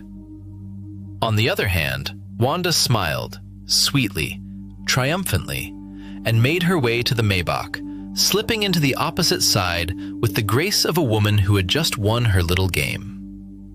Meredith threw her gaze away. Wanda had spent last night studying the murder case and all related cases just so she could get this opportunity to stop Meredith from riding in the same car with Draven. Draven entered the car without a word. Then Jeffrey peeled away from the group and approached Meredith with a small, respectful nod. You will be riding in the van, my lady, he said, with your attendants. Meredith forced a polite smile. Thank you, Beta. The van doors opened. Inside, plush leather seats curved in elegant symmetry. The scent of clean leather and cool air conditioning welcomed Meredith in. A small flat screen blinked to life. The space was quiet, cozy, mercifully free of Draven. She almost smiled for real. Sliding inside, she buckled in as Jeffrey had instructed. Azul followed with practiced efficiency. Then the 4 maids filled in, each settling quietly. Meredith leaned into the soft seat, letting her shoulders drop for the first time in hours. Finally, a small taste of freedom. Her thoughts flickered back to the night before. After storming away from Draven's verbal assault, she had hidden in the bathroom for 10 long minutes, breathing heavily, hoping he would leave. And he had. When she finally returned to the room, Madame Beatrice and the maids were already packing her things into a single, enormous travel case. Plus, she hadn't eaten a bite since then. Now, strapped into the van and away from Draven's piercing gaze, her appetite stirred like an awakening beast. The convoy began to move, Draven's Maybach leading the way with the Mercedes trailing just behind. Meredith parted the thick curtains beside her and looked out through the tinted glass. The Outrun estate blurred past in dark silhouettes and stone walls. Stormvale was behind her. Then she wondered, would I miss it? My family? That cold, silent house? No. Yes. Maybe. She wasn't sure. Next, she wondered if she could truly adapt to Duskmore, its culture, its people, its rules. Uncertainty curled around her like mist. Meanwhile, in the Maybach, Wanda leaned slightly toward Draven, folder opened on her lap. Her voice was even and professional, but her eyes betrayed the satisfaction she felt. I believe the deaths of our kind are linked to the recent human organ trafficking reports.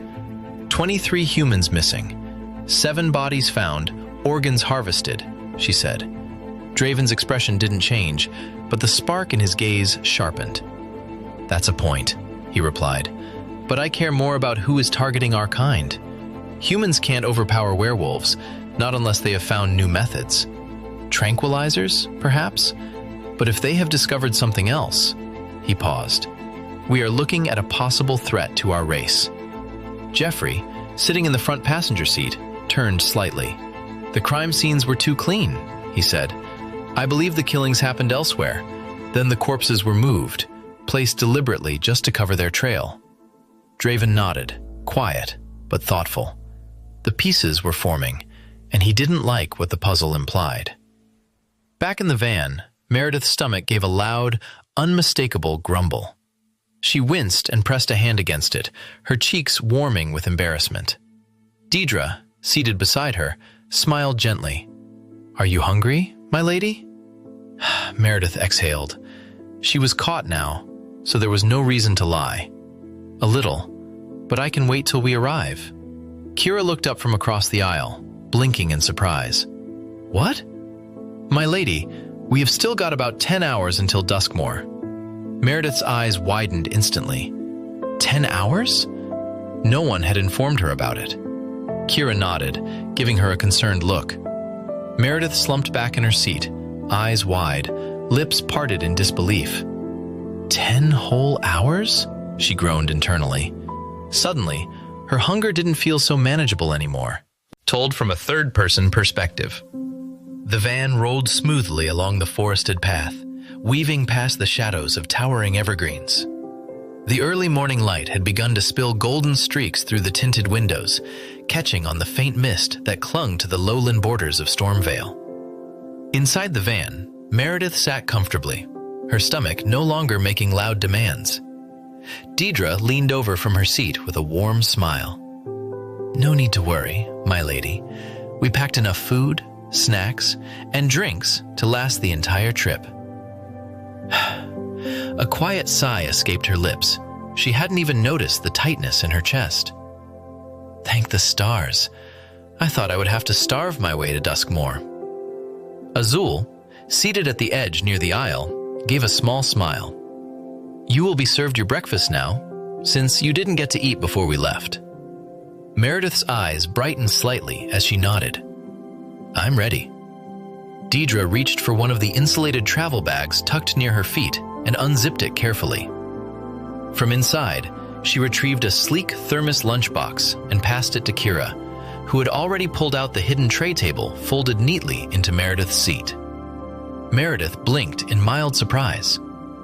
She murmured about how the van keeps getting better, while running her fingers over the smooth, polished surface of the wooden table.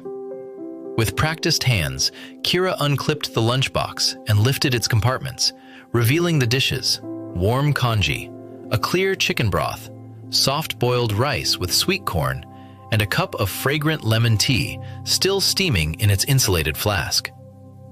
The aroma wafted upward and filled the space with a comforting scent.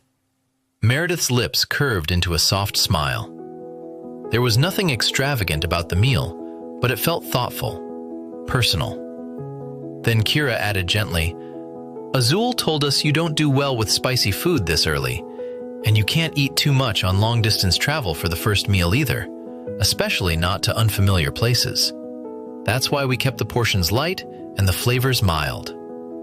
Meredith turned her gaze to Azul, startled but touched by the small details still embedded in her memory. "You still remember things like this?" Azul gave a small, almost shy nod. "You were the last person I served before everything. It's not something I would easily forget."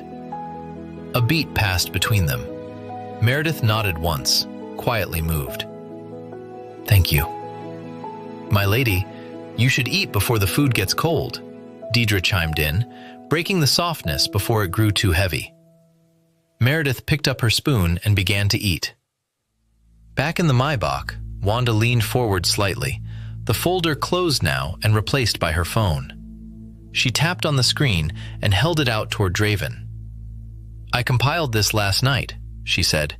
"News footage from Duskmore about the organ trafficking incidents, both recent and older ones."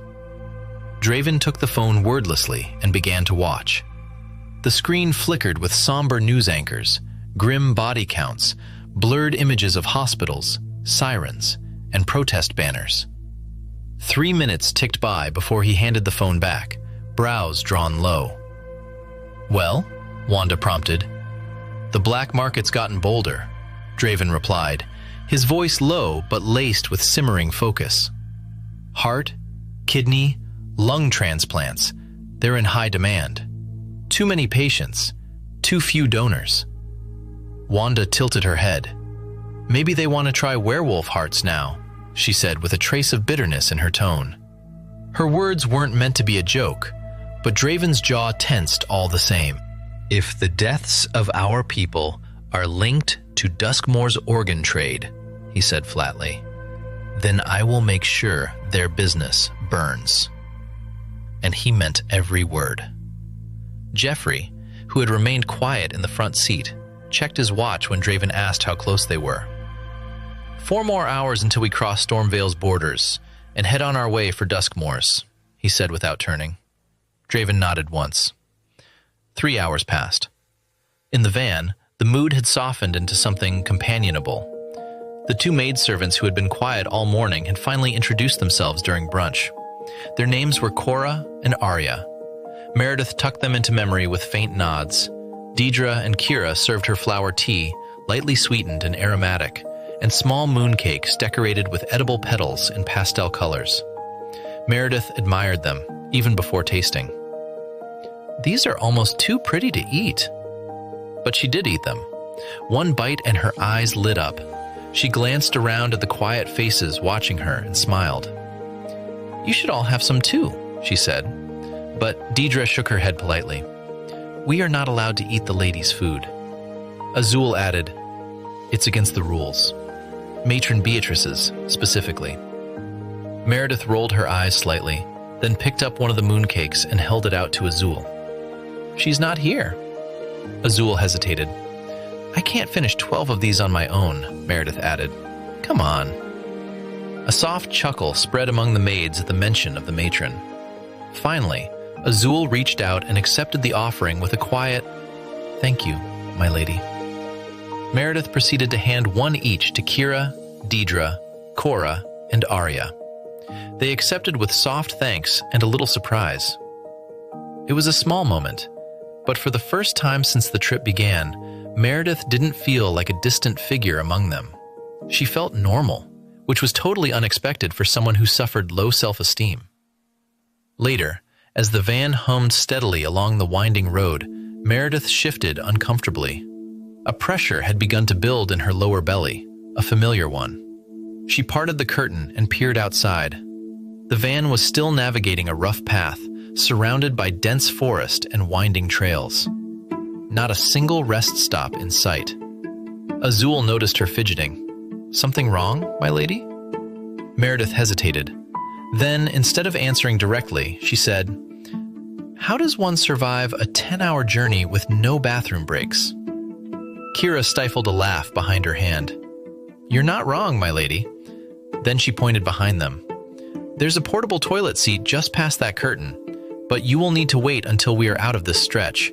The road is too bumpy now." "Safety first," Deidre added. "We have done this trip before. It will smooth out once we reach the tarred road leading to Duskmore." Meredith sighed, resigned. "And how long till then?" "Another hour or so," Kira replied, then added, "And there are 6 hours total left until we arrive." Meredith leaned back with a soft groan. 6 hours left. Great. The van finally slowed, and Kira's soft voice stirred me from the quiet haze of exhaustion. "We are stopping for a bit, my lady. You can use the restroom now." I nodded wordlessly and stood, my spine protesting the movement. My legs felt wooden from sitting too long. I ducked behind the curtain, letting out a sigh as I finally relieved myself, the small space barely enough to stretch in. When I pushed the curtain aside to step back into the main cabin, I was surprised to find the space empty. The van door was wide open. But before my heart could skip a beat, Azul's head popped in. "My lady, we are taking a short break. You can stretch your limbs now." Relief bloomed in my chest. "Finally," I muttered, making my way forward. Azul offered her hand as I reached the door, and I took it without thinking, grateful for the support as I stepped down. The air outside was crisp and damp, as though rain threatened to fall at any moment. The sky above was gray, heavy with clouds. Not a single car passed along the lonely road that sliced between dense clusters of tall forest trees. The isolation made me slightly uneasy, but the cool air and chance to stretch my legs were a welcome reprieve. I raised my arms in a full stretch, exhaling as my spine popped, only to quickly drop them the moment I caught movement from the corner of my eye. Draven. He was stepping out of the black Maybach in front of us. I instinctively turned my back to him. I didn't want to see his face, and I didn't want him to see mine either. "Would you like to take a walk, my lady?" Deidre's voice pulled my attention back. Before I could answer, Beta Jeffrey approached. He stopped beside us, his tone even and respectful. "We'll take a 10-minute break here, my lady. Feel free to stretch your legs, but take 2 guards with you. This area's not fully safe." I understood immediately.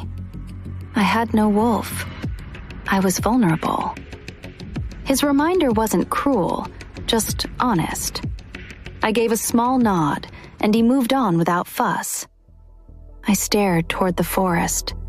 The trees called to me, not in any mystical way, just the way any wild place calls when you've been cooped up for too long.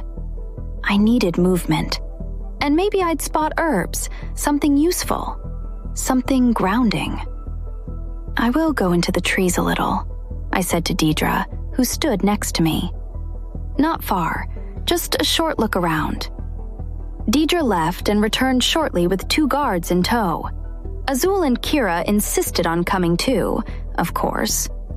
We didn't go deep, only enough to still see the vans lined up by the road.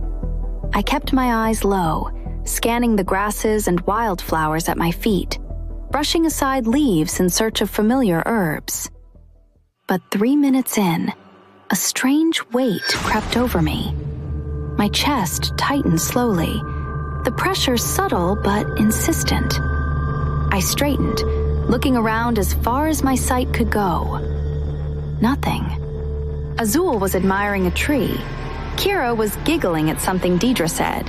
The guards stood silent, eyes always on me. But it wasn't them. Something was off. Goosebumps appeared on my arms. I turned sharply to the right, certain something was there, watching, waiting. But there was nothing.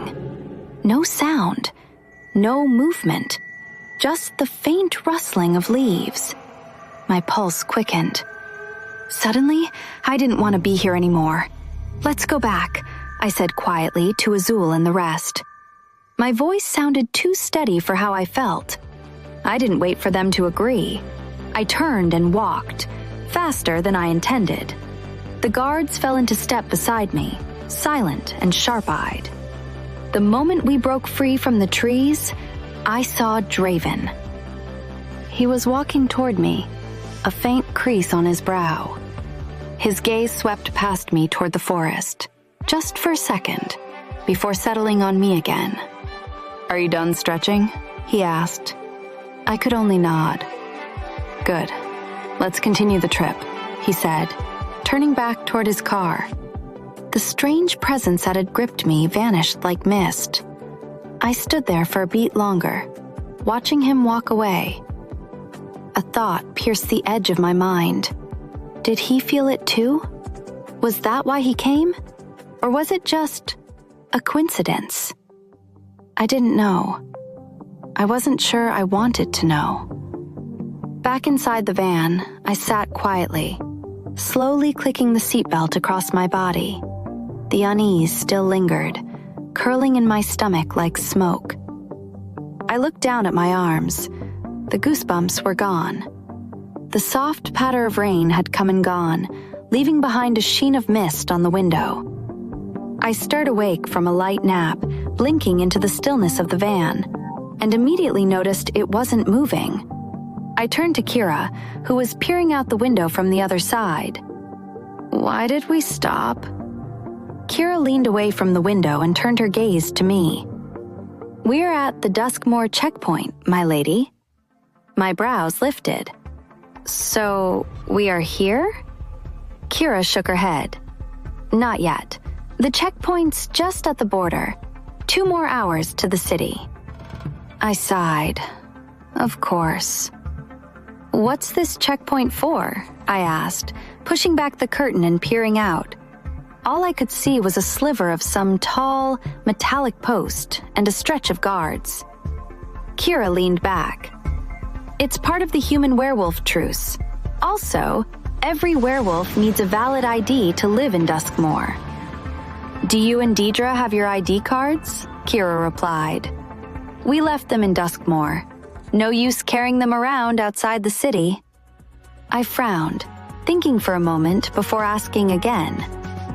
"Are they going to check everyone's IDs?" "There is no need for that, since we are with the Alpha. But they will still need to search all the cars," Deidre chipped in. I frowned, finding this whole scrutiny an insult for someone like Draven, who was already known to the humans as one of Stormvale's leaders. Folding my arms, I asked, "Alpha Draven is the future king of Stormvale. Does he still need to undergo this?" Deidre responded gently. "The Alpha insisted on it. He wants the humans to undergo the same treatment when they visit Stormvale in the future." I nodded, silently impressed with Draven's smartness. But a darker thought curled at the edges of my mind. This truce between us and the humans felt fragile. Too fragile. The door to the van hissed open on its own, and I instinctively shifted upright. 3 men stood outside, 2 of Draven's guards, flanking a tall man in a green and brown camouflage uniform. Human. Tan skin, clean-shaven jaw, stern gaze. He peered into the van and offered a formal nod. "Good afternoon." His eyes scanned the interior quickly, like he was searching for something or someone. Then he said, "Welcome to Duskmoor. and stepped away without further comment. The 2 werewolf guards followed him, and the door shut again with the same soft hiss. Just like that, the search was over. No threats, no tension. Not that I was afraid of the human. I wasn't. I just didn't know what to expect from Duskmoor's security systems. But now that it was behind us, I let myself relax. For real, this time. Moments later, the van vibrated softly as the engine roared back to life. We were moving again. I leaned back into the seat, glad to be in motion. Just 2 more hours. And then, wherever home was. Exactly 2 hours later, I was still awake, too tense to take another nap, watching the van's screen flicker through a local Duskmoor travel program when Kira reached across and tugged her curtain closed. "My lady," she said with a small grin, "we have entered Duskmoor City." Quickly, I snapped my curtain open and pressed closer to the glass. My breath caught in my throat. Towering buildings glinted in the distance, made of steel and glass, reflecting the pale sky. Flashy cars of all shapes and sizes zoomed past. Nothing like Stormvale. No one here seemed to care about shifting or speed. They just drove. The streets were alive. Horns blared faintly in the distance. Streetlights blinked in perfect sync. Massive billboards lit up in reds and blues. Humans walked in clusters, dressed in colorful layers, moving with purpose. They looked like us, walked like us, but I could tell they weren't us. There was no inner aura to sense, no instinctual energy, just people. "Do you like it?" Deidre asked, her tone light. I didn't look away from the window. "It's impressive," I said. "The development, the energy. But," I finally glanced back at her, "I still prefer Stormvale. It's quieter, calmer. It is home." Everyone murmured in agreement. I left the curtain parted, unwilling to miss a second.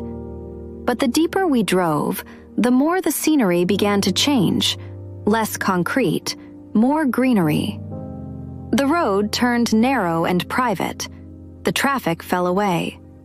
Trees flanked the path on either side, tall and stately. "We are home," Kira clapped softly. Deidre added, "The Alpha's estate is secluded, east of Duskmoor, not within the city itself." That made sense. A werewolf wouldn't be able to breathe freely among all that human bustle. I, for one, was already craving quiet again. The van eased through a large metallic gate and began rolling slowly up a well-paved path flanked by manicured trees and flowering hedges. It smelled clean, untouched, like morning dew clinging to fresh leaves. The van stopped. I couldn't see much ahead. The windshield view was still blocked. My curiosity gnawed at me, but I had to wait. A few seconds later, the van door whooshed open. Kira and Deidre stepped out first, turning to face me, hands extended with mirrored smiles. "My lady," they said in unison. I unfastened my seatbelt and rose. Taking their hands, I stepped down onto solid ground. Azul, Cora, and Arya followed behind. And then I looked up. My breath caught once again. The house wasn't a modern concrete box like the ones I saw in the city. It was vintage, stone and timber, with iron wrought railings, ivy trailing along its facade. A sprawling compound surrounded it, so wide and green it looked like a dream. Birds chirped from nearby trees, and a soft breeze whispered through the leaves. It felt alive here, sacred. I was still lost in awe when a high-pitched voice shattered the moment. "Daddy!" My head whipped toward the voice, eyes locking on a small figure dashing across the lawn. White top, pink skirt, hair bouncing behind her as she ran.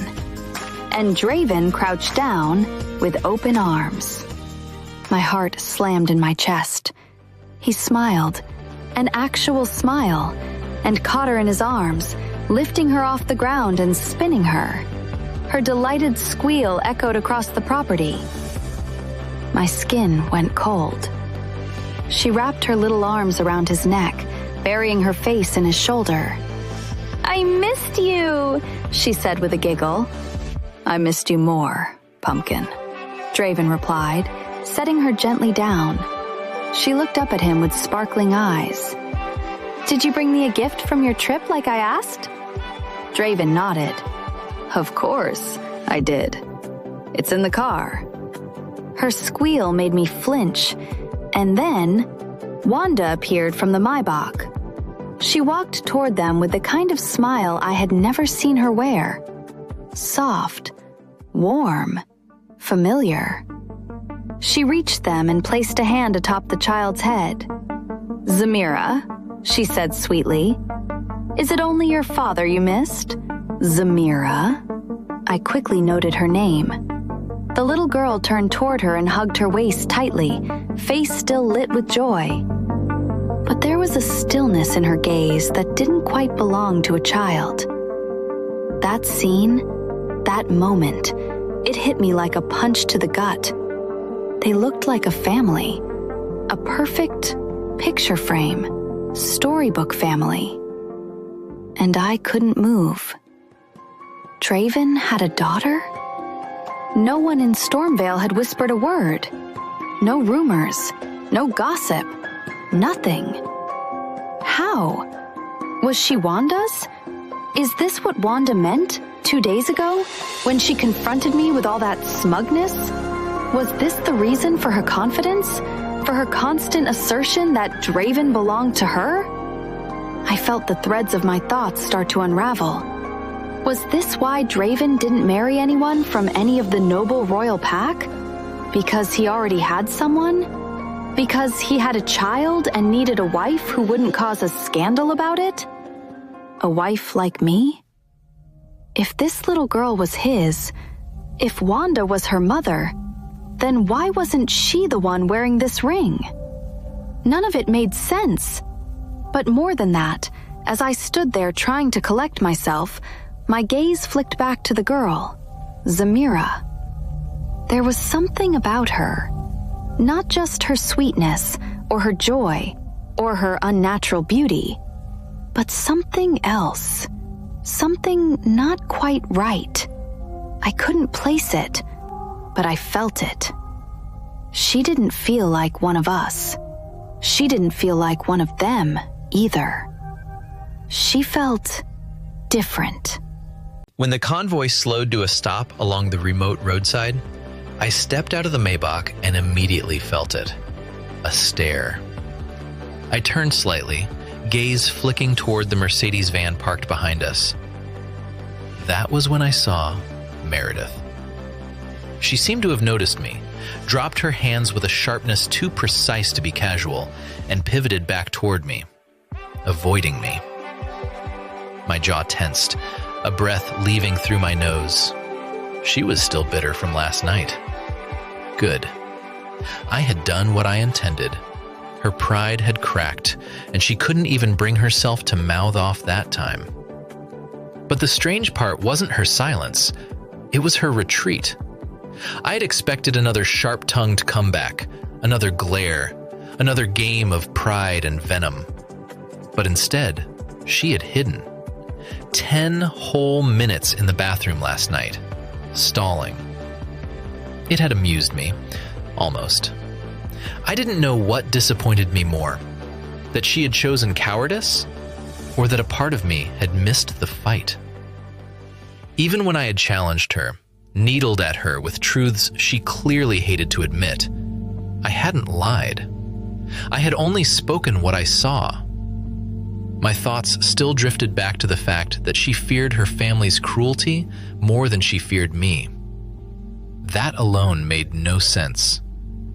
It made me wonder the kind of fear they instilled in her that even I couldn't touch. I was still mulling over the thought when Jeffrey returned to my side. "The lady went into the woods," he reported. "I assigned 2 guards to her." I gave a short nod, eyes drifting toward the tree line. "She knows better than to wander too deep, right?" Wanda chimed in just as she walked over to my side. I didn't look at her. She should. As she turned her head, I reached into my coat for my phone, checking the signal. Empty bars. Duskmoor's outskirts were always this dead. I slipped it back into my pocket, but just then, something shifted in the air. A low ripple across the skin, cold, sharp. My wolf, Rovan, stirred awake with a low, warning growl. "There is a blood-sucking demon in the woods. Go get our mate." I didn't have time to argue with him about the word mate again. I moved immediately, leaving Wanda and Jeffrey without a word. I walked past the van and 2 other cars until I neared the edge of the trees. And that was when I saw her, Meredith. She was merging from the woods. Her maidservants trailed behind her. 2 guards flanked the group, but my eyes stayed on her. She wasn't speaking. Her face had gone pale. Her brows were tight with unease. She looked unnerved, frightened. She had only been in there for a few minutes. That wasn't long enough for a walk. Something had spooked her. My eyes briefly scanned the forest behind her shoulder. Nothing moved. No scent lingered in the air. But I knew what I felt, and so did she. Rovan grumbled again. She felt it. She felt danger. That shouldn't be possible. She was wolfless. But somehow, she had sensed what my guards, trained, armed, with wolves, had not. When her eyes met mine, she froze. Her voice had left her. She only nodded when I asked, "You done stretching?" "Our mate is scared. I can smell it so strong," Rovan whispered in my head again, his tone both concerned and strangely proud. I didn't reply to him. Not aloud. But in my head, I admitted something to myself.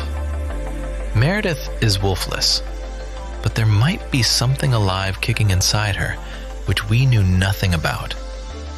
She might not be powerless as we all thought. I looked at her one last time and said, "Good. Let's continue the trip." Back in the car, I leaned back in my seat and stared out the window, arms folded as Wanda chattered beside me. I wasn't listening. Not really. I was still thinking about what Meredith had sensed, how she had known something was off when the others didn't. Her instincts were sharp, sharper than they should be. Wolfless didn't mean senseless, clearly. "She's not moving into your room, is she?" Wanda asked, drawing me out of my thoughts. I blinked and turned slightly to face her. She was referring to Meredith. "Give her a comfortable room. Not a guest room," I said. "Big enough. Let her settle in wherever she wants." Wanda smiled, smug but silent. I didn't care where Meredith slept, as long as she wasn't suffocating in some corner. This wasn't a punishment. At least, not entirely. When Wanda finally stopped talking, I went back to thinking. What exactly was in those woods? I asked Rovan about it again. It was too far, he said. Its scent was hidden, masked by the trees. Do you know what it was? Not sure. Not werewolf. Not human. It was bloodthirsty. I exhaled, my hand curling into a loose fist on my knee. I hoped whatever that thing was wouldn't dare to enter Duskmoor or Stormvale. And I also hoped it didn't have a family.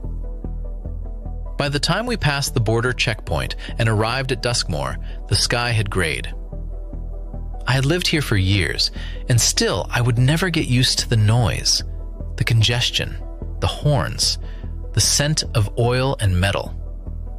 But I tolerated it because of my mission and my daughter. As soon as the Maybach stopped, the door was opened and I stepped out, and there she was.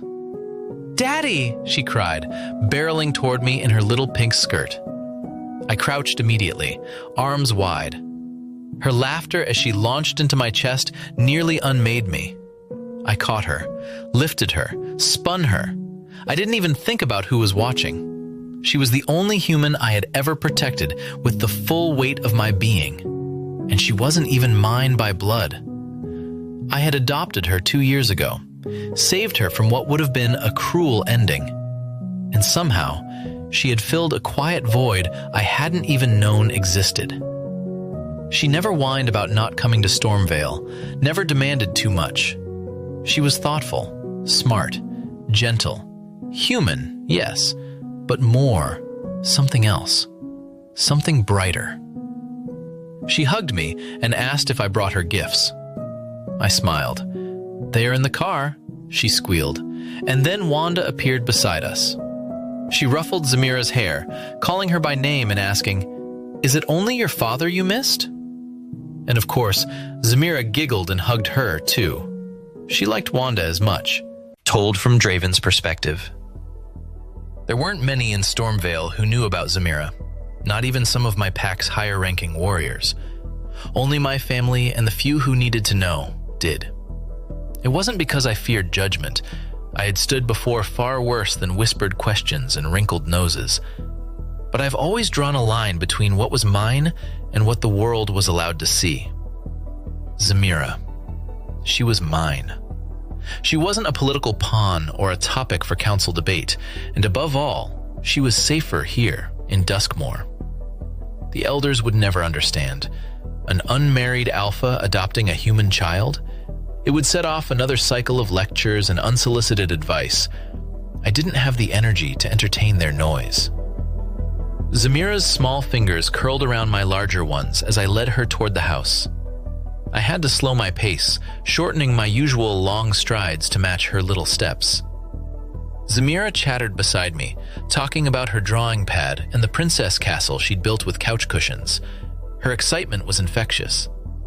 Then, I heard a voice, soft and formal, from behind. "My lady, let's head inside. The warriors will bring your bags in." It took me a full second to remember who that lady was. Meredith. Somehow, I had nearly forgotten she was even here. I didn't turn to look. I focused on Zamira until we reached the grand living room. "Stay with your nanny for a bit, Pumpkin," I said, crouching down to brush her hair behind her ear.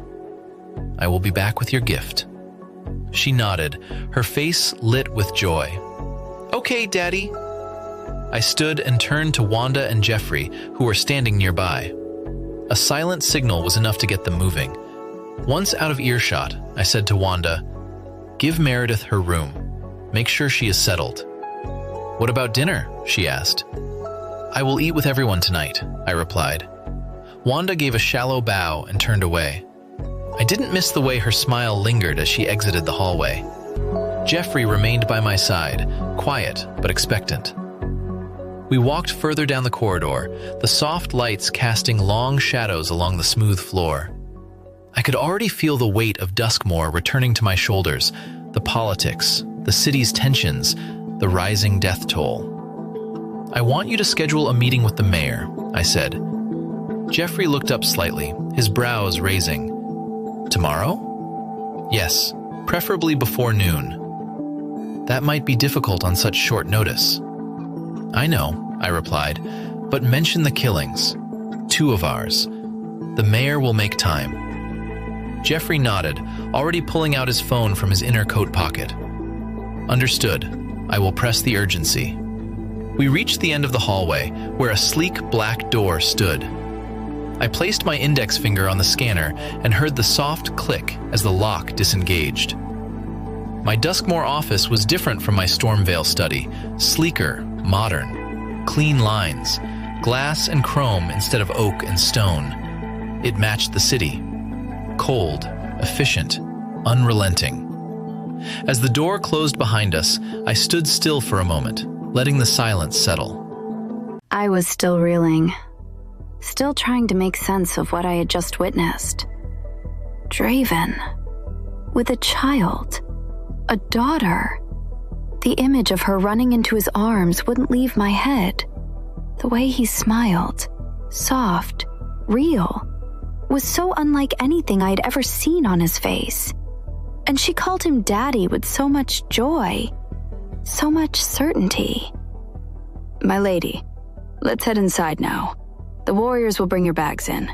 Kira's voice broke through the fog of my thoughts. Oh, I muttered, blinking as I realized everyone else had started moving. I followed behind Kira and Deidre, while Azul, Cora, and Arya trailed behind me. My steps were slower, hesitant. I wasn't sure what to expect anymore. The inside of the house was unexpected. Tall ceilings, soft light, elegant furnishing. And the main living room? Wide, open, and surprisingly warm. The decor was tasteful and modern, with cozy touches that felt almost too gentle for someone like Draven.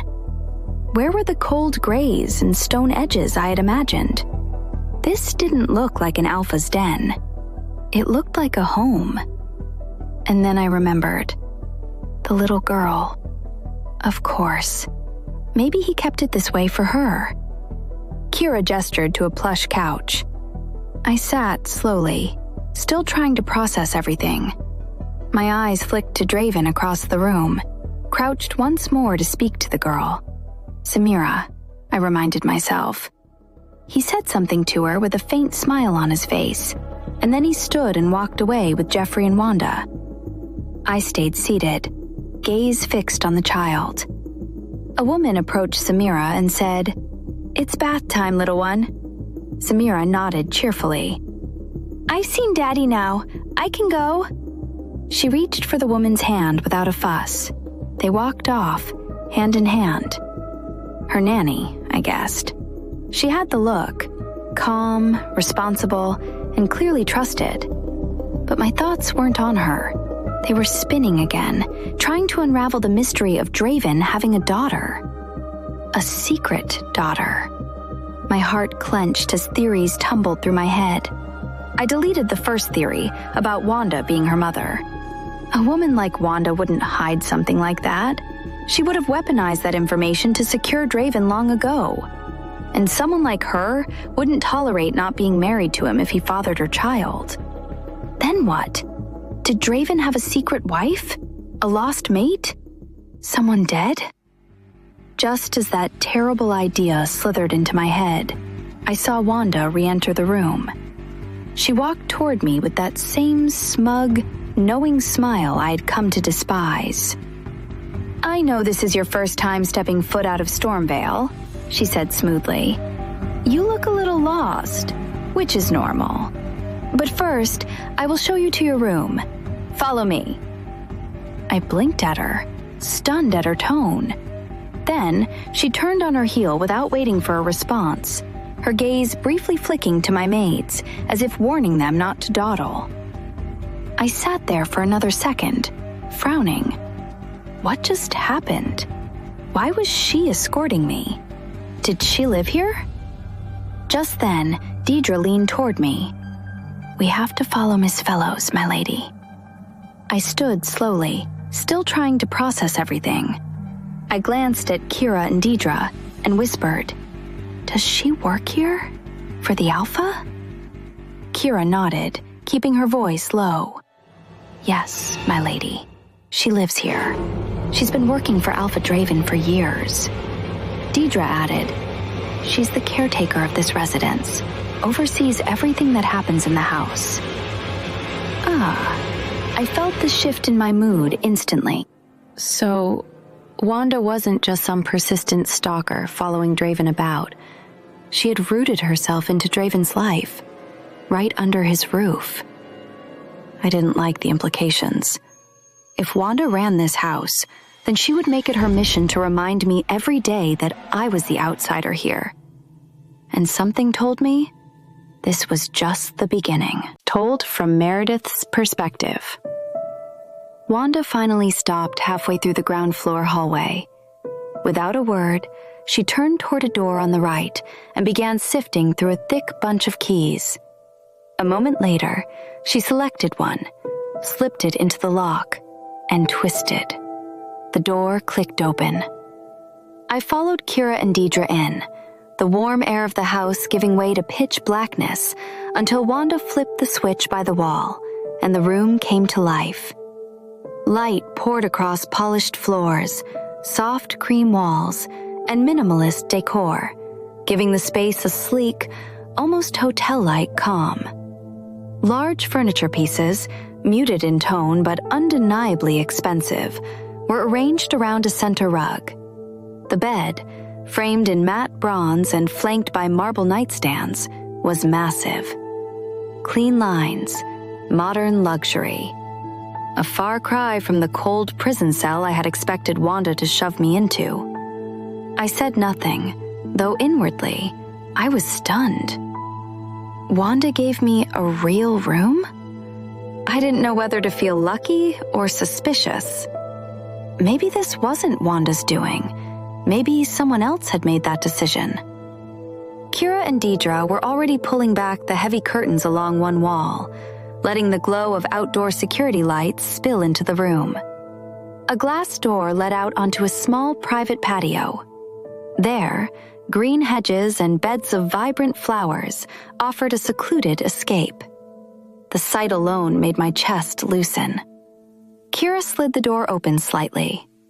Cool evening air breezed in, chasing out the room's warmth. I was admiring the garden from where I stood when Wanda's voice sliced through the air behind me. "Do not go up to the 3rd floor," she said coldly. "You have no business there." I turned, slow and unbothered, and met her gaze without blinking. "Does Alpha Draven live there?" Wanda's lips curled ever so slightly, her eyes narrowing in condescension. "Yes." "Is there a problem?" I gave a short scoff. "No," but I understood the message loud and clear. It wasn't just a rule. It was a reminder of where I stood in this whole situation. The 3rd floor was the Alpha's domain. I was just the woman with the cursed fate, the wolf-less bride with no voice. A guest in a house where even the furniture probably meant more than I did. I didn't care. If Draven and I lived in completely separate universes under the same roof, that suited me just fine. Wanda turned her gaze to Kira and Deidre next. "Get your mistress ready. Dinner is in less than an hour." Then back to me, she continued. "Dinner starts at 7 p.m. sharp. Breakfast at 8 a.m. Everyone must be seated before the Alpha arrives." Then her stare turned pointed. "If you are late by even a few seconds, then don't bother coming. Just stay in your room and wait for lunch." Kira and Deidre gave each other a subtle look, and I couldn't help but think that Wanda had just made that rule up on the spot. Still, I said nothing. I had grown up in a household where being late for a meal meant worse than being skipped. So, I wasn't about to rebel over dinner etiquette. At least, not yet. "Hope I'm clear," Wanda said sharply. I didn't bother answering. "Yes, Miss Fellows," Kira and Deidre answered in unison. "Good," Wanda clipped, straightening her back like she had just delivered a royal decree. "You will learn the rest of the rules in due time," she said to me. And with that, she turned and walked out, leaving the door wide open behind her. Cora moved swiftly to close it, the slight thud of wood meeting frame feeling more satisfying than it should have. I let out a long breath and finally took another slow look at the room. As much as Wanda grated on every last nerve I had, she wasn't wrong. This room was beautiful. bigger than any room I had ever called my own. Quiet, well ventilated. The bed looked like heaven. A soft knock sounded. Then Cora and Arya went to check it out and re-entered with my luggage, wheeling it across the floor and toward a second door. "You have a walk-in closet, my lady," Deidre said casually. "They are putting your things in there." I went to check it out. It was organized, clean, and large enough to house 4 of us. Not that I cared about it. Closets didn't matter. Peace did. I wandered back out and sank onto the edge of the bed, letting my fingertips trail along the soft coverlet. Expensive. Everything here was expensive. This entire house reeked of wealth and control, and something else I couldn't name. What exactly did Draven do here in Duskmoor? What business gave him the money to live like this? I had told myself again and again not to care about Draven and his affairs, but I still did. Maybe it was curiosity. Or maybe it was that nagging question that had been crawling through my brain since the moment Samira had appeared. I glanced at Kira, who was folding some items on a nearby bench. Deidre was pouring a glass of water. "Can I ask you both something?" I said, voice quieter than I intended. "Of course, my lady," Kira replied. I took the glass from Deidre and held it between both hands. "Has your alpha found his mate?" Kira paused mid-fold. "No, my lady, he hasn't." Then her voice dipped slightly, almost disappointed. "It's sad. He's waited long." I nodded slowly. "Has he ever been married before?" The glass stopped at my lips just as I saw them exchange a look. Their eyebrows lifted slightly, as if I had asked something odd. Kira shook her head. "No, never." "Why do you ask, my lady?" I took a sip of water to stall. Then I finally asked the question that had kept scratching at the back of my mind. If that's true, then how did he end up with a daughter? Their faces brightened in immediate understanding, and a soft escaped Deidre. "Oh, Zamira?" she said. "She is adopted. Alpha Draven adopted her 2 years ago." My breath caught mid-sip. "Adopted?" I whispered, blinking. "She is not a werewolf?" I had assumed that Samira was his by blood, and that he had some secret woman hidden away. This was something else entirely. Deidre shook her head. "She is a human, just a little girl. She was 5 when he brought her here. She is 7 now." Human. Of course. That strange sensation I felt earlier. Something different. Something off about her. It all made sense now. But what didn't make sense was why. Why would a man like Draven adopt a child, especially a human child? I looked at both Kira and Deidre again, heart thudding against my ribs. How? I mean, how did he adopt her? Because there had to be a story, a reason, something that explained the soft smile I saw on his face when he held her. And I wasn't sure why, but I needed to know. Told from Meredith's perspective. "She was in a car accident," Kira said quietly, now folding one of my shawls. I turned toward her slowly. "It happened on an old road up the hill," she continued. "Her parents didn't make it. They died on the spot." My lips parted, but no words came out. Deidre picked up where Kira left off. The Alpha was passing through that same road by coincidence and ended up saving her. I blinked, heart thudding a little louder now. Zamira was hospitalized for 3 days. When it became clear no relatives were coming to claim her, the government planned to send her to the orphanage. Deidre paused, a soft smile playing on her lips. But the little girl wouldn't stop calling the Alpha Daddy. She wouldn't calm down unless he was in the room. So the humans allowed him to adopt her? I asked, trying to wrap my head around it. Kira nodded. Yes, because she trusted him. Only him. That's why the Duskmore government approved the adoption. It was rare, but they saw how attached she was to him and had no choice. My mind swam with the images from earlier. Her smile, her arms around his neck, the way he spun her like she was something precious. I finally understood the connection between them. "Come, my lady," Deidre said gently, changing the subject. "Let's get you ready."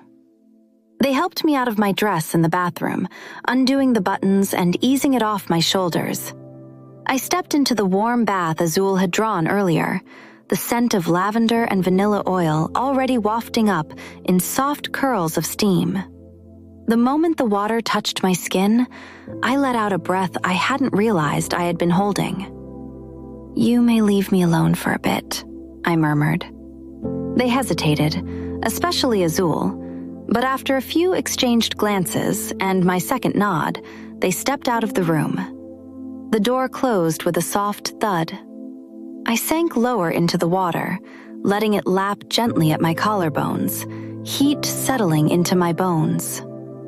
Madame Beatrice would never have let me bathe alone. She would have criticized me along with my maidservants. With her, privacy was a privilege I never earned. Now, Wanda was here. Different body, same chain. I wish she would ignore me completely. I shut my eyes and pushed the thought away, letting the steam lull me into quiet, just for a minute of peace. I can't wait to get this dinner over with. A few minutes later, a soft knock on the door forced my eyes open.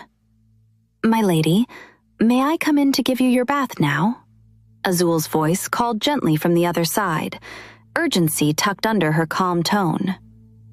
"Come in," I replied, knowing we didn't have much time.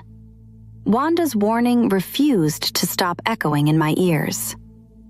Some minutes later, I sat before the vanity in my dressing room in a soft, modest pastel pink gown that flowed to the floor.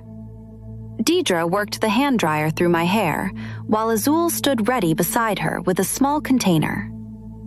"I will apply the balm to your scar now, my lady," she said gently. I raised a hand. "No, I will do it later before bed." Azul gave a brief nod and set it back on the vanity. Kira and Deidre flanked me as we made our way to the dining room. The house felt too big, too quiet, like it was holding its breath. When we entered, I noticed something instantly. Wanda, the great timekeeper, wasn't even here yet. Only the child, Zamira, sat at the table. She was perched in the chair to the left of the head seat, swinging her legs slightly and watching me with open curiosity. Kira stepped forward and pulled out the first chair to the Alpha's right. I glanced at it. Then, I moved forward 2 steps. I stopped in front of the third chair instead and set my hand on its back. "I will sit here." There was a flicker of surprise behind Kira's eyes, but she said nothing. The silence lasted only a beat before Jeffrey and Wanda appeared. "That seat is yours," Jeffrey said gently, gesturing to the chair I had just passed. "I prefer this one," I insisted, my tone polite but firm. Wanda folded her arms below her chest. "You are under Alpha's Draven's roof now, and you will follow the rules here. You will sit where you are placed. Unless..." Her voice cut off the moment Draven walked in. And just like that, the air in the room changed. Before anyone else could speak, I sat gracefully, quietly claiming my chosen seat before they would tell me what to do. Immediately, I felt all eyes on me. Even Kira stiffened beside me, like I had chosen the wrong time to act confidently. "What's going on?" Draven asked, his voice calm but sharp enough to slice through the tension. Wanda stepped forward, practically bristling. "She refuses to sit in the place assigned to her." Silence followed as I lowered my gaze, ignoring everyone and pretending to be the only one in the room. Let her sit wherever she wants. Instantly, my head snapped up at Draven's statement. Draven wasn't looking at anyone else but Wanda. She blinked, lips parted in stunned disbelief. "But Alpha, the rules." He raised his palm up, and she closed her mouth instantly. One order, and the conversation was over. Then, Draven walked to his chair at the head and sat, calm and composed. The others began to move. Kira and Deidre took several steps backward. Wanda gave me a dark look as she slid into the seat beside Zamira, like she had just swallowed her own words. Jeffrey, however, remained standing, glancing between me and the 2 vacant chairs by Draven's right. Draven caught it. "You can sit here," he said, nodding to the chair I had turned down. Jeffrey blinked. "But Alpha, that is, he isn't here. You can sit here today." Jeffrey obeyed. He walked straight to the chair and settled down. He who? I didn't ask, but the curiosity sank its claws into me. Was there someone else expected to sit in that chair? The staff began to serve. Silver platters, steaming dishes, spoons clinking softly against porcelain. Out of the corner of my eye, I watched Draven turn to Zamira and give her a smile. "Little pumpkin," he teased, tapping her nose. She giggled. Then, with all the innocence of a child and none of the tact of an adult, she pointed across the table to me. "Daddy," she said loudly, "who is this woman?" Instantly, I froze on the spot, every spoon in the room pausing midair. Zamira's voice rang out at the table like a dropped spoon in a quiet room. "Daddy, who is this woman?" I didn't flinch. I had grown used to her questions, curious, honest, occasionally too sharp for her age. It was just how she was.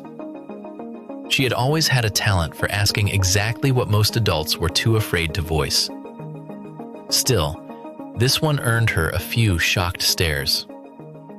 From the corner of my eye, I caught Meredith stiffen. She didn't lift her gaze from her plate, but her jaw had paused mid-chew. Jeffrey's fork hovered awkwardly in the air. Wanda, of course, looked pleased, her lips twitching with amusement as she covered a stifled laugh behind her hand. I turned my attention to Zamira and gave her the only answer that made sense in her world. "She's my wife," I said plainly. From the corner of my eye, I saw Meredith frown. I didn't like saying it. I never had. But there was no point in giving Zamira half-truths she wouldn't understand. At her age, wife was an easier label to grasp than political arrangement. And I wasn't about to explain the intricacies of sacrificial unions and cursed bloodlines over sweet pork and rice.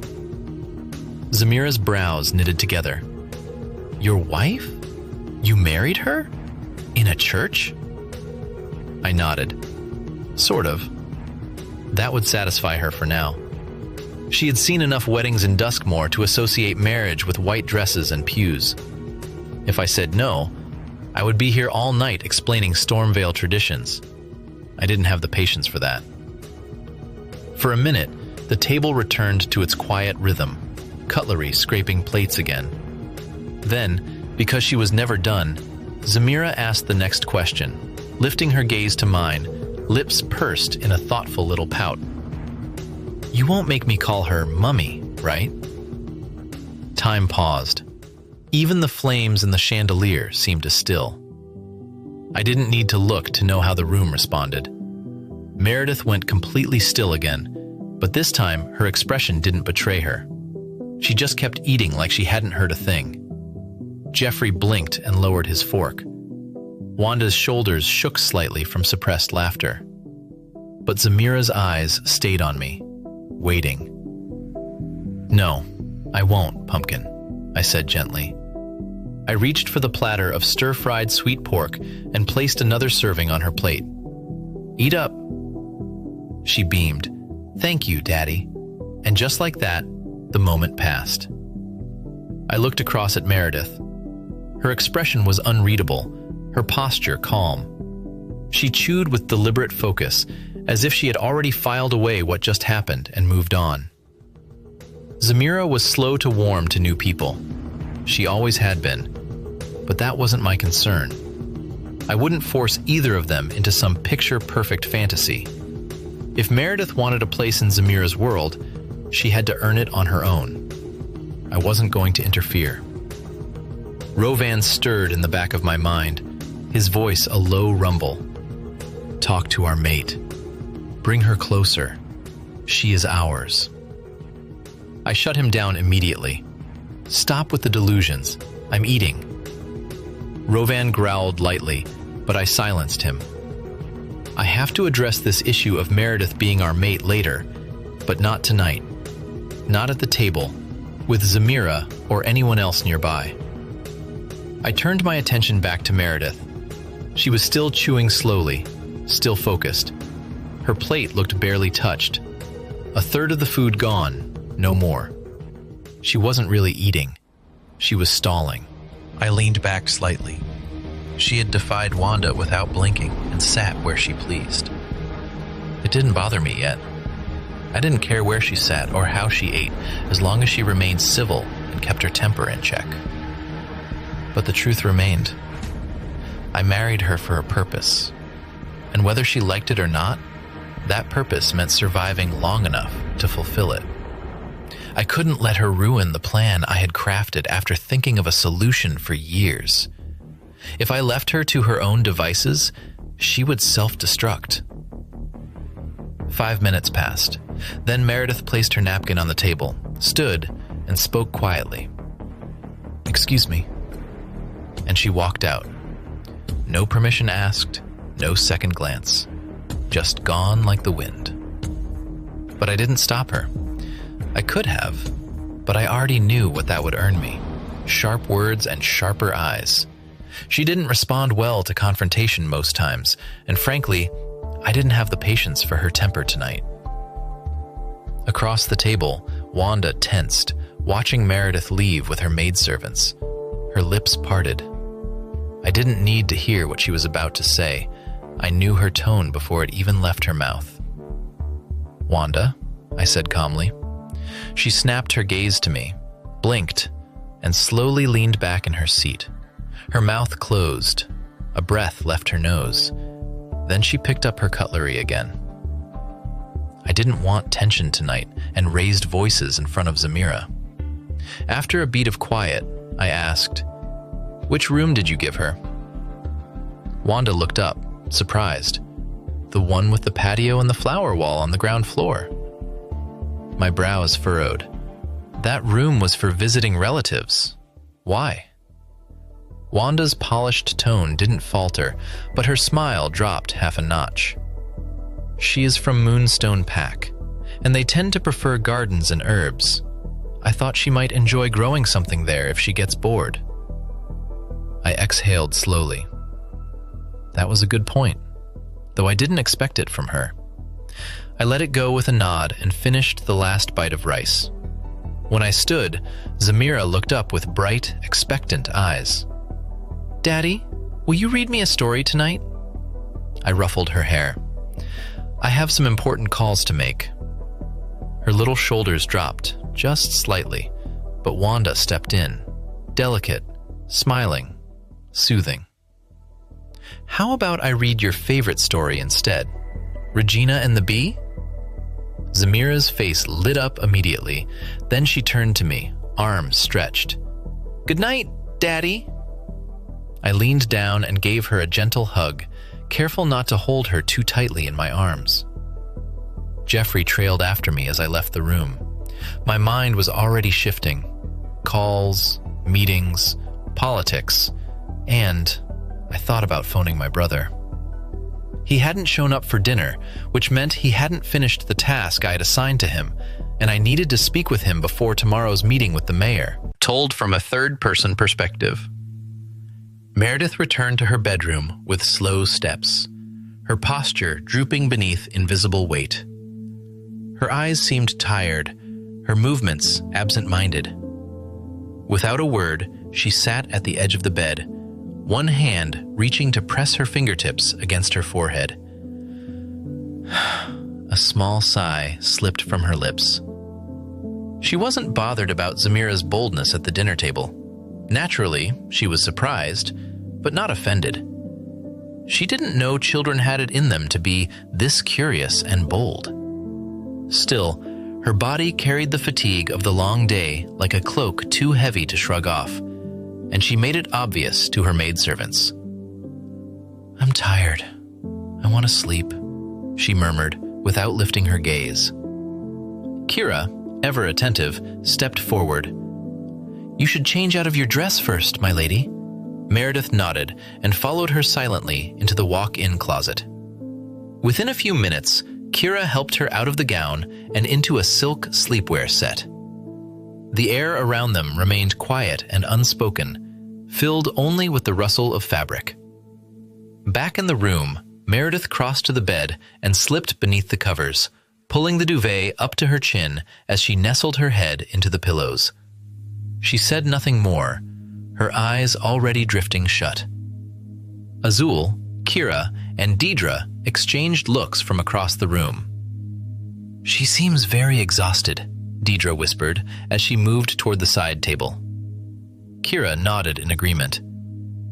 "It's her first long journey. Her body probably isn't used to this." Just then, Azul's eyes widened slightly. "Wait, we forgot something." Kira turned to her. "What did we forget?" Even Deidre offered a curious look to Azul since she couldn't think of anything. But Azul didn't answer them immediately. Instead, she pivoted and quietly walked into the walk-in closet. Seconds later, she returned, holding the small ceramic jar of healing balm. Kira and Deidre simultaneously mouthed in understanding. Oh. They had both completely forgotten about it, coupled with the little bit of distraction that came from their mistress's exhaustion and immediate retirement to bed. Azul approached the bedside with gentle steps. Meredith lay perfectly still, her breath soft and even. Azul crouched beside her and dabbed the balm lightly on the scar along her cheek, careful not to wake her. Once done, she straightened and stepped back. A minute later, the three maidservants moved toward the door. Kira and Deidre exited first, their footsteps fading down the hallway. Azul lingered a heartbeat longer, then looked back toward the bed. "Good night, my lady," she whispered. Then she flipped the light switch, cloaking the room in darkness, save for the faint bluish glow that filtered in from the outdoor security lamps through the patio curtains. Then she slipped out and closed the door behind her. A few seconds passed before Meredith's eyes opened slowly, her expression unreadable. Then she raised her left sleeve and gently wiped the healing balm from her cheek. She had been pretending to be overly exhausted, hoping they would forget. But Azul hadn't. With a long exhale, she shut her eyes again, allowing the silence to fold around her. Meanwhile, in the other wing of the house, the pink-hued glow of Zamira's princess-themed bedroom bathed the walls in warmth. Wanda sat in a plush rocking chair beside the child's bed, holding a colorful storybook in her lap. The book, Regina and the Bee, rested open as Zamira watched her with bright eyes, cuddling beneath a blanket of soft pastels and floral embroidery. 20 minutes passed. Wanda closed the book with a gentle thump and placed it on the nightstand. "All done," she said with a smile. "It's bedtime now." Zamira blinked up at her. "Can I ask you something before sleep?" Wanda nodded easily. "Of course, dear. Go on. Zamira sat up slightly, brows furrowed in thought. Is Daddy's new wife going to live here with us for a long time? Wanda's instinct was to say no, but she caught herself almost immediately. Yes, she said instead, folding her hands on her lap. Why? You don't like it? I don't know, Zamira admitted, still unsure of her feelings. But what happened to her face? Wanda's lips twitched at the corners. Karma, she said. Zamira tilted her head. What's that? It's when people get punished for doing bad things, Wanda said slowly, watching Zamira's face. Is she that bad? Zamira asked, blinking. Wanda shrugged lightly, feigning indifference. I wouldn't know. She's not my friend. I just met her. Zamira looked thoughtful, her lips pursing. Then I won't be friends with people who do bad things. Wanda reached forward and smoothed the hand over her head. That's a very wise decision, darling. If you play with people like that, you might become bad too. Satisfied with how easily the seed of discord had taken root, Wanda leaned back. But she wasn't done. She needed to set something straight. Zamira, she said softly, don't repeat any of what we have talked about tonight to others, all right? These are grown-up things. You're still a little girl. Zamira nodded obediently. A darker smile ghosted across Wanda's lips. She leaned in again, her voice lower now. And soon, your daddy's new wife will start taking your place. He won't have time to read to you anymore, or drop you off at school, or even listen when you talk. Zamira's little face drooped instantly. He will be too busy with her, Wanda added in a whisper. So, you must be very careful, okay? The doubt, the worry. Wanda could already see it flickering behind those innocent eyes, which was exactly what she wanted. Then she reached forward once more and stroked the girl's hair. Don't worry, darling. Sleep now. Zamira turned on her side, hugging her stuffed bunny close. Wanda leaned down, kissed her forehead, and readjusted the pillow and blanket. Then, she switched off the bedside lamp. The room dimmed, falling into a quiet hush. Wanda stepped out and closed the door carefully behind her. As she walked down the corridor in silence, her lips curled into a satisfied smirk. She couldn't wait for the seed of discord to bloom into chaos. Told from a third-person perspective, the soft shuffling of footsteps stirred the quiet air in Meredith's room.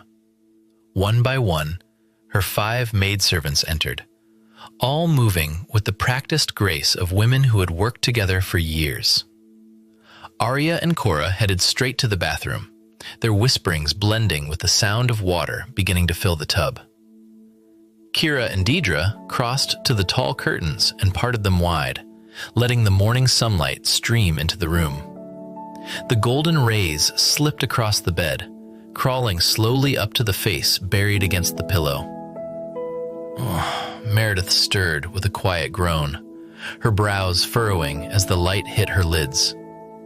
Azul stood near the vanity, glancing between the outfits laid out. Which one do you think she should wear today? She asked Kira. Let's go with the pale lavender set, Kira replied before letting her gaze fall on Meredith. She still looks tired. Meredith groaned again. Azul turned to her with a soft clap of her hands and a smile. Good morning, my lady. It's time to get you ready for breakfast. And you don't want to be late. Meredith grumbled incoherently, but finally pushed herself upright.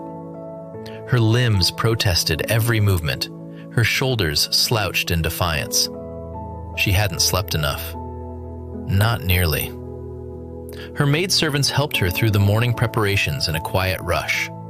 The scent of rosewater filled the air, and soft fabrics replaced the nightwear.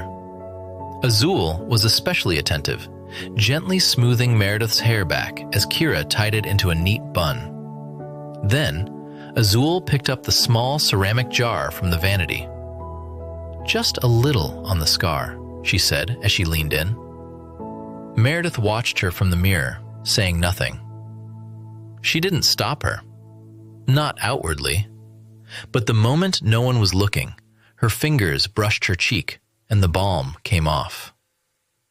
Meredith was the third to arrive at the breakfast table.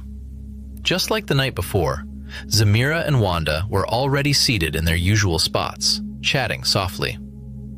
Meredith moved to the chair she had claimed last night, the same one farthest from Draven.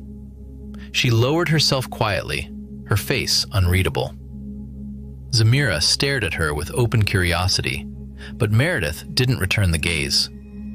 Just a brief glance, and then she focused on the empty plate before her. Moments later, Draven and Jeffrey entered the room. The servants bowed deeply in greeting. Wanda rose quickly. "Good morning, Draven." "Good morning, Daddy." Zamira's voice rang with cheerful warmth. Meredith stood as well, though not with the same urgency. She gave a nod, just a nod. Draven's eyes swept over the table as he returned the gesture. "Be seated." They all obeyed. With the Alpha's presence, the servers moved efficiently, removing the plate covers in synchronized motions to reveal a light breakfast of eggs, smoked meat, flatbread, and seasonal fruits. Cutlery clinked softly as the table settled into quiet eating. It was Wanda who finally broke the silence, turning to Draven with a smile. "Did you sleep well ahead of your meeting today? I heard you were seeing the mayor." Draven nodded once. "I did." Her smile widened slightly. "Would you like me to accompany you?" "Not necessary," Draven said smoothly. "We will speak when I return. In the meantime, help Meredith get fully settled." Meredith's name being said made her glance up briefly from her plate.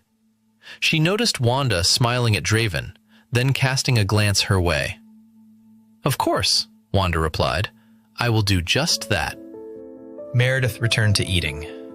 Slowly, quietly. Her cutlery barely made a sound. She wasn't eating much, just pushing pieces around. After a few minutes, she placed her fork down and dabbed the corner of her lips with the napkin. Then she stood. "Thank you for the food," she said quietly, her eyes not meeting anyone else's. Draven's gaze instinctively dropped to her plate. Most of her food remained untouched once again. He said nothing, but made a mental note of it. Outside the dining room, Meredith turned to her maids. "I want to take a walk. Can I?" Kira's face brightened. "Of course, my lady." Then she and Deidre led the way, with Azul walking beside Meredith in companionable silence. The moment Meredith stepped outside and the sunlight touched her skin, her mood lifted just a bit. The warmth felt like a balm. The garden path was lined with soft grass and low hedges, the morning dew still clinging to the leaves. "There's a fruit garden just ahead," Kira said with a smile. "The strawberries are ripe this season. Would you like to try some?" Deidre asked quickly, with a big smile on her lips. Meredith shook her head lightly.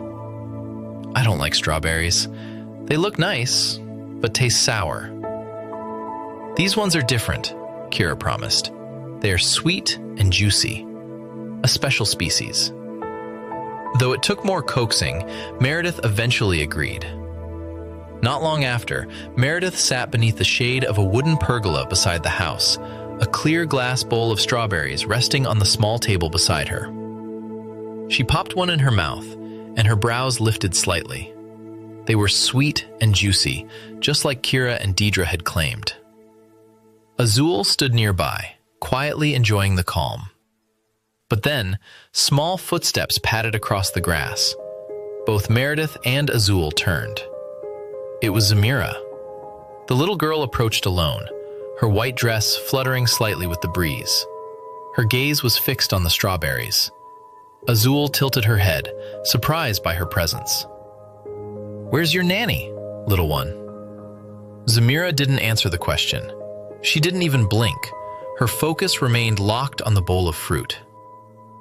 Elsewhere, on the second floor, Wanda stood by a tall window, phone in hand. Her call had just ended, but it wasn't the voice on the phone that made her lips twist into a frown. It was the sight below. Her eyes narrowed as she watched Zamira approach Meredith. She began to step away, intending to go and intervene, but then she stopped and considered for a moment, before returning to the tall window to continue watching the scene below. Down below, Meredith noticed the silent request in Zamira's eyes. Then, without a word, she lifted a strawberry from the bowl and held it out. Instantly, Zamira's face lit up. "Thank you," she said sweetly, reaching for it. Then she took a bite. And Wanda smirked from above, as 3 faint lines crinkled at the corners of her eyes. She stepped away from the window, her heels clicking softly against the floor as she walked. "This day," she muttered, her tone laced with dark satisfaction, "was just made to bring me joy." Wanda's heels clicked softly against the marble floor as she rounded the second-floor corridor, eyes scanning ahead. She spotted Zamira's nanny fumbling with her hands near the stairwell. "Where is Zamira?" Wanda asked, her voice calm but edged with sharpness. The nanny stiffened. "She ran off on her own, ma'am. I went to the kitchen to get her a chocolate bar, and when I returned, she was gone."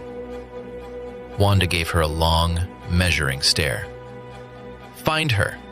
Now." The woman nodded quickly and rushed off in the opposite direction. Wanda's expression darkened. She didn't wait. Her steps carried her forward, up the grand staircase, past the wide windows where sunlight streamed in like a spotlight. She reached the 3rd floor just in time to see Draven pulling a door closed behind him. Draven, dressed in a tailored navy coat over a steel gray shirt, looked up and blinked when he saw her. "Wanda?" he said, voice clipped. "Something wrong?" Wanda didn't miss the tension in his brow. "Perfect." She exhaled shakily, lacing concern into her voice. "We can't find Zamira. She isn't in the house." Draven's posture changed immediately. His gaze sharpened, and he stepped toward her. "What do you mean? What about her nanny? I just met her. She said she left for a minute, and Zamira ran off on her own." A pulse throbbed visibly in Draven's jaw. Without another word, he strode past her, his footsteps quick and deliberate down the stairway. Wanda hurriedly chased after him, though with joy in her heart that things were still going according to plans. "Maybe she's hiding. You know she likes to play a lot," Wanda suggested lightly. "Or she's outside. Kids do that sometimes." "This isn't funny, Wanda," Draven said sharply. On the ground floor, they entered the vast living room. Draven stopped a passing servant. "Have you seen my daughter?" The servant nodded politely. "Yes, Alpha. She is outside, with your wife." Wanda blinked, feigning surprise. "Oh, why would Zamira run off alone without telling her nanny?" She shook her head. "Thank God she is with Meredith. Draven, I think you should speak to her." Outside, under the shaded pergola, Meredith handed another strawberry to the small girl standing beside her. Zamira accepted it with a bright smile and took a small bite, shifting on her feet. Meredith relaxed a little, amused by how easily the child's mood had lifted. Azul stood a few feet behind them, arms crossed as she observed the moment. But then she frowned. "My lady," Azul said, stepping forward, "there's something wrong with the child." Meredith blinked. "What?" She looked totally lost. Azul moved to Zamira's side and gently turned her toward her. "Look at her face." Red blotches had started to bloom across Zamira's cheeks and forehead, spreading fast. The child swayed a little, then gasped suddenly. Her tiny hands flew to her throat as the half-eaten strawberry slipped from her fingers and hit the ground. Meredith froze. It was all happening so fast, and she didn't know what to do. She could only leave everything to Azul at that moment. Azul grabbed Zamira by the arms and asked with panic laced in her tone, "Zamira, dear, are you okay?" Just then, Kira and Deidre returned, each holding a small clay pot filled with garden soil. Their smiles vanished when they saw Azul crouched beside the gasping child.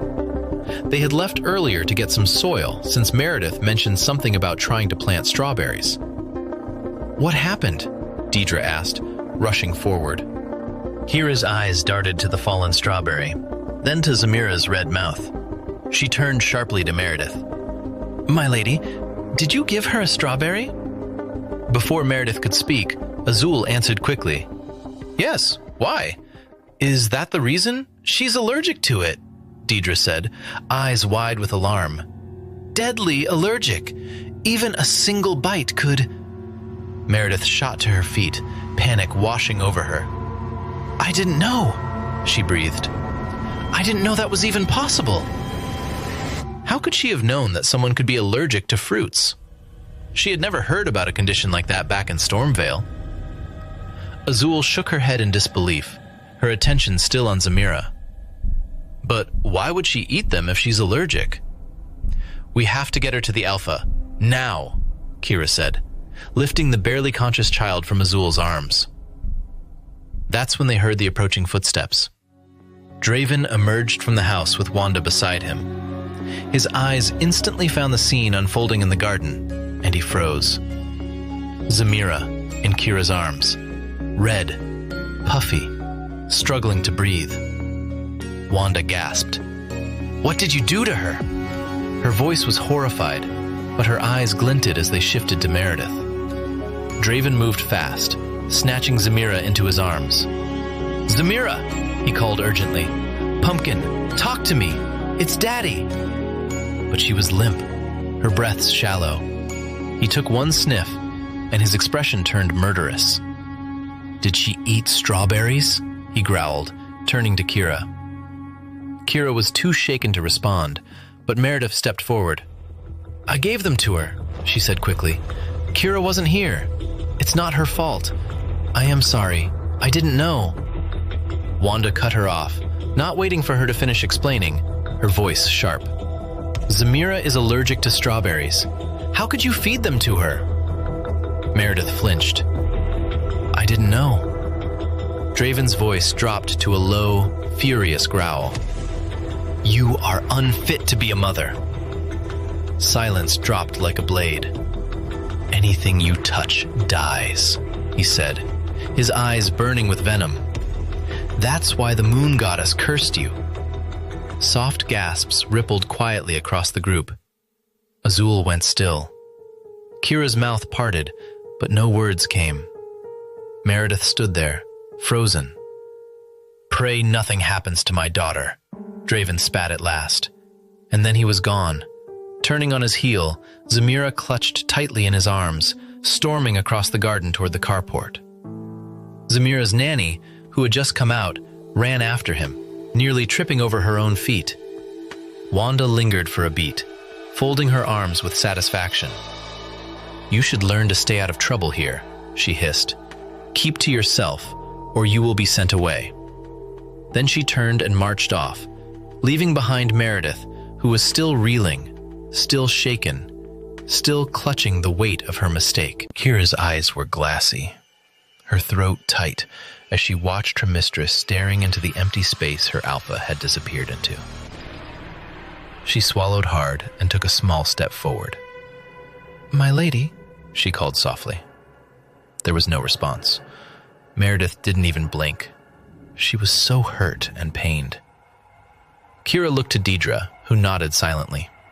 Together, they gently took Meredith's arms and guided her back into the chair next to the leftover bowl of strawberry. Meredith followed their touch like a puppet, movements stiff, face unreadable. Azul crouched in front of her next, searching her expression. What she saw made her chest ache. There was a storm in Meredith's eyes, but her face remained frozen in disbelief, her lips pressed together, her jaw tight with restraint. "It's not fair," Azul whispered. "He shouldn't have blamed you like that. You didn't know about the allergy." You were only being kind. Her voice cracked slightly. The child wanted one. She didn't say no. How is that your fault? Kira and Deidre stood nearby, their shoulders heavy with guilt. The alpha was too harsh, Kira said under her breath. Too harsh. Deidre looked down at her hands. I shouldn't have left, she said, barely louder than a whisper. If I had stayed by her side like I was supposed to, none of this would have happened. I should have known better. No, Kira said quickly. We both should have. We let our guard down. She knelt beside Meredith now, her voice low and urgent. My lady, please don't take his words to heart. The alpha, he is not himself when it comes to the child. You must understand, Zamira's situation is complicated. Meredith slowly blinked, her expression still distant. Her eyes flicked toward Kira, but her thoughts were far, far away. Even though she is his daughter, legally, the government of Duskmore still has a claim to her, Kira explained softly. He adopted her, yes, but if anything were to happen to her, they would come after him. Trial him, strip him of his rights to her. Or worse, a war between us and the humans could break out.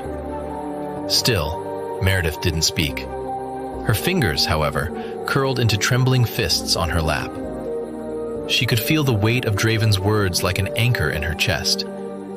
You are unfit to be a mother. Everything you touch dies. His voice had pierced deeper than she expected, for someone she didn't care about. His words, spoken so publicly, so mercilessly, were far worse than the cruel jabs he had thrown at her in Stormvale the night before the trip. He didn't care that her maidservants were there, that Wanda would smirk at every syllable. No, he had chosen to shame her. He had chosen to cut where it would hurt most. And she would never forget it. She would never forgive it. Inside the house, Zamira lay quietly beneath a pastel pink quilt in her bedroom. Her breathing was shallow but steady. Dorothy, her nanny who was also a werewolf and a trained nurse who had worked under Draven's employment for the past 2 years, hovered over her with swift, practiced hands. She administered a small injection into Zamira's thigh to break the fever, then checked her vitals with a gentle touch. Draven stood to the side, arms crossed tightly, jaw clenched. His eyes never left her. Zamira's eyelids fluttered open minutes later. Dorothy, relieved, moved to give her a small allergy pill, then connected a saline drip to her arm. She's okay now, Alpha, Dorothy said quietly. The fever will be down by noon. The swelling and the rashes will clear in 2 days. Draven exhaled deeply, the tension in his shoulders easing slightly. Don't let her out of your sight again. Ever, he warned. Dorothy nodded at once. Yes, Alpha Draven, I understand. Only then did Draven cross to the bed and sit gently beside his daughter. She turned her face toward him with the faintest pout. I told you not to eat strawberries, he said, softly but firmly. Why did you do it? I like them, Zamira mumbled. They taste nice. Draven's brows lifted. Even if they could kill you? Her gaze lowered. After a pause, she murmured, I'm sorry, Daddy. Draven's tone softened, though his face remained stern. No more strawberries. Ever. You have to promise me. I promise. Just outside the room, Wanda leaned silently against the wall, her arms folded. Her expression, for once, wasn't smug. She was still thinking about something Draven had said to Meredith. Unfit to be a mother. The words had rung too sharp, too specific. Why would he say that, she thought. Did Draven plan to have children with Meredith in the first place? The idea made Wanda's chest tighten. That couldn't happen. It must not happen. Shaking her head, she tried to push the thought away. But it stuck like a thorn. She needed to find out why Draven married Meredith. there was something beneath the surface, something she didn't yet know, and her father had asked her the same question a few days ago. She was almost due to give him the answer. Though Wanda had succeeded in hurting Meredith, but it wasn't enough for her yet. The door creaked open as Draven stepped out of the room. Wanda straightened at once, her eyes following him. "Are you leaving for your meeting now?" "Yes," Draven replied curtly, his gaze lingering on the closed door behind him. Wanda, sensing his worry, gave a delicate smile and touched his arm. "Don't worry. I will take care of Zamira while you are away. You can always trust that she will be safe with me." Draven gave a single nod. "Thank you." Then, he turned and walked down the hall, his pace quick and determined. Halfway down the stairs, Jeffrey met him. "Alpha, the car is ready.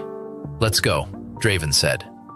But as he descended further, the heat in his chest began to shift, cooling just slightly as another image filled his thoughts. Meredith, her silence, her eyes, the weight of her stillness. Draven frowned, jaw tightening again. He admitted that he was wrong. There was no way she would have known about Zamira's strawberry allergy. He knew that now. But there had been no time to think with all that tension. Still, the way he had spoken was a bit too much, and he couldn't help but wonder what Meredith thought of him now. Whatever it was, it wouldn't be good. And it wouldn't be forgotten in a hurry. Not by her, not by him. Told from a third-person perspective. Meredith sat on the edge of her bed, her hands resting motionlessly on her lap, eyes glazed over with thoughts she couldn't untangle. Then the entrance door to her room creaked slightly, and Kira entered with light footsteps, her arms cradling a fresh set of linens. The rustle of fabric pulled Meredith from her daze. Her eyes blinked slowly, and then she turned toward Kira, her voice hoarse and barely above a whisper. "Has the child woken up?" Kira's brows lifted slightly in surprise, but she nodded at once. "Yes, my lady, she has."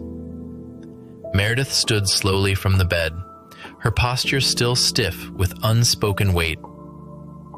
"Take me to her." Kira set the linens carefully on the small center table, still a little surprised. "Yes, my lady."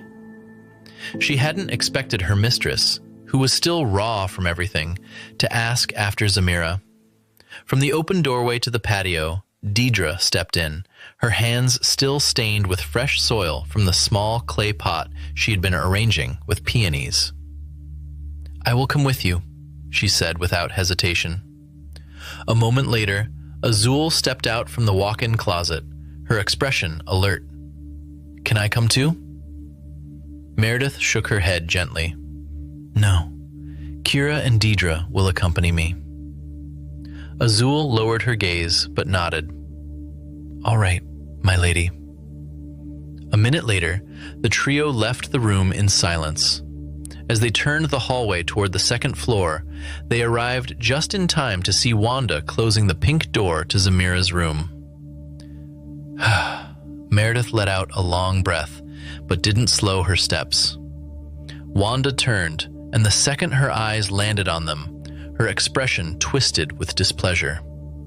She scanned the three of them before her gaze narrowed in on Meredith. "What are you doing here?" she asked, voice cool, laced with venom. Meredith stopped a few feet away from her, chin lifting slightly. "I came to see Zamira." Wanda's eyes flashed. "And who said you could come up here?" Meredith ignored the question. "I just want to know how she's doing." Wanda gave a sharp, unkind laugh. "What do you think? After you almost killed her?" Kira's shoulders tensed visibly. Deidre's eyes darkened, lips pressing into a thin line. But neither spoke. They could only stand beside their mistress, bearing silent witnesses to Wanda's cruelty. "It was a mistake," Meredith answered calmly, her tone controlled but firm. "A mistake?" Wanda scoffed. "And you want me to believe that?" Meredith's fists clenched at her sides. Her jaw tightened, but she didn't look away no matter how vexed she was. "I want to see Zamira," she said flatly. Wanda folded her arms. "You can't. The Alpha said no visitors. Only the nurse and the doctor are allowed in." Her eyes sparkled with smug triumph. "So go back to the ground floor." Kira inhaled sharply, lips parting as if to protest. Deidre's foot shifted forward slightly, but Meredith reached out and caught their arms, gently holding them back. Then she looked at Wanda one more time. "I will respect the Alpha's orders. I will come back after I have gotten his permission." Without another word, she turned and walked away, the soft padding of her slippers echoing against the quiet walls. Kira and Deidre followed, their expressions stormy. Their hearts were no longer torn between loyalty and service. Not after this. They now know whom to protect with their lives. Told from Draven's perspective, the conference room on the top floor of Duskmoor's City Hall was as polished as I remembered. Walls paneled in dark wood, thick glass windows letting in the late morning light, and a long metal-trimmed table that reflected every breath of movement. Mayor Brackham stood as I entered, smoothing a palm over his tailored suit. "Alpha Draven, welcome, Mayor." I returned with a nod, stepping forward to shake his hand. Firm, dry, a politician's grip. We both sat. He offered a tight smile. "I trust your arrival in the city was smooth?" "It was," I replied evenly. I didn't waste time with polite detours and went straight for the agenda of our meeting today. 2 of my people were found dead. Their chests bore gaping wounds, their hearts missing. One of them was only 20. Their deaths occurred on Duskmoor's land. I believe your office owes me more than acknowledgement." Brackham's smile faltered, then his throat bobbed. "You are right," he said after a pause. "I'm deeply sorry for your loss. Please know that I speak on behalf of the Assembly when I say, we don't take this lightly." I said nothing, watching him over steepled fingers. "There have been similar cases," Brackham continued. "Human victims. Not many, but enough. All found in the last month. Major organs missing. We have launched a full investigation into it." I leaned back slightly, still holding his gaze. "In Stormvale, if a human was found dead on our land, your office would receive an immediate explanation. Accountability is the foundation of this truce, and I agree." He nodded. "I assure you, Alpha, my people are working around the clock. I will personally ensure the investigation expands to include your victims." I wasn't moved. "I expect to hear from you within the week.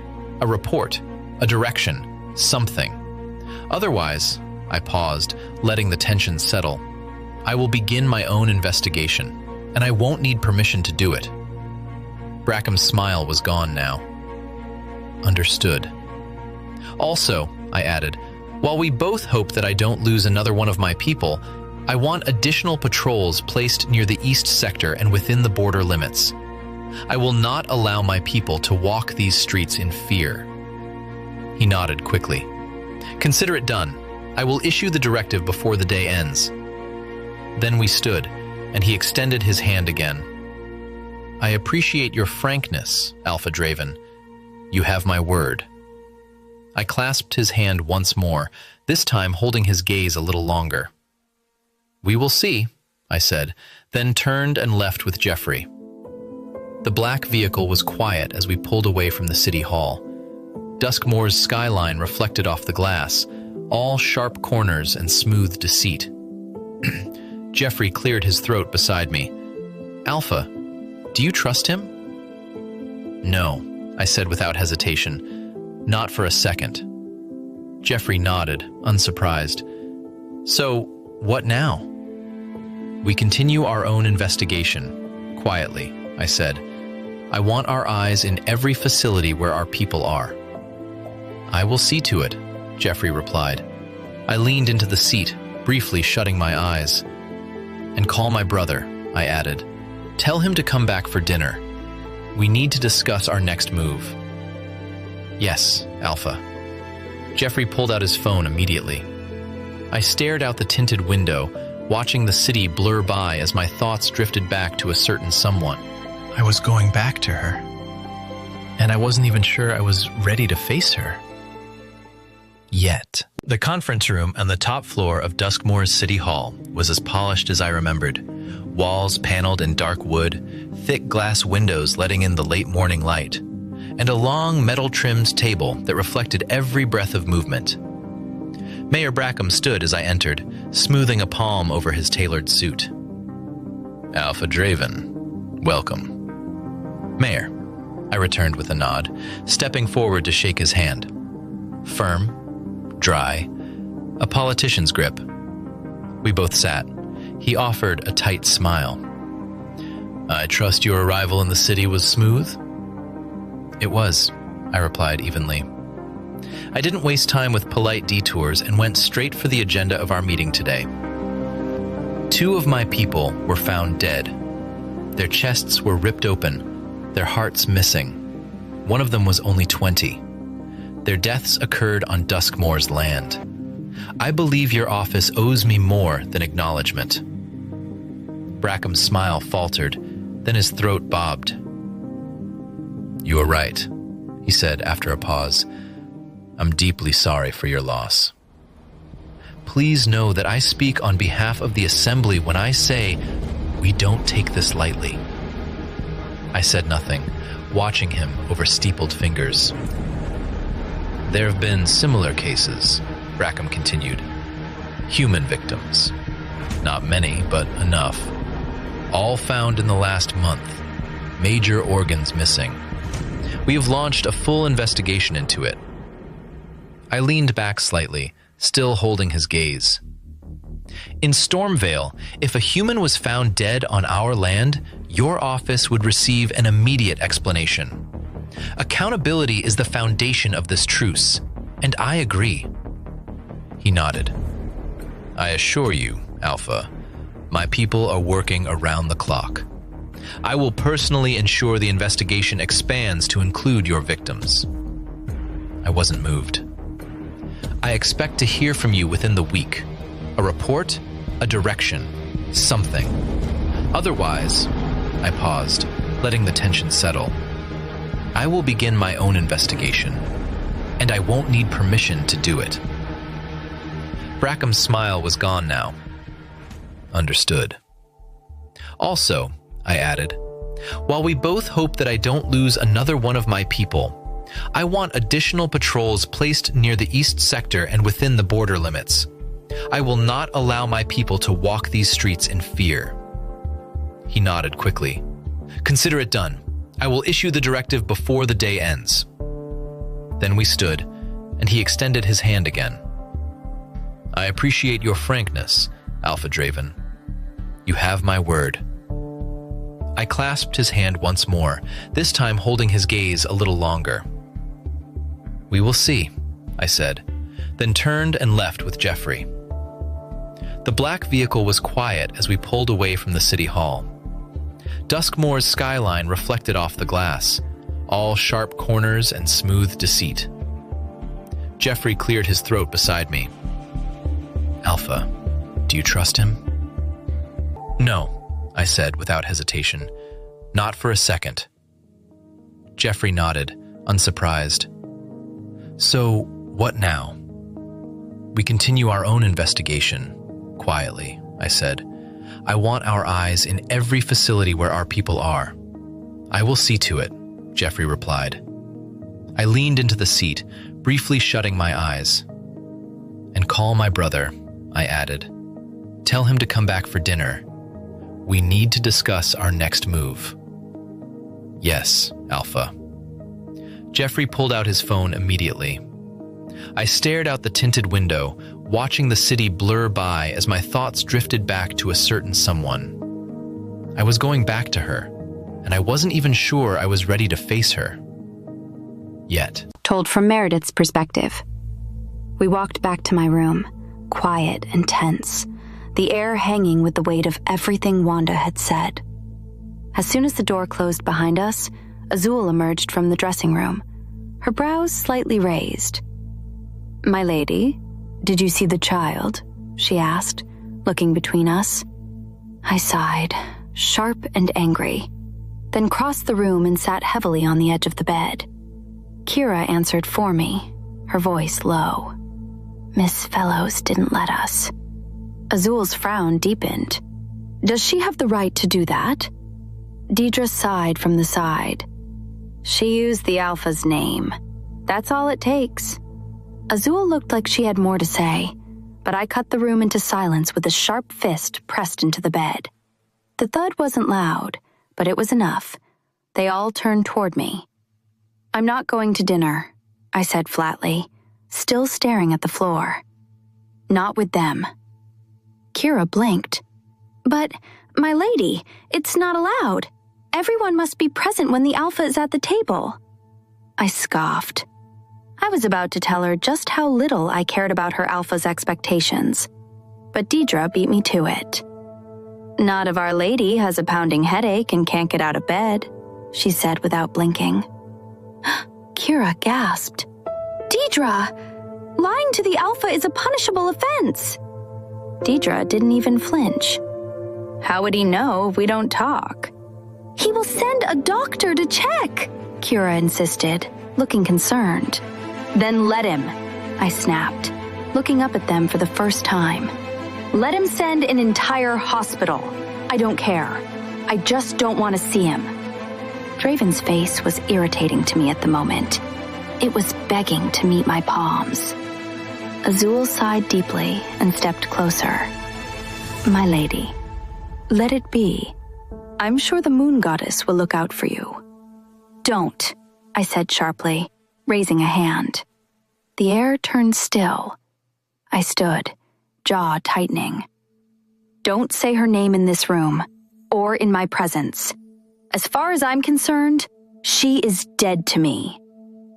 Just then, a low rumble echoed from the sky outside. All three of them looked past me, toward the open glass doors leading to the private patio. I didn't have to turn to know the clouds had gathered. The light had changed. "She's angry," Deidre whispered, glancing nervously at the sky. "Good," I said coldly. "That makes two of us." They stared at me. Azul, Kira, Deidre, each with silent questions in their eyes, but none dared to voice them. Kira approached cautiously. "My lady, maybe you should take a walk, just for a bit." I looked to Azul.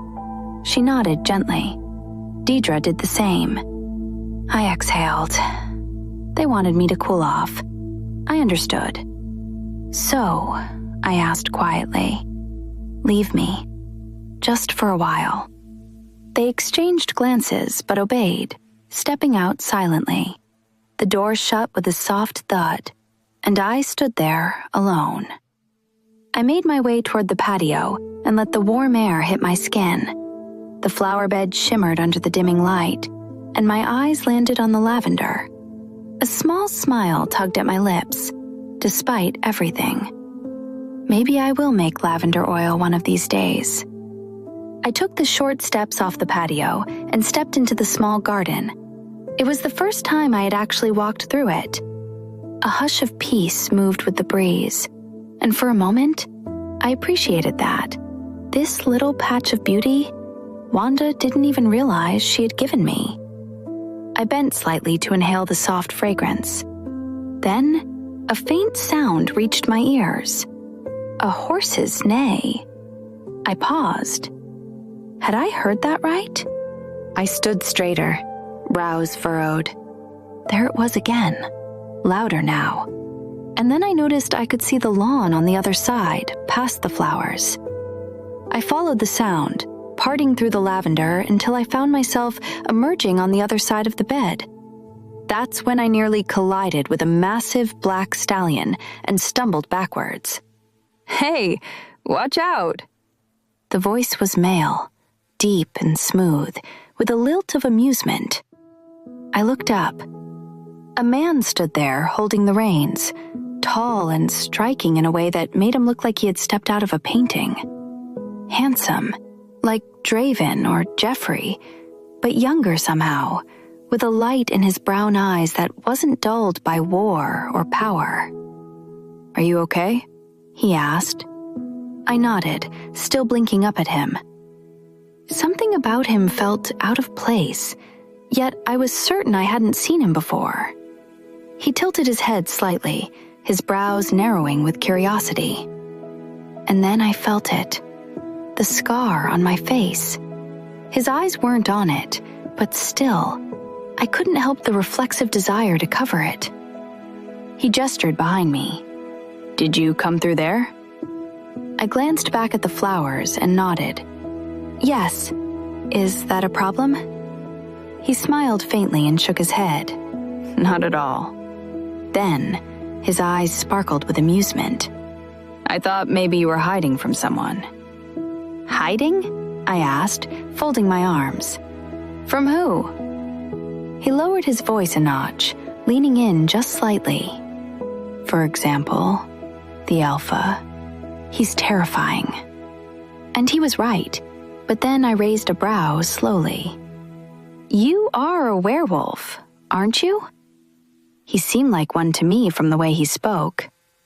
"Guilty," he said, smirking. "Then how are you riding a horse?" I inquired. He looked at the stallion, then at me again.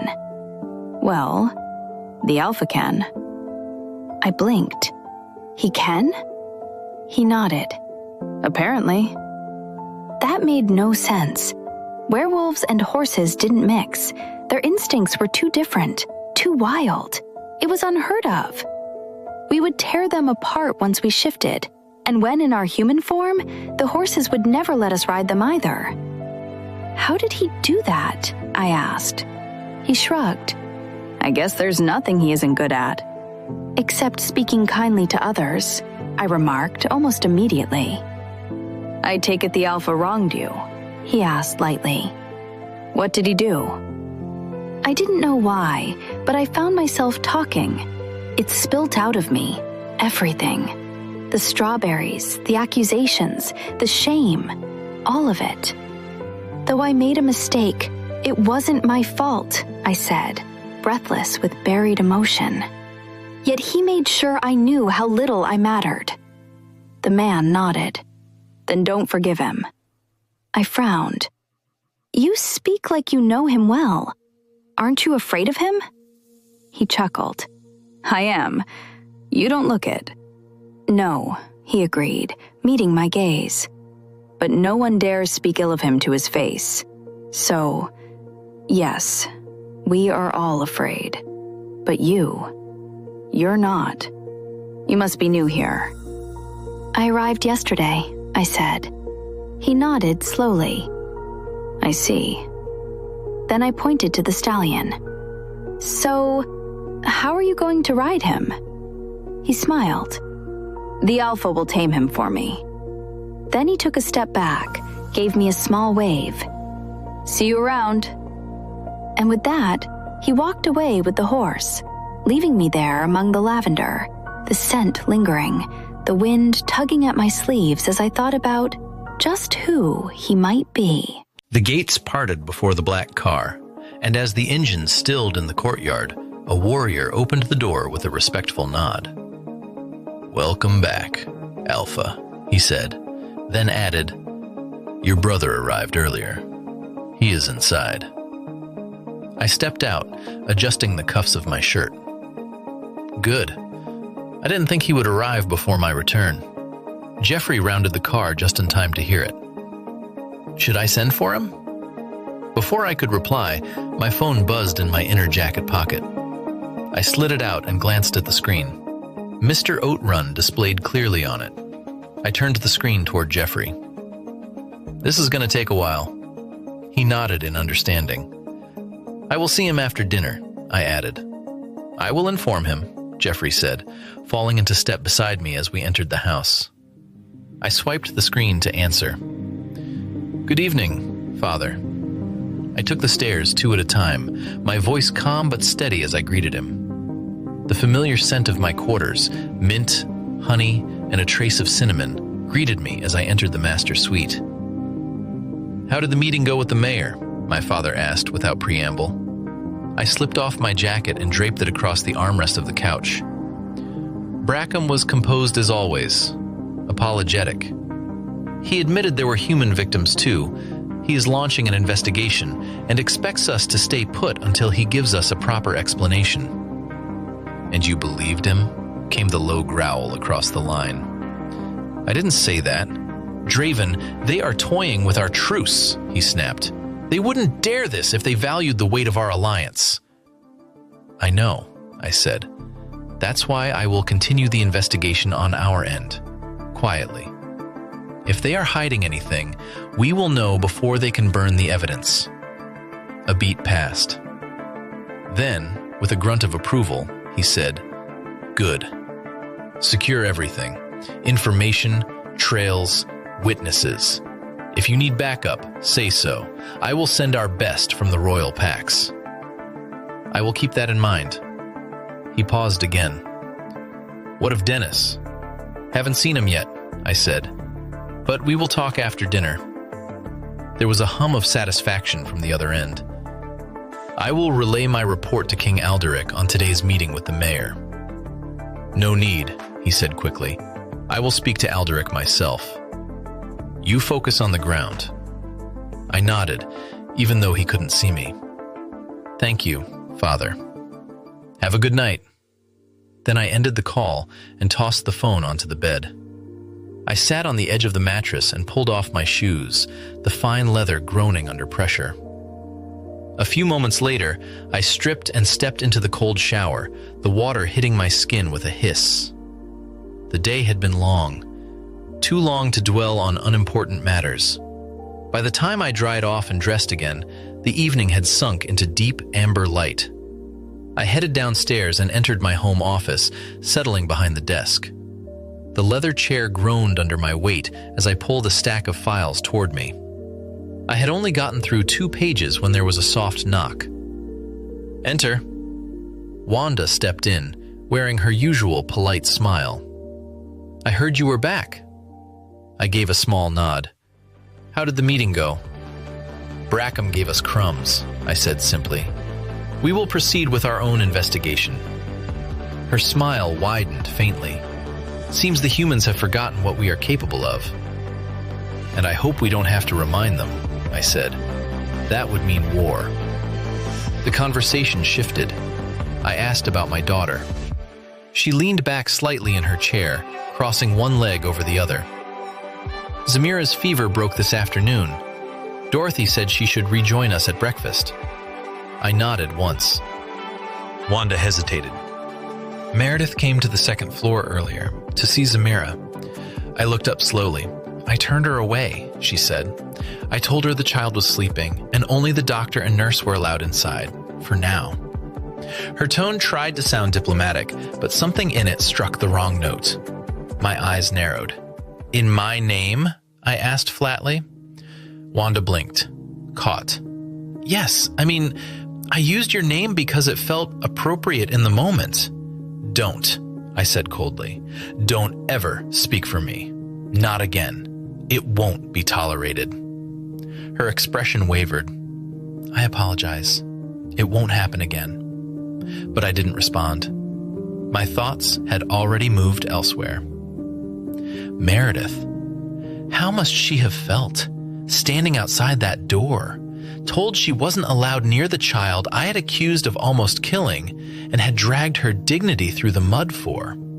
I exhaled sharply and stood, my eyes still on the desk, though my focus was gone.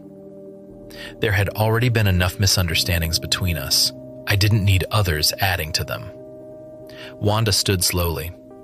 It's almost time for dinner. Should I? You can leave, I said simply. She left with a slight nod.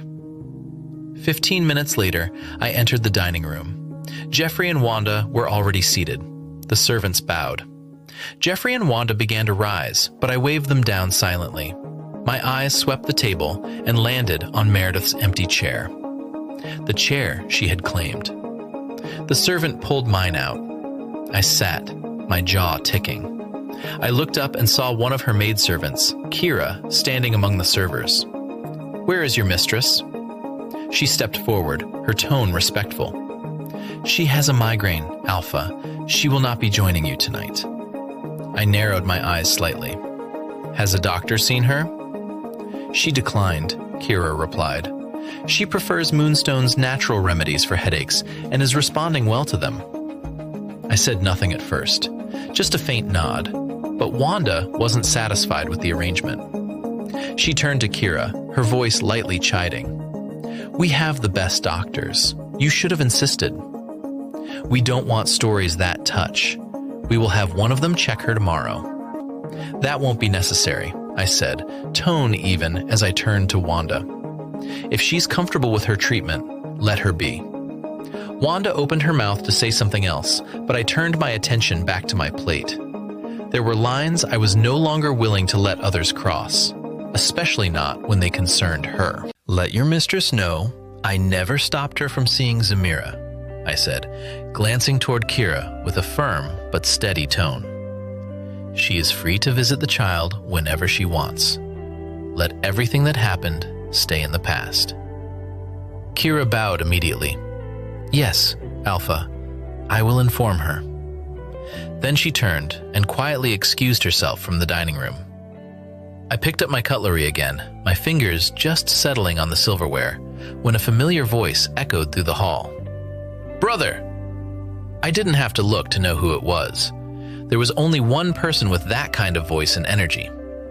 I lifted my eyes to see Dennis grinning from ear to ear, striding up to the table with the ease of a man who didn't know tension if it slapped him across the face. We clasped arms, and he leaned in briefly for a brotherly embrace. "Took you long enough to join us for dinner," I said. Dennis chuckled. "Had to clean up after someone," he teased lightly. Then he turned to Jeffrey and greeted him with a solid handshake. After that, he scanned the table and, unsurprisingly, pulled out the chair closest to my right. The same seat Meredith had refused. Dennis sank into the chair with a pleased sigh right next to Jeffrey. "Where is your wife?" he asked, glancing around the table and already reaching for the cutlery. "She's not here?" "She has a headache," I replied as I speared a piece of grilled lamb and brought it to my mouth. Dennis smirked. "Let me guess. You said something stupid, and now she is punishing you with absence?" My hand paused slightly above my plate. I lowered my fork. "What makes you think that?" "My brother does have interesting theories, and likes throwing them around whenever he pleases." Dennis gave a lazy shrug and looked away. "Just a guess." Then he stared at the meat on his plate as if it were a gift from the heavens. Where do I even start? 2 bites later, he spoke again, mouth still half full. "So, I heard the woman you married doesn't have a wolf. Something about a curse from the moon goddess. Is that true?" I didn't answer right away. Instead, I stared at him, watching how he casually chewed the meat as if he hadn't just repeated the most infamous rumor from Stormvale. "It seems the gossips of Stormvale made it all the way to Duskmoor, and straight into your ears," I said, eyes narrowing. Dennis grinned without shame. "News travels to me at the speed of light, brother. Don't forget that." He was enjoying this too much. I pointed my fork at him. "Don't just eat the meat. Eat your vegetables." "I'm not a vegetarian," he muttered, and popped another bite in. He paused only to say, "I was looking forward to a horse ride today. Jeffrey said you had a call from Father, so..." He trailed off. "We will ride tomorrow," I replied. I needed to brief him on the meeting with Brackham. Dennis scoffed. "How did Brackham even manage to say those useless words to your face without choking on them? Do they think we are blind? I say the humans are tired of the truce." I set my fork down. "We will talk politics after dinner." I reached for the glass of water beside me and gulped the whole thing. Then I set the empty glass down, but before the server could move, Dennis grabbed the jug and filled it for me. I gave a low hum. Thanks. Dennis nodded and went back to devouring his food, content like a man who hadn't eaten in days. But peace didn't last. Wanda cleared her throat. The sound alone pulled our gazes to her, and when I looked up, her eyes were already locked on Dennis with that controlled smile of hers. So, she began sweetly, did you encounter any difficulties during your investigation? And how did you cope when we were away in Stormvale? Dennis didn't blink. He stared at her for a moment before responding. I believe you've known I was here for hours now. You could have asked your questions then. Why now? Still smiling, Wanda tilted her head as though indulging a child's tantrum. You are right. I should have. But I was busy with Zamira. As you may have heard, she was poisoned and nearly lost her life. I froze mid-chew. Wanda, my voice was sharp.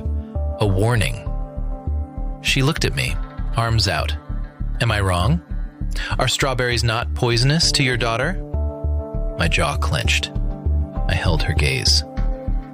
Beneath that carefully composed exterior, I saw it. Anger. But why was she more furious than I?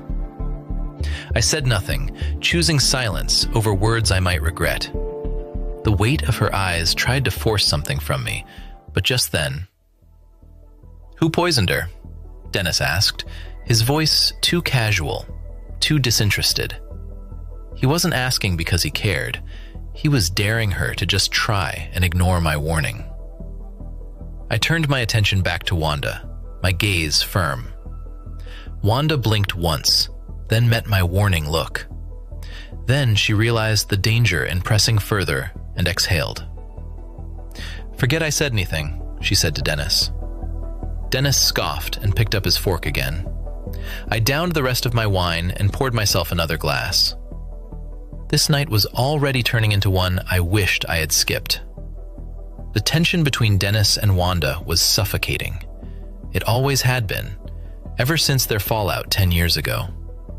A friendship that had once been strong, now irreparably broken, and no one could explain why.